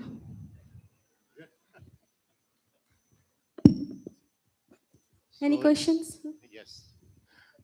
You are BMRT second year student, na? First year. First year. So, as for your level, you have selected a good topic and try to explain the biomedical waste management very precisely. Yes, So, sir. you have also discussed about the radioactive waste. Yes, sir. Radioactive waste. Huh. So, what is the difference between how to discard this waste? How to There is a discard? specific procedure to discard this waste other than the biomedical waste. So what is the procedure which is different from this? To discard the waste. Yeah, radioactive waste especially. We can decompose this waste. No.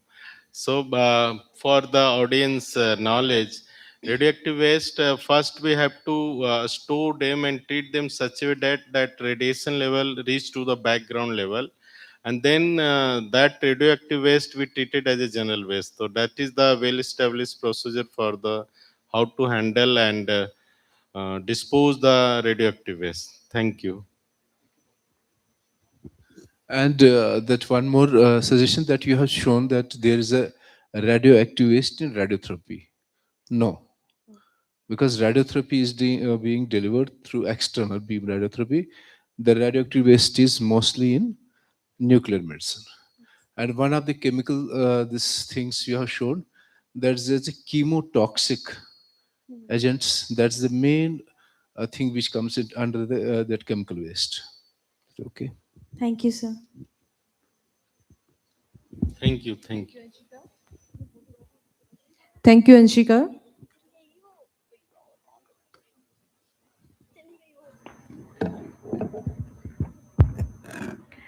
As a token of our gratitude and appreciation, we would now like to felicitate Sushil Kashyap sir, member of advisory board by Principal UCHS Dr. Tarang Srivastava. Sir, please come on the stage. Ma'am, please come on the stage.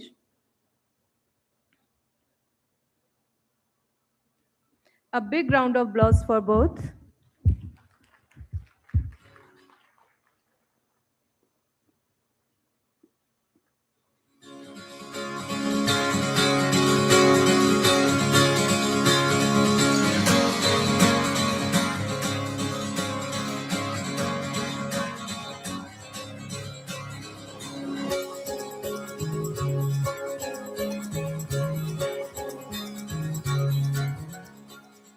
Thank you sir, thank you ma'am.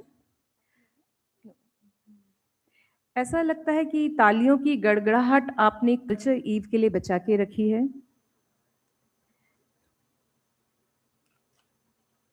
Now I invite the next paper presenter, Ankit Kumar. Kindly come forward and present their paper.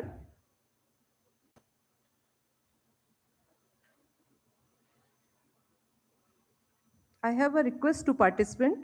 Please bind up your session as soon as. Okay. Try to conclude in 7 minutes if possible.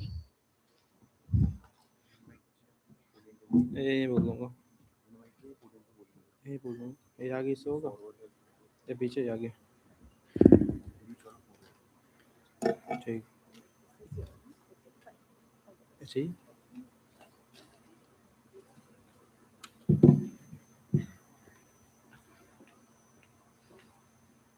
Jai Hind and good afternoon to respected dignitaries and chairperson. So myself Ankit Kumar, PhD MIT scholar, Department of Medical Radiology and Imaging Technology, Suharti College of Allied and Healthcare, Swami Vivekanand, Suharti University, Meerut. So today I am presenting my topic from radiology to forensics, diagnostic value of skull CT in a human identification. So this topic mainly explore about how current CT and forensic radiology differentiate. Like human identification is a key component in a forensic investigation.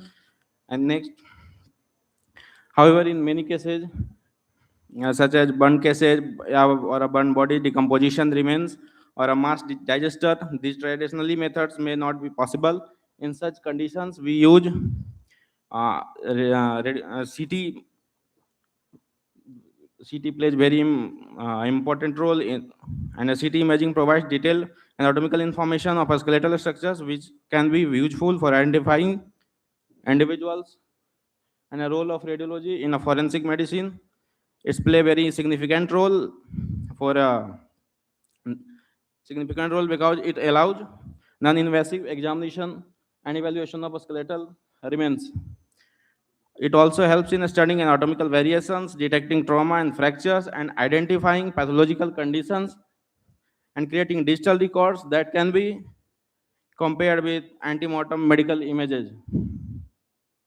Why a skull CT is important for identification? Skull CT is one of the most useful bones for a human identification because their skull contains many anatomical landmarks and it is highly resistant to decomposition and environmental damage. It also provides valuable information for age estimation and it is useful in a gender determination. CT in a forensics. Our CT, especially MDCT, is widely used and it provides high resolution images. It allows 3D reconstruction of a skull, which helps researchers or academicians to evaluate morphology and its details. And another advantage is that CT also allows accurate morphometric analysis or morphometric measurement without damaging the bone. Another is the cranial morphometry using CT. So these are the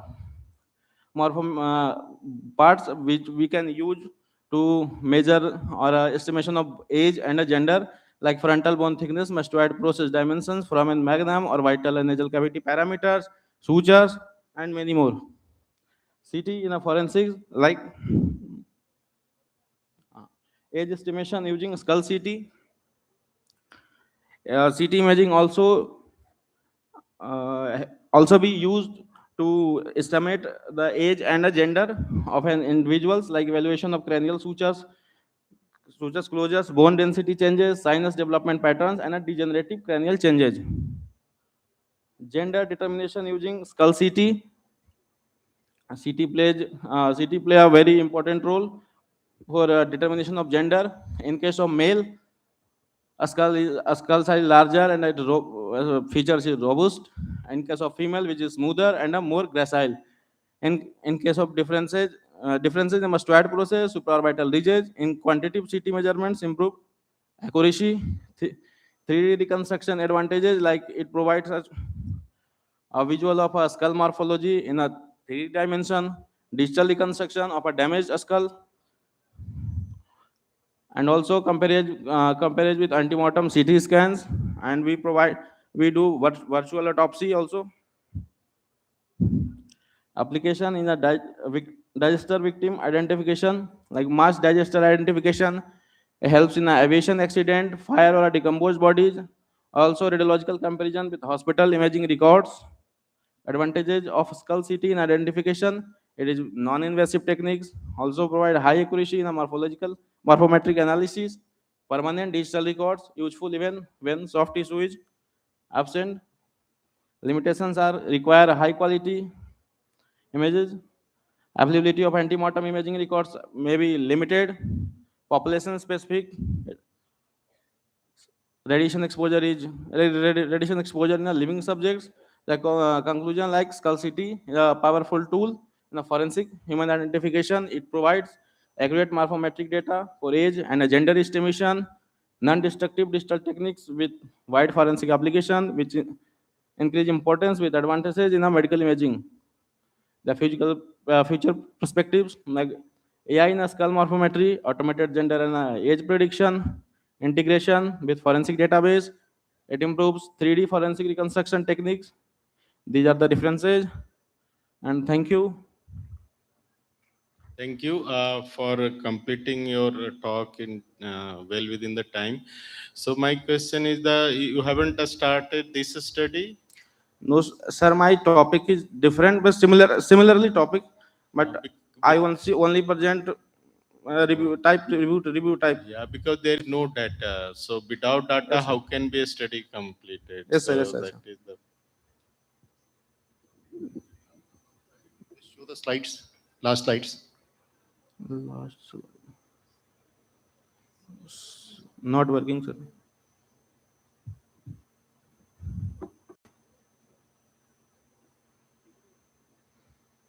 Kindly play the slide. You have mentioned NDT, non-destructive testing. Yes, sir. So other than radiology, where it is performed?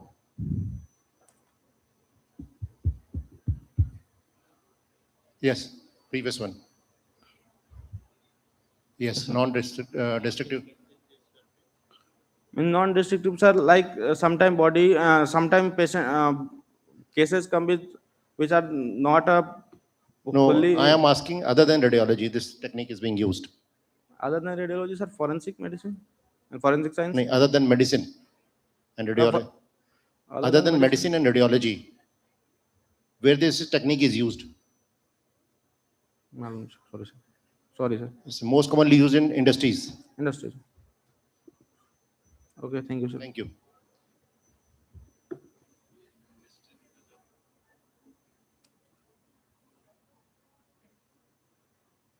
Thank you, It predominantly we are using in industrial radiography to check the cracks.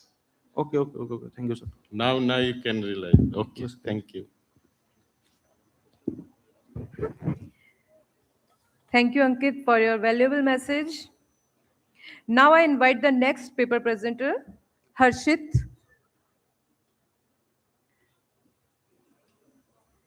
KP Yadav.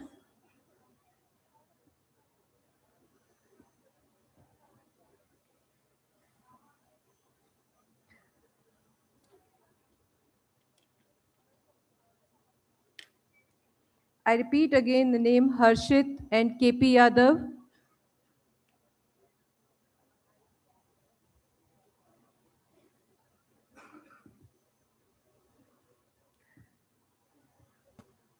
Last call for participants, Harshit and Mr. KP Yadav.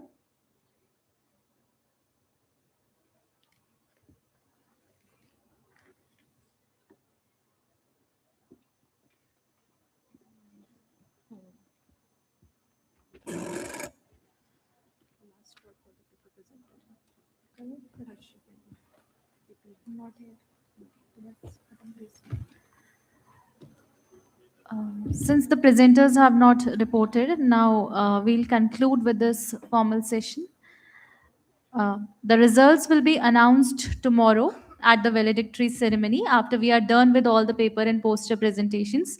So all are requested to kindly be present tomorrow at the valedictory ceremony, tomorrow 10 p.m. onwards, and certificates will be awarded to everyone at the valedictory ceremony only. Now, with this, we come to the conclusion of today's formal event, and I request everybody to kindly go for high tea, which is arranged outside in the food court. And following this refreshment break, we are going to have a cultural gala evening in this auditorium itself. So, after tea, everybody is requested to come here for the cultural event, and our students are going to host that cultural event for all of you. So by 5, we request you to kindly report back in the auditorium after you have your tea for the cultural event. Thank you so much, everyone. By 5:15 max, I request you all to be report here.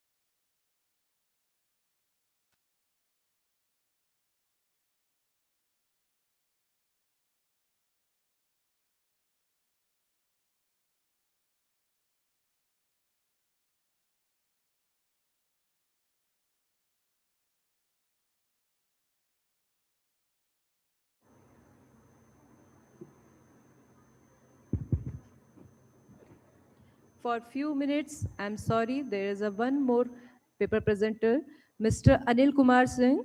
Please kindly come and forward to present your paper.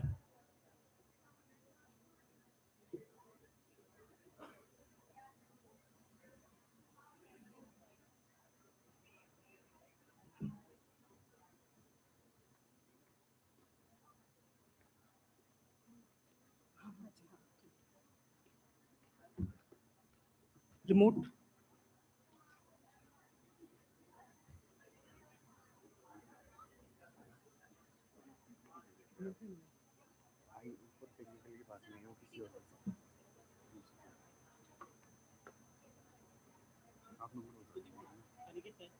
Anil Singh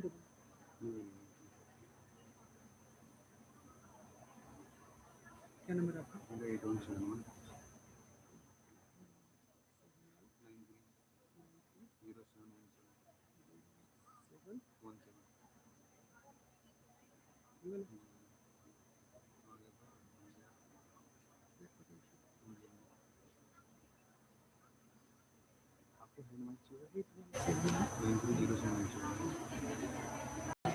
आप बता दीजिए 9012 85 55 08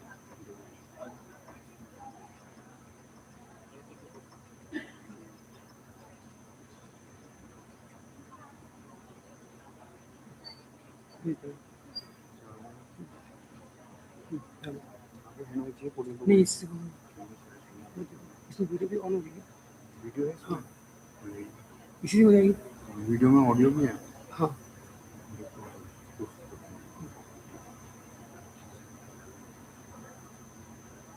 ये forward है sir और back है ठीक है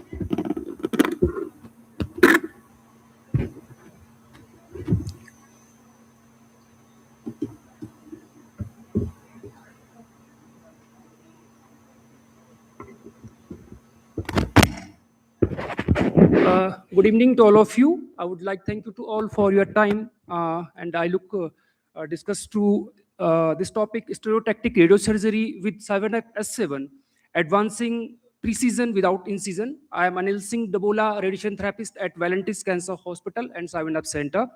So,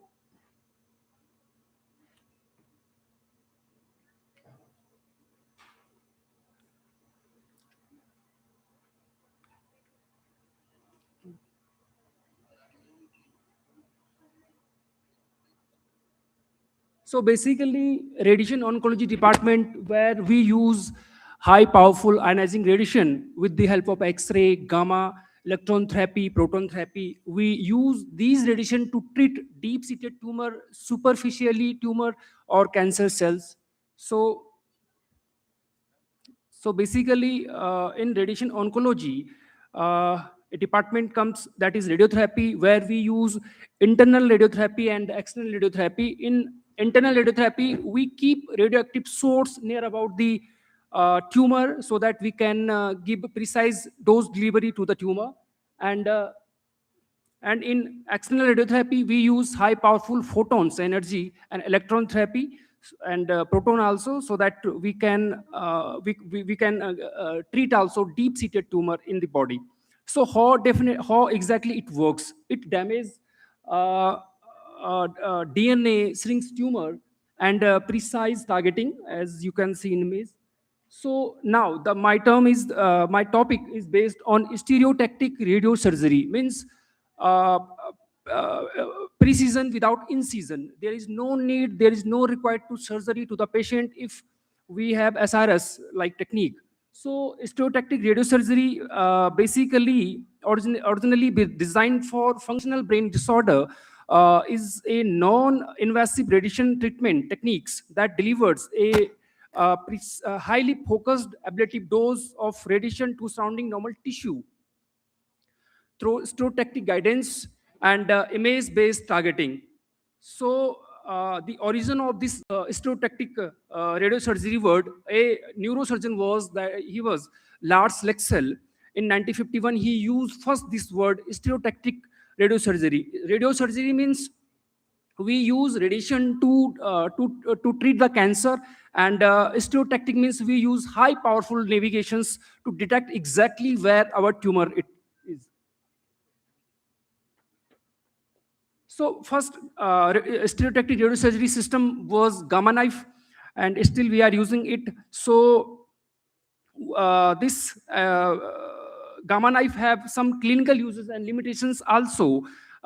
With the help of gamma knife, we can treat brain mets, benign brain tumors, meningioma, acoustic neuroma, and arteriovenous malformations, and functional disorder like trigeminal neuralgia.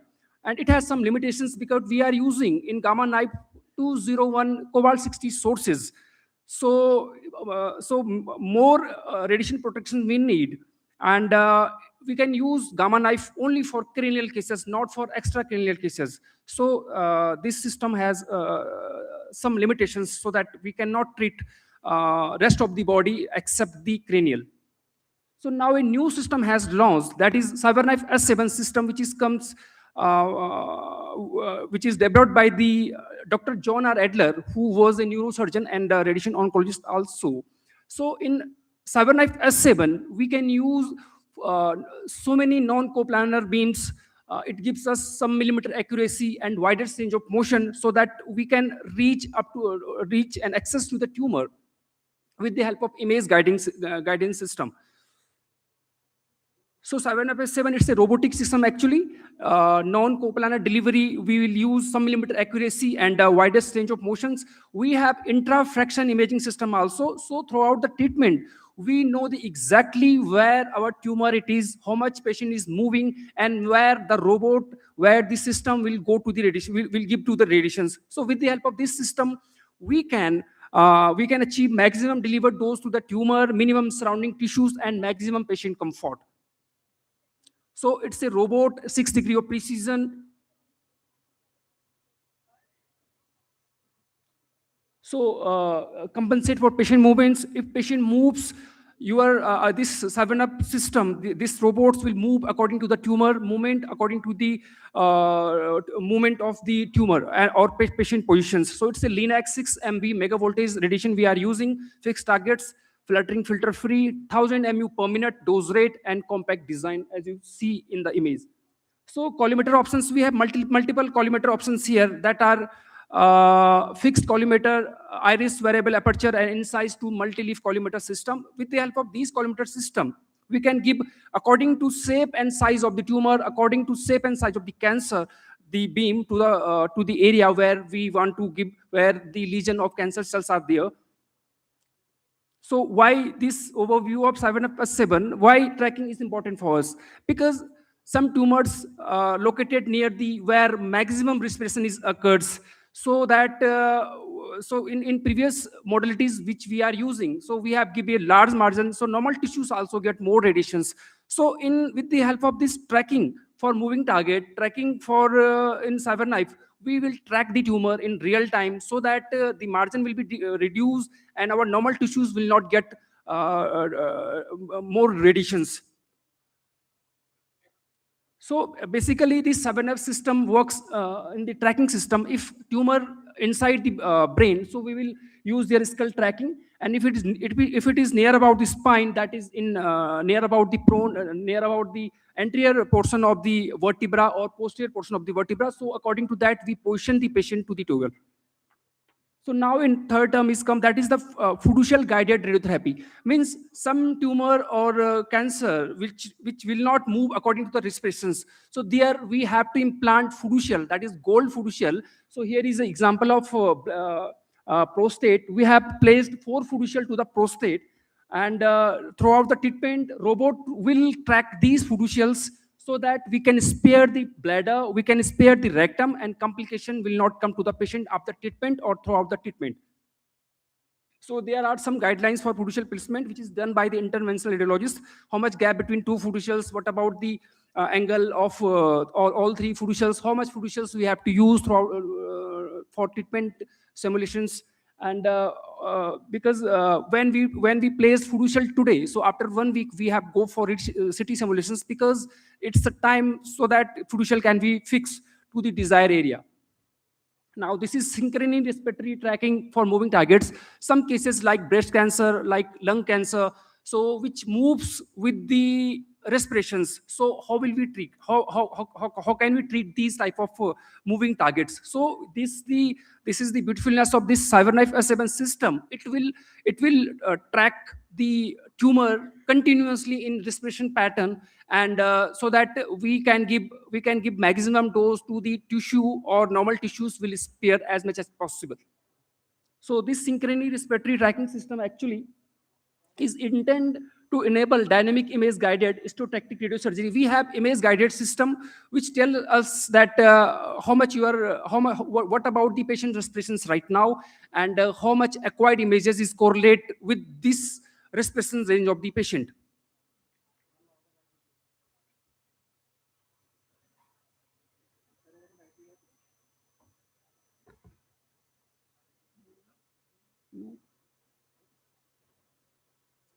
So these are tracking for moving targets. So which type of targets we can track with the help of during when we go for treatment with 7F7. So soft tissues such as pancreas, liver, kidney, and some lung targets. Targets can also be tracked using tumor tracking volume, because when we go treatment with the lung tumor, so we cannot place fiducial there. So we directly track the region where tumor it is, and a robot will follow it in when patient will respirations. So robot will follow this disease accordingly to the patient respirations. So during this time, system assumes a rigid relationship between all fiducials, align center and targets, and these both use synchronous respiratory modeling. So this is the correlation model creation actually. So we have to check with the help of LED markers what about the patient breathing pattern. After that, we acquired some images. And next slide you can see here, it is making sense with the acquired images, which we have taken after when we acquired the respiration range of the patient, and there it locks the tumor throughout the treatment. So this is the beautifulness of this 7F7 system. It locks the tumor in real time, and give us the informations regarding how much your tumor is moving, where your robot should be give the radiation.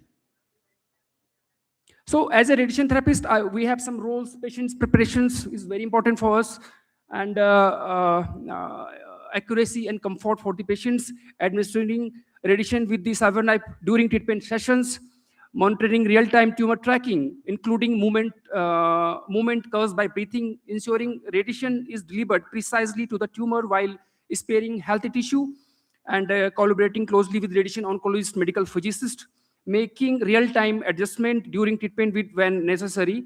So clinical benefits of 7F7: high precision and accuracy, real-time tumor tracking, protection of healthy tissue, non-invasive treatment, fewer treatment sessions, improved patient safety, effective for complex tumor.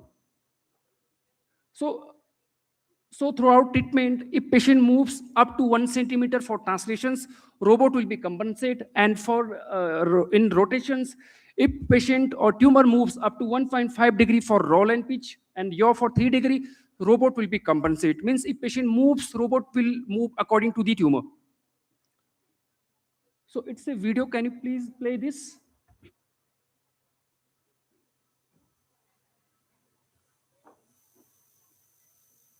So this is CyberKnife A7 system. When delivering high doses of Can you mute radiation device, to please? tumors that are adjacent to critical organs, precision matters.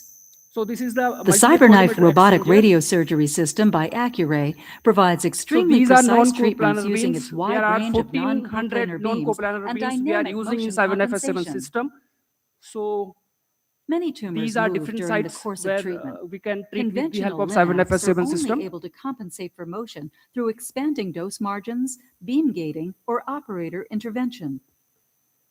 The So these are CyberKnife system intrasection features imaging system automated which give image us guidance for informations regarding alignment, patient tracking, positions in and real time. real-time beam adjustment And during the treatment. these are the Without radiation compromise, beams the which CyberKnife is system following targets the the tumor tumor throughout with the treatment, sub-millimeter precision and avoids so that critical organs, normal even tissues when will the not get tumor moves. radiation here. The So we can go CyberKnife for system SRS, combines its is extreme stereotactic precision radiosurgery. with the We can flexibility go to for shape beams stereotactic using body circular radiation or therapy. multi-lead We can go for collimators to rapidly stereotactic treat ablative tumors radiotherapy. anywhere in the body. So these are the MLCs which moves according to shape and size of the tumor. So conclusion, as a radiation therapist, we play a very important role for treat cancer cells with collaboration with the medical physicist and radiation oncologist. So CyberKnife SRS and SBRT uses advanced technology and skilled radiation therapists to deliver precise treatment, improve outcomes, and give patient hope. So let's spread hope and empower patient to fight cancer. Cancer is not a death sentence. Hope and technology can save lives. Thank you so much. If any questions from the audience? One question is because though this CyberKnife, that it takes a lot of time when we deliver the radiation, as you know. So have you compared any data with the standing LINAC? Because there is also that we are doing the moving tumors, and with the new technology like surface guidance and thermal tracking, we are also doing. So how you compare this CyberKnife with other technologies in terms of the accuracy? Yes. Sir, because as I said that this 7F installed 2023 at Valentis. So I'm on it, but as a therapist, when I treat the patient, because more than 1,000 patients we have treated at our center, so I didn't see any single complications to the patient. Mostly, if I will say you, we treated some cranial cases, breast cases, liver cases, some prostate also. If comparison with the conventional radiotherapy which we are using, so I didn't actually this one, but as a therapist, I didn't see actually single complications to the patients, which patient mostly complain during when we go for conventional radiotherapy to the patient. So that time. Yeah, that's true that there is no complication. But as this comparison is compared, so new technologies like surface guidance and exact track dynamic.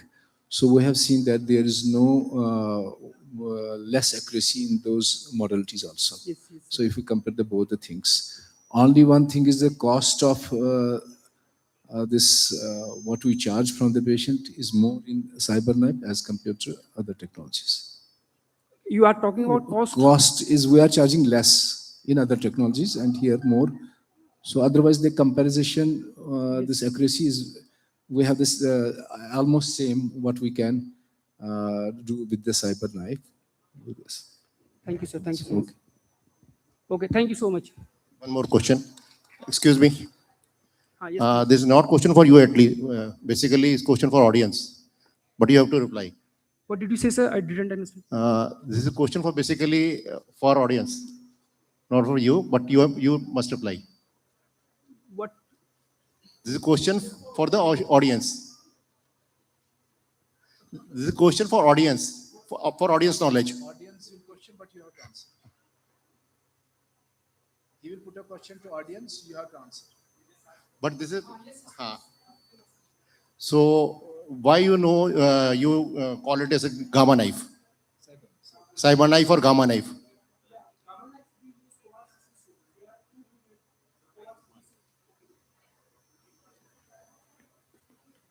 Sir, in Gamma Knife, we are using cobalt 60 sources, around 201. So, but in 7FS7, we are using X-ray, 6 megavoltage X-ray. And Gamma Knife, we are using for cranial cases. And we can use cyber knife the whole body. Rest of the body, we can use this cyber knife from head to toe. So, And what is the meaning of knife here? sir, knife means because we, with the help of the 7F system, we can go for stereotactic radiosurgery.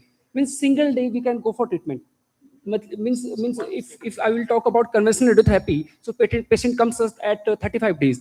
But in 7F, patient can free from 1 day. And I think Rakesh also want to something. Actually, the knife is the word you used. Sharp tradition.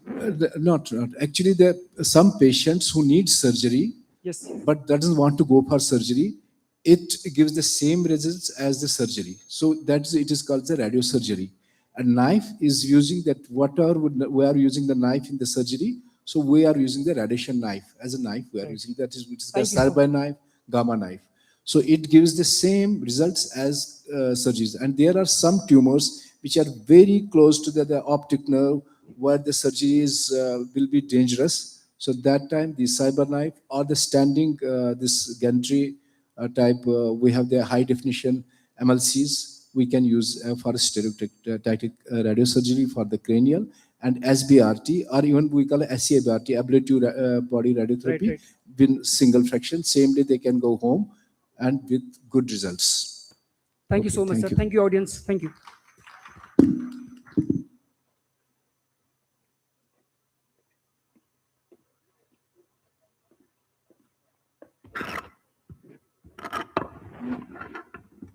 With this, we come to the end of formal session for today. I request all the judges and faculties to kindly have their tea in the food court.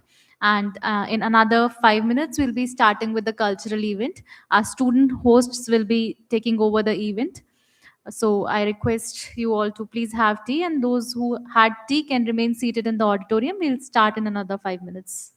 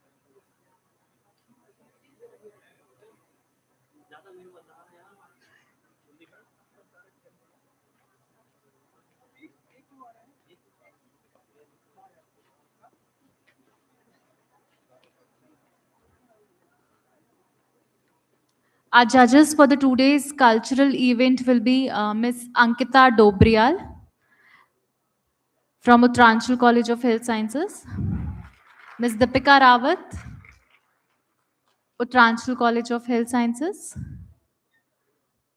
Miss Manju Rotela. Ma'am, please, we request you to kindly sit in the front row.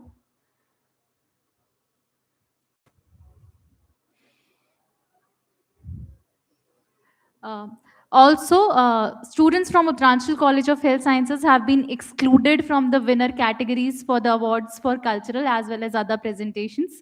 So, the award category is only for the students who are from the external colleges, not from UCHS. Although students from UCHS will be presenting today, but they are not under the award categories.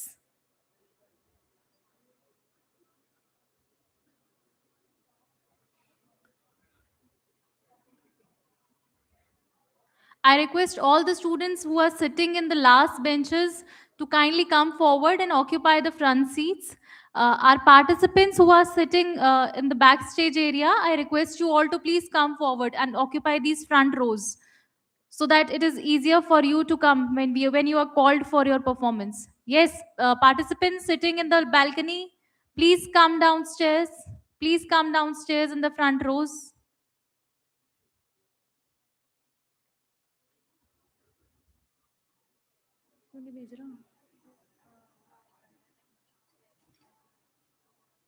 बिठा तो दो, break चाहिए तो क्या हो गया, बिठाओ तो सही।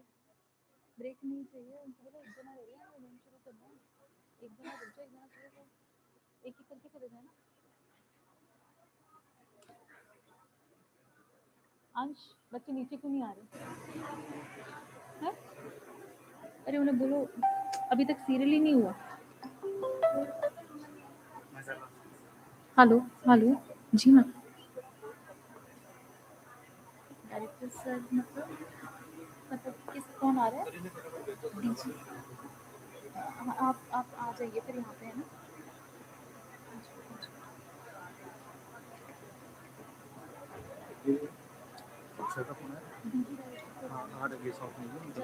दो मिनट होल्ड कर देते हैं, जब आएंगे तब स्टार्ट होल्ड की अनाउंसमेंट करो।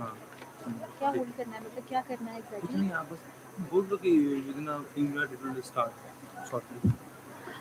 All are requested to please remain seated. We'll start shortly.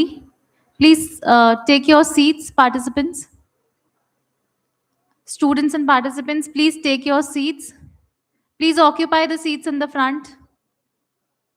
We have a lot of vacant seats in the front, please. Volunteers, kindly assist them. Volunteers, please assist the students who are sitting behind to come forward. Volunteers.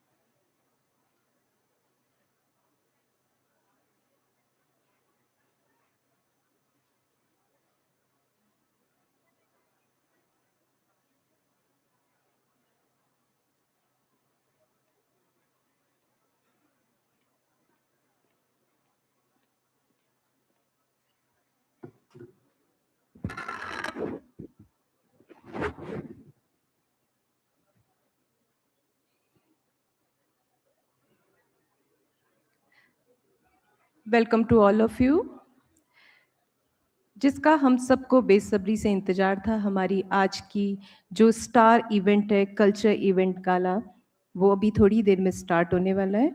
मैं student से request करूंगी कि please वो अपनी अपनी seats पर बैठ जाएं।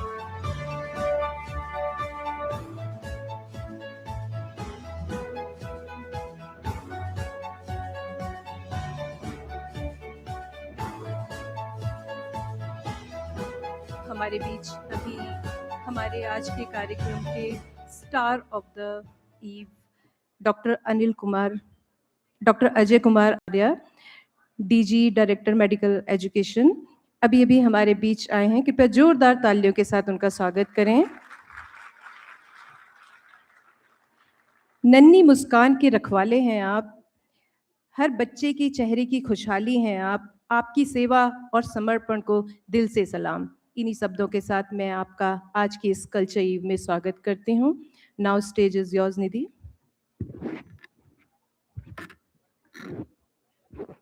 Good evening, everyone.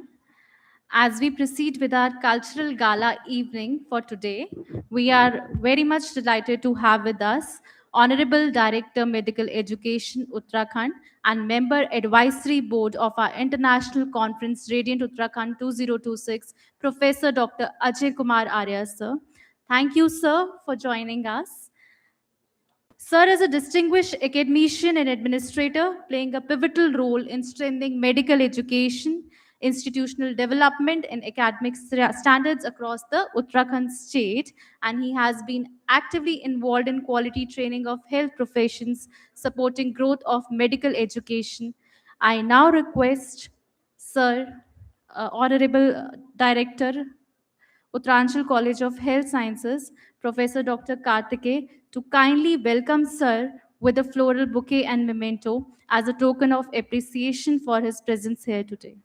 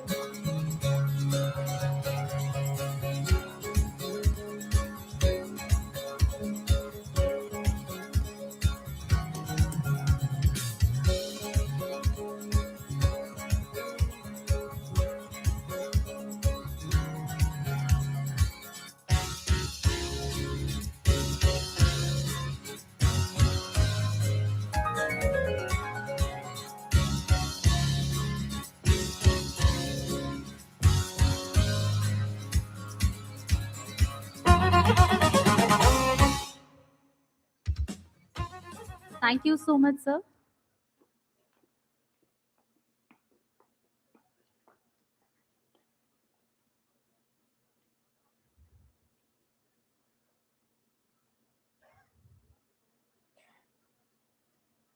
As we proceed with our cultural gala evening for the Radiant Uttarakhand 2026, I now hand over the stage to our student anchors, Ansh, Aprajita, and Ria. Thank you, everyone.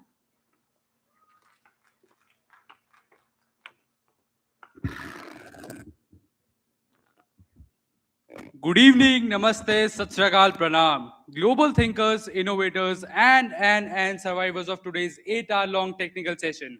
Welcome to the cultured evening of this international conference. I, Ansh Chauhan, with my amazing co-host. अरे रुको अंश मुझे भी बोलने दो. Let me introduce myself. Hello everyone, I am Ria Sidhu and we welcome you all to the most awaited cultural evening of this international conference. आज की शाम दिमाग के लिए नहीं दिल के लिए है, तो प्लीज अपने फोन्स और लैपटॉप बंद कीजिए और अपनी स्माइल को ऑन कीजिए. You know what, Ansh?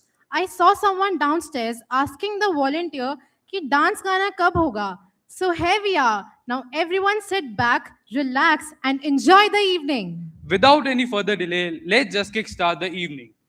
Sometimes history doesn't only live in books. It comes alive on the stage. एक ऐसी कहानी जिसमें शौर्य है, त्याग है, धर्म और अधर्म के बीच का सबसे बड़ा संघर्ष है. This is not just a tale of war for a kingdom, but a fight for truth, justice, and dharma. Let us witness a powerful dance performance inspired by the epic Mahabharat. Please welcome Diksha and Kritika for this spectacular dance performance.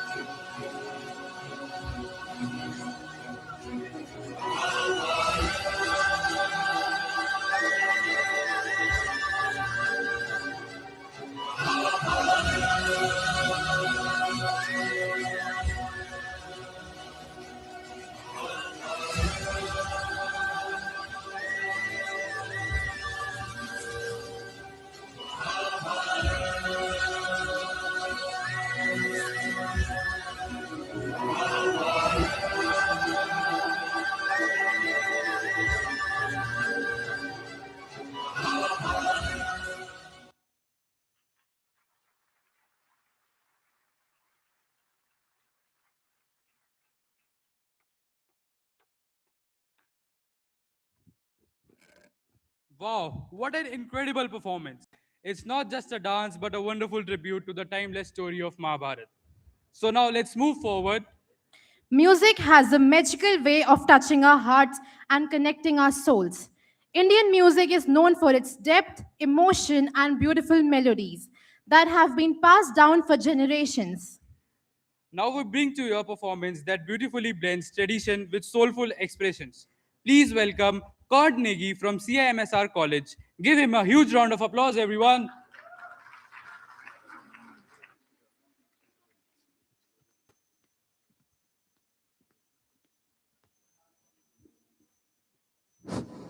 Hello, check, check.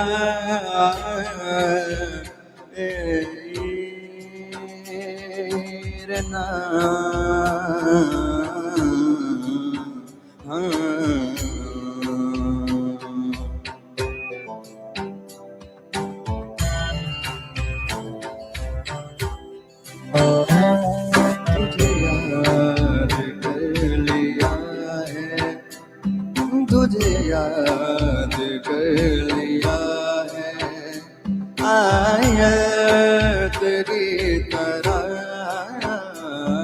कायम तो हो गई है कायम तो हो गई है मेरी बात की तरह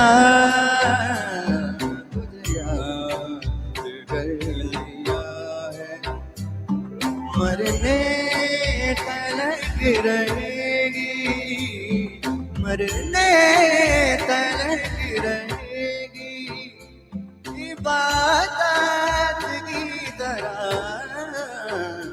तुझे याद कर लिया है ओ तुझे याद कर लिया है आया तेरी तरह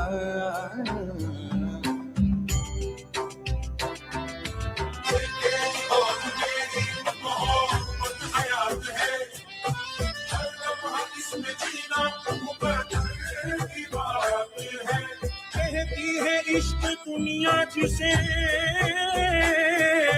कहती है इश्क दुनिया जिसे मेरी जाने मन इस एक लफ्ज में ही छुपी कायनात है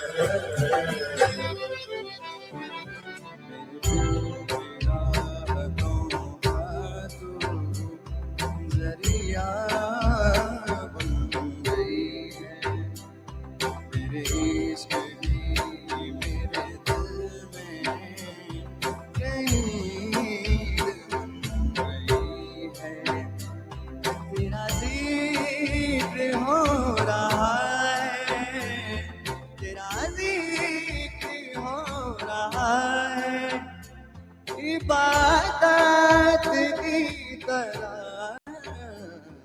तुझे याद कर लिया है ओ तुझे याद कर लिया है आया की तरह तेरे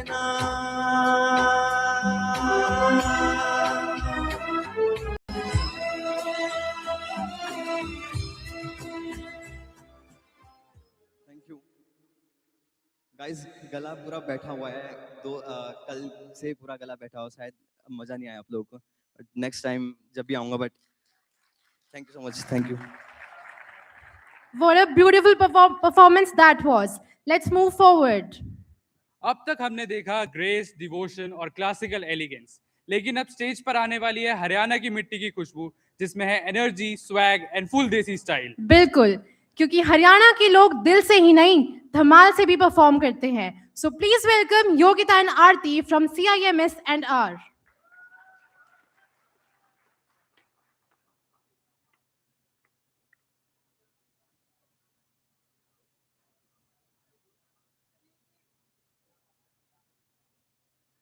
Waiting for the right time. Just to tell that you're mine. Remember our weekend. Ask you what you needed. पतली पतली कमर व उसकी ठोडी पे तिल कहर करे आंखें उसकी ताली बनी दनु होटी से वन फैर करे पतली पतली कमर व उसकी ठोडी पे तिल कहर करे आंखें उसकी ताली बनी दनु होटी से वन फैर करे घुंघरू टूट जाएगा तेरे पतली कमर पे मटका भारी फूट जाएगा तेरी पतली कमर पे मटका भारी फूट जाएगा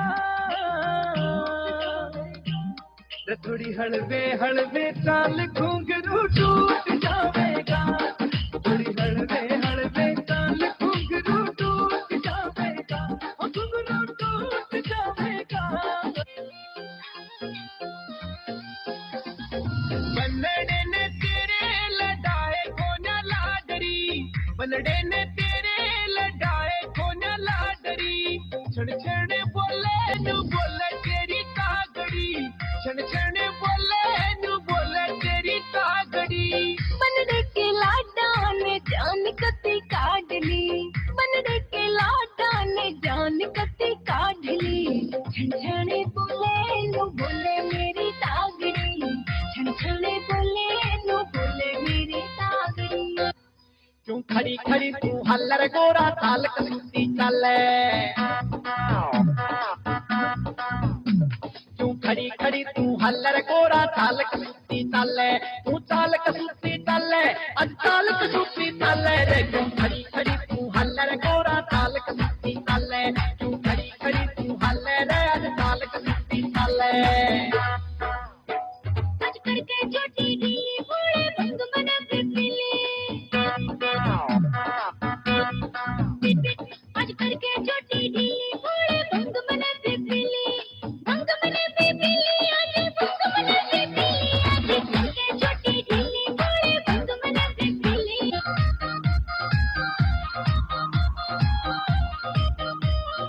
उठा डामे माड़ी ना मिलता जोड़ा हो उठा डामे माड़ी ना मिलता जोड़ा हो भैया की तू मर जागी ना मार मरोड़ा हो भैया की तू मर जागी ना मार मरोड़ा हो तेरे लाड करूंगा ठाडे तू हो जागी ठाटी रे तेरे लाड करूंगा ठाडे तू हो जागी ठाटी रे इन्हें भीतर बढ़ जागी तेरी सोलिड बाटी रे इन्हें भीतर बढ़ जागी तेरी सोलिड बाटी रे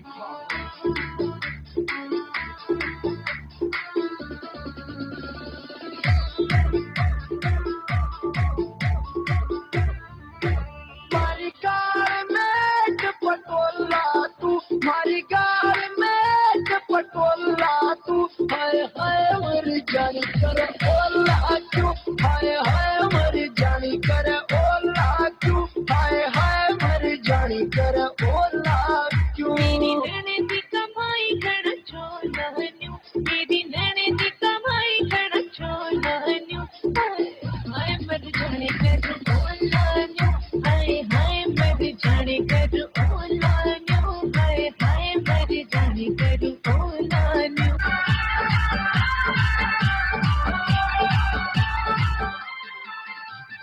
कोर लाना काके मन्ने आठ्या चंदड़ दी कोर लाना काके मन्ने आठ्या चंदड़ दी रहबलम ल्यायो मेरो कोर चंदड़ दी रहबलम ल्यायो मेरो कोर चंदड़ दी होता गड़ी लगा के लहंगा पार बुम्बर जी होता गड़ी लगा के लहंगा पार बुम्बर जी रहबलम ल्यायो मेरो हो बलम ल्यायो मेरो कोर चंदड़ दी रहबलम ल्यायो मेरो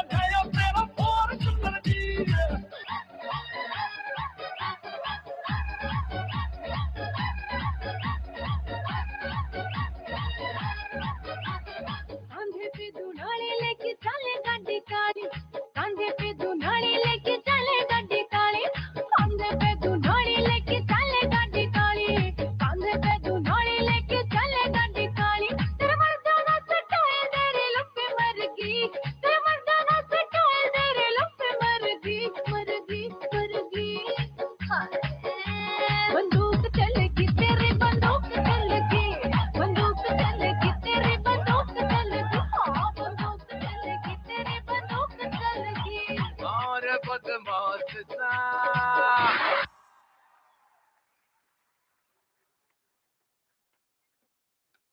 Make some noise for the Haryanvi dance group, everyone! इतनी एनर्जी थी इस परफॉर्मेंस में कि लग रहा था जैसे हरियाणा की धरती की शक्ति सीधा स्टेज पर आ गई हो. The next performance is one such timeless classic from the golden era of Bollywood. Please welcome Preeti Joshi from DCBSR College.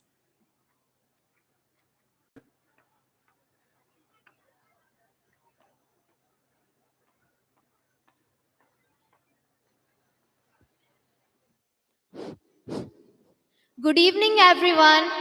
I am Preeti Joshi from DCBSR Srinagar, Gadwal. I am very thankful this opportunity that I am presenting a song in front of you. लग जा गले के फिर ये हंसी रात हो न हो, शायद फिर इस जन्म में मुलाकात हो न हो. लग जा गले के फिर ये हंसी रात हो न हो, शायद फिर इस जन्म में मुलाकात हो न हो. हमको मिली है आज ये घड़ियां नसीब से,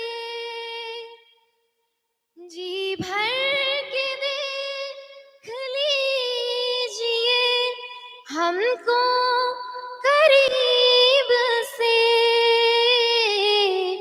फिर आपके नसीब में ये बात हो न हो, शायद फिर इस जन्म में मुलाकात हो न हो.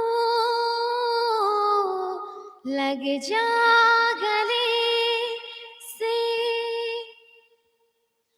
पास आइए कि हम नहीं आएंगे बार बार. लग जा गले के फिर ये हंसी रात हो न हो, शायद फिर इस जन्म में मुलाकात हो न हो. लग जा गले से. Thank you.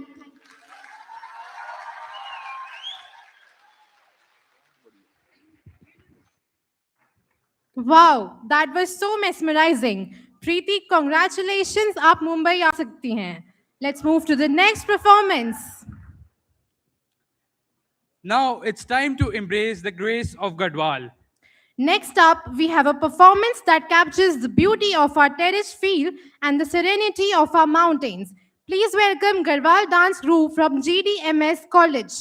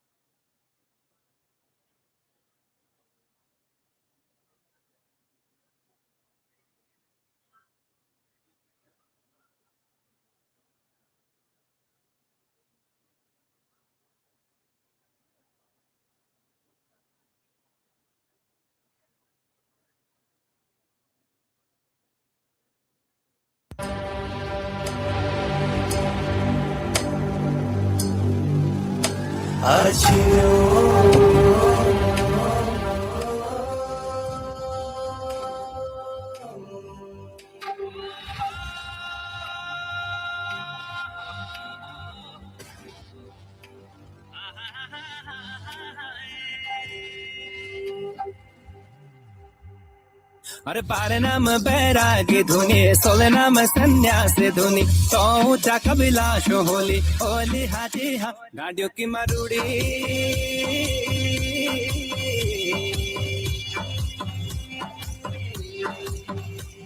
जो रात की चांदना जैसे दिन को सूरज जैसे चैतवाली का दिन नाचती हाथी हा कैला शो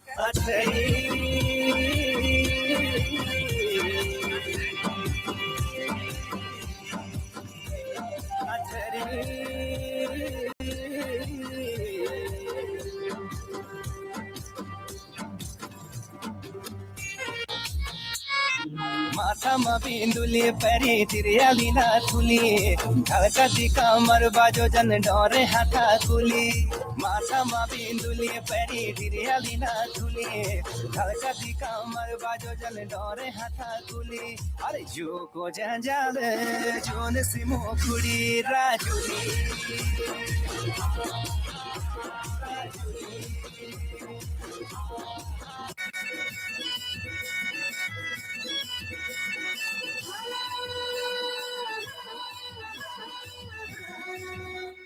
धारुमदेवी को थाना दूदल नवायो तिलो दूदल नवायो धारुमदेवी को थाना दूदल नवायो तिलो दूदल नवायो तेरो जुठो में निखाची है छम माया ने खवायो तिलो टूटी जानी गुना ए माया ने खवायो तिलो टूटी जानी गुना ए तेरी लंबी लटी का सैरा सुना ओ खाई बशुनी हजे टूटी जानी गुना तेरी लंबी लटी का सैरा खाई बशुनी हजे टूटी जानी गुना अरे तेरी लंबी लटी का सैरा खाई बशुनी हजे टूटी जानी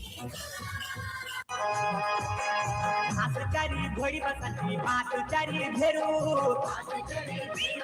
छम्बा जुदी बैठ तेरी बाग छट मन मेरू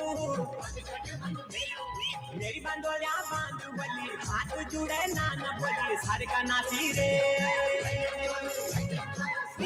तो मेरी बसंती कमरी मोड़ी को वे जखन एगो छोरी छिलकू जगे को खवट मेरी बसंती कमरी मोड़ी को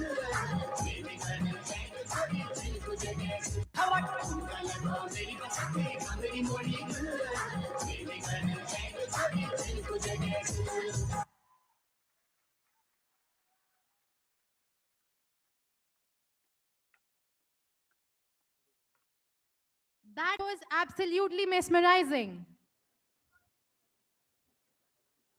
Before auto tunes and remixes, there was pure music. Voices that make you smile, cry, and fall in love in just one song. So get ready to relive the magic of retro Bollywood melodies. Please welcome Akansha from GDMC College.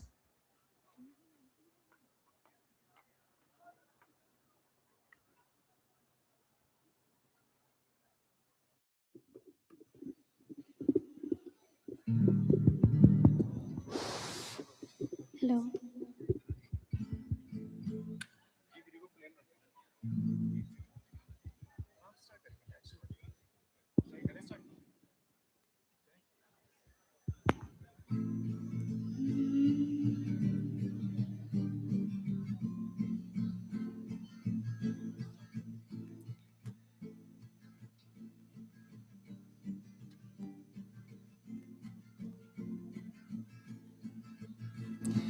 तेरा मेरा प्यार अमर फिर क्यों मुझको लगता है डर तेरा मेरा प्यार अमर फिर क्यों मुझको लगता है डर मेरे जीवन साथी बता दिल क्यों धड़के रह कर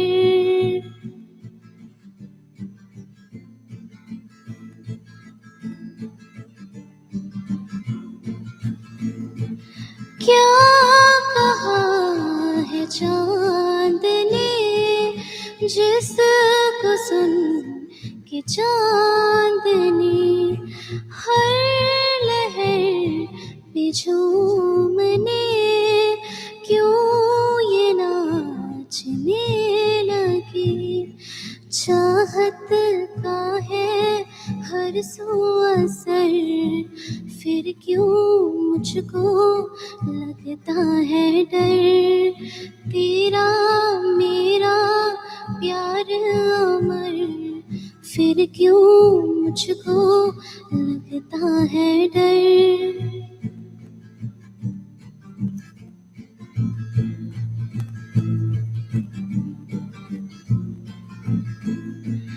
कह रहा है मेरा दिल अब ये रात ना ढले, खुशियों का ये सिलसिला ऐसे ही चला रहे। चलती हूँ मैं तारों पर, फिर क्यों मुझको लगता है डर। तेरा मेरा प्यार अमर, फिर क्यों मुझको लगता है डर।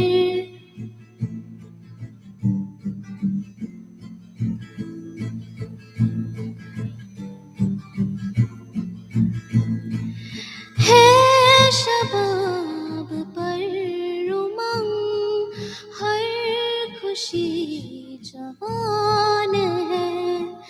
मेरी दोनों बाहों में जैसे आसमान है। चलती हूँ मैं तारों पर, फिर क्यों मुझको लगता है डर। तेरा मेरा प्यार अमर, फिर क्यों मुझको लगता है डर। Thank you.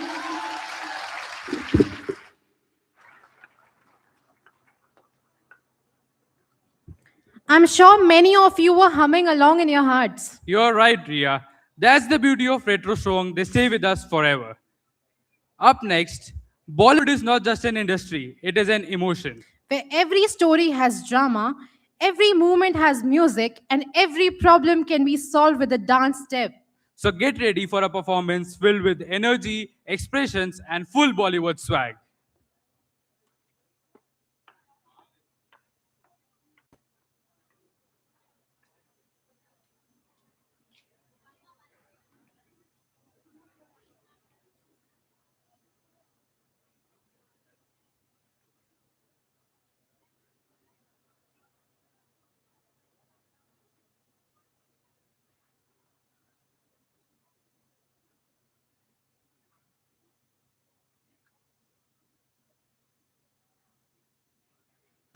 Ladies and gentlemen, you are not ready for this.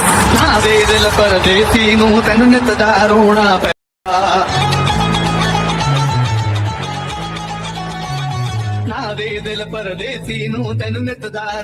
ਪੈ ਜਾਊਗਾ ਨਾਲ ਰਹਿ ਤੇ ਜੋਗੀ ਤੇ ਤੈਨੂੰ ਜੋਗਣ ਹੋਣਾ ਪੈ ਜਾਊਗਾ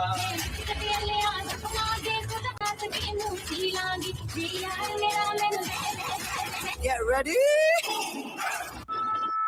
बेरहा सौदाई मन की शहनाई कानों में ठुमरी छेड़ जाए रे कानों में ठुमरी छेड़ जाए रे मन की दीवानी मन की न मानी मन बोला तन बेमान आए रे मन बोला तन बेमान आए रे हाय रे अगबाई हल्ला मचाए रे अगबाई हल्ला मचाए केला केला केला की कैसी बन में अगने है जाके जाके जाके यौवन में चुभने है अगबाई हल्ला मचाए रे अगबाई हल्ला मचाए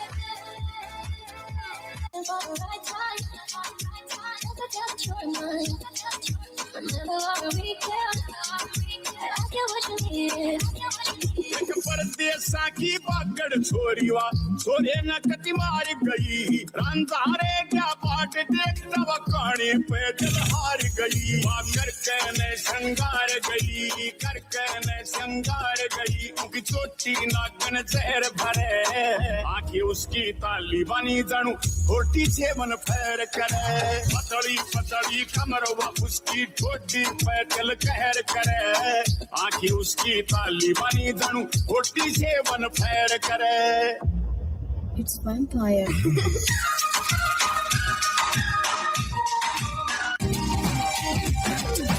तेरी उत्ते कहना चुन्नी रखिया करो पहला भी सी हो रहे हो शरीफ कर गया पापिया ने कहना बड़ा सोना पालिया ज्यादा ज्यादा थोड़ी भी तारीफ कर गया अगली बारी मैं हूँ कर जाना करनी नी गल कहना पड़ जाना मैं तो होनी नहीं उड़ीक लगदा भाभी नू दिखाता कहनी ठीक लगदा कहना ना दसी बस नाल रखी दे शह गया कोई दिल ले गया दिल ले गया दिल ले गया कोई मैं कभी कर गया हूँ हर गया नी सह गया कोई दिल ले गया दिल ले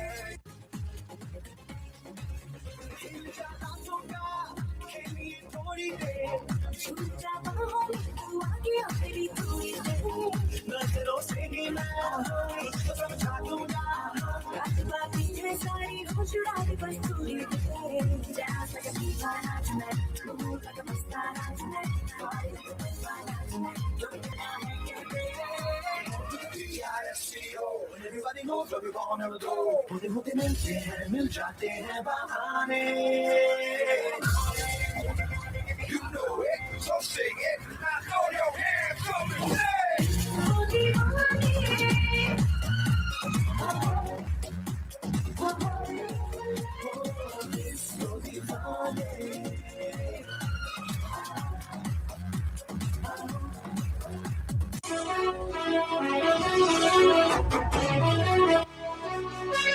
सर झुका के कर सलाम है शाम शानदार आसमां से आ गिरी है शाम शानदार चक दे अंधेरा चांद जला दे बल्ब बना के फिक्र न करियो करना भी क्या है बिजली बचा के सारे आम पिला खुशी के जाम शानदार आसमां से आ गिरी ये शाम शानदार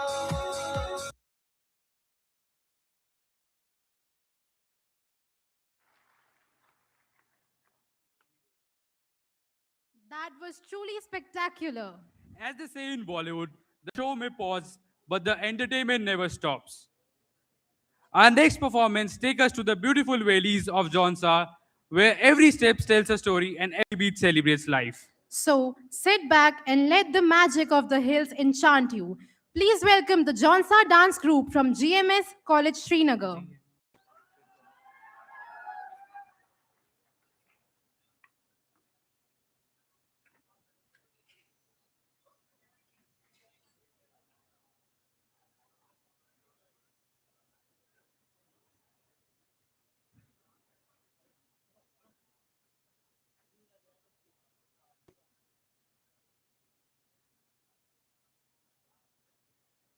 जौनसार का हाथी नृत्य एक अनूठी सांस्कृतिक प्रथा है जो बूढ़ी दिवाली के दौरान पारंपरिक वेशभूषा में लोगों द्वारा प्रस्तुत किया जाता है।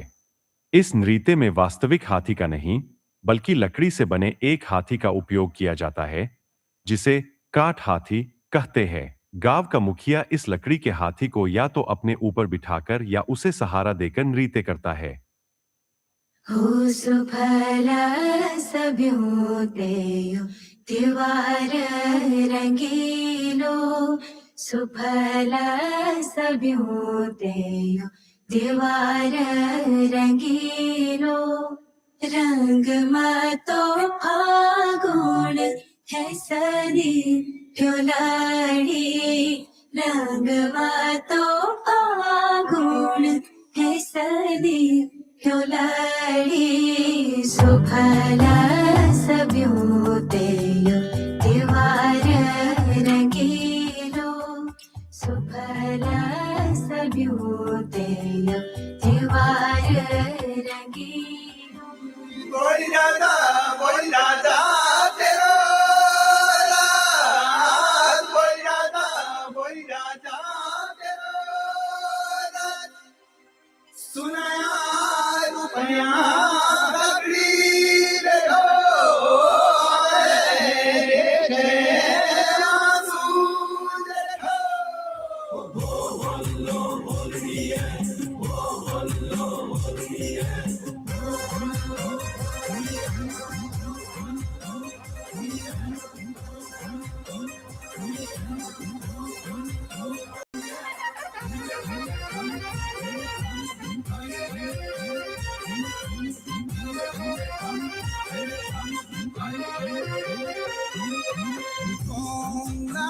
रात बियाणी कोमला राणी रात बियाणी रात बियाणी रात बियाणी कोसुर देशोंदी रात बियाणी कोसुर देशोंदी रात बियाणी कोसुर देशोंदी रात बियाणी कोसुर देशोंदी रात बियाणी कोसुर देशोंदी रात बियाणी कोसुर देशोंदी रात बियाणी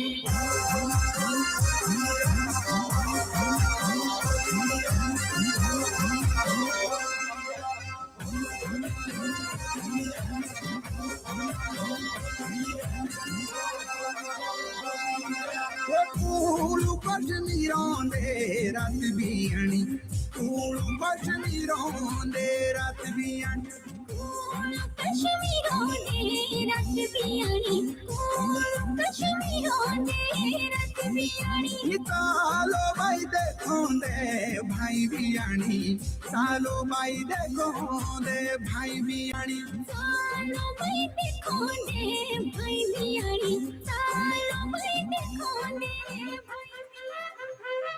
छतरदारी तू छतर छाया तेरी दूसरा टीवी अमर माया तेरी छतरदारी तू छतर छाया तेरी दूसरा टीवी अमर माया तेरी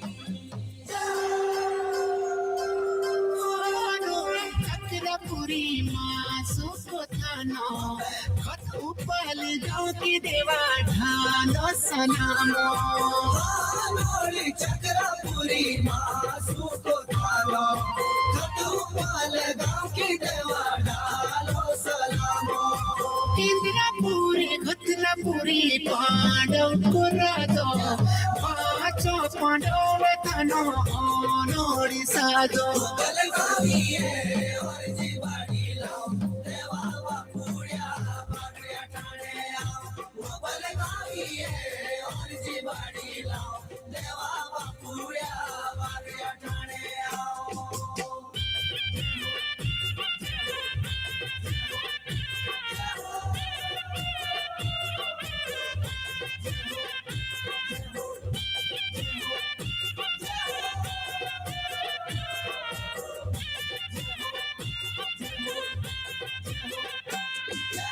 खती के साथ खती आशुआ आपकी भरी रुई रुई के हाथ दौड़ी के विदाई करी खती के साथ खती आशुआ की भरी रुई रुई के हाथ जोड़ी के देव विदाई कोरी गुड़गुड़ो को धूप देंदे गाँव वत्स मस्ते देव के असरे पांडे बेसालो वर्षो कट दे छतरदारी तू छतर छाया तेरी दूसरा टीकी अमर माया तेरी छतरदारी तू छतर छाया तेरी दूसरा टीकी अमर माया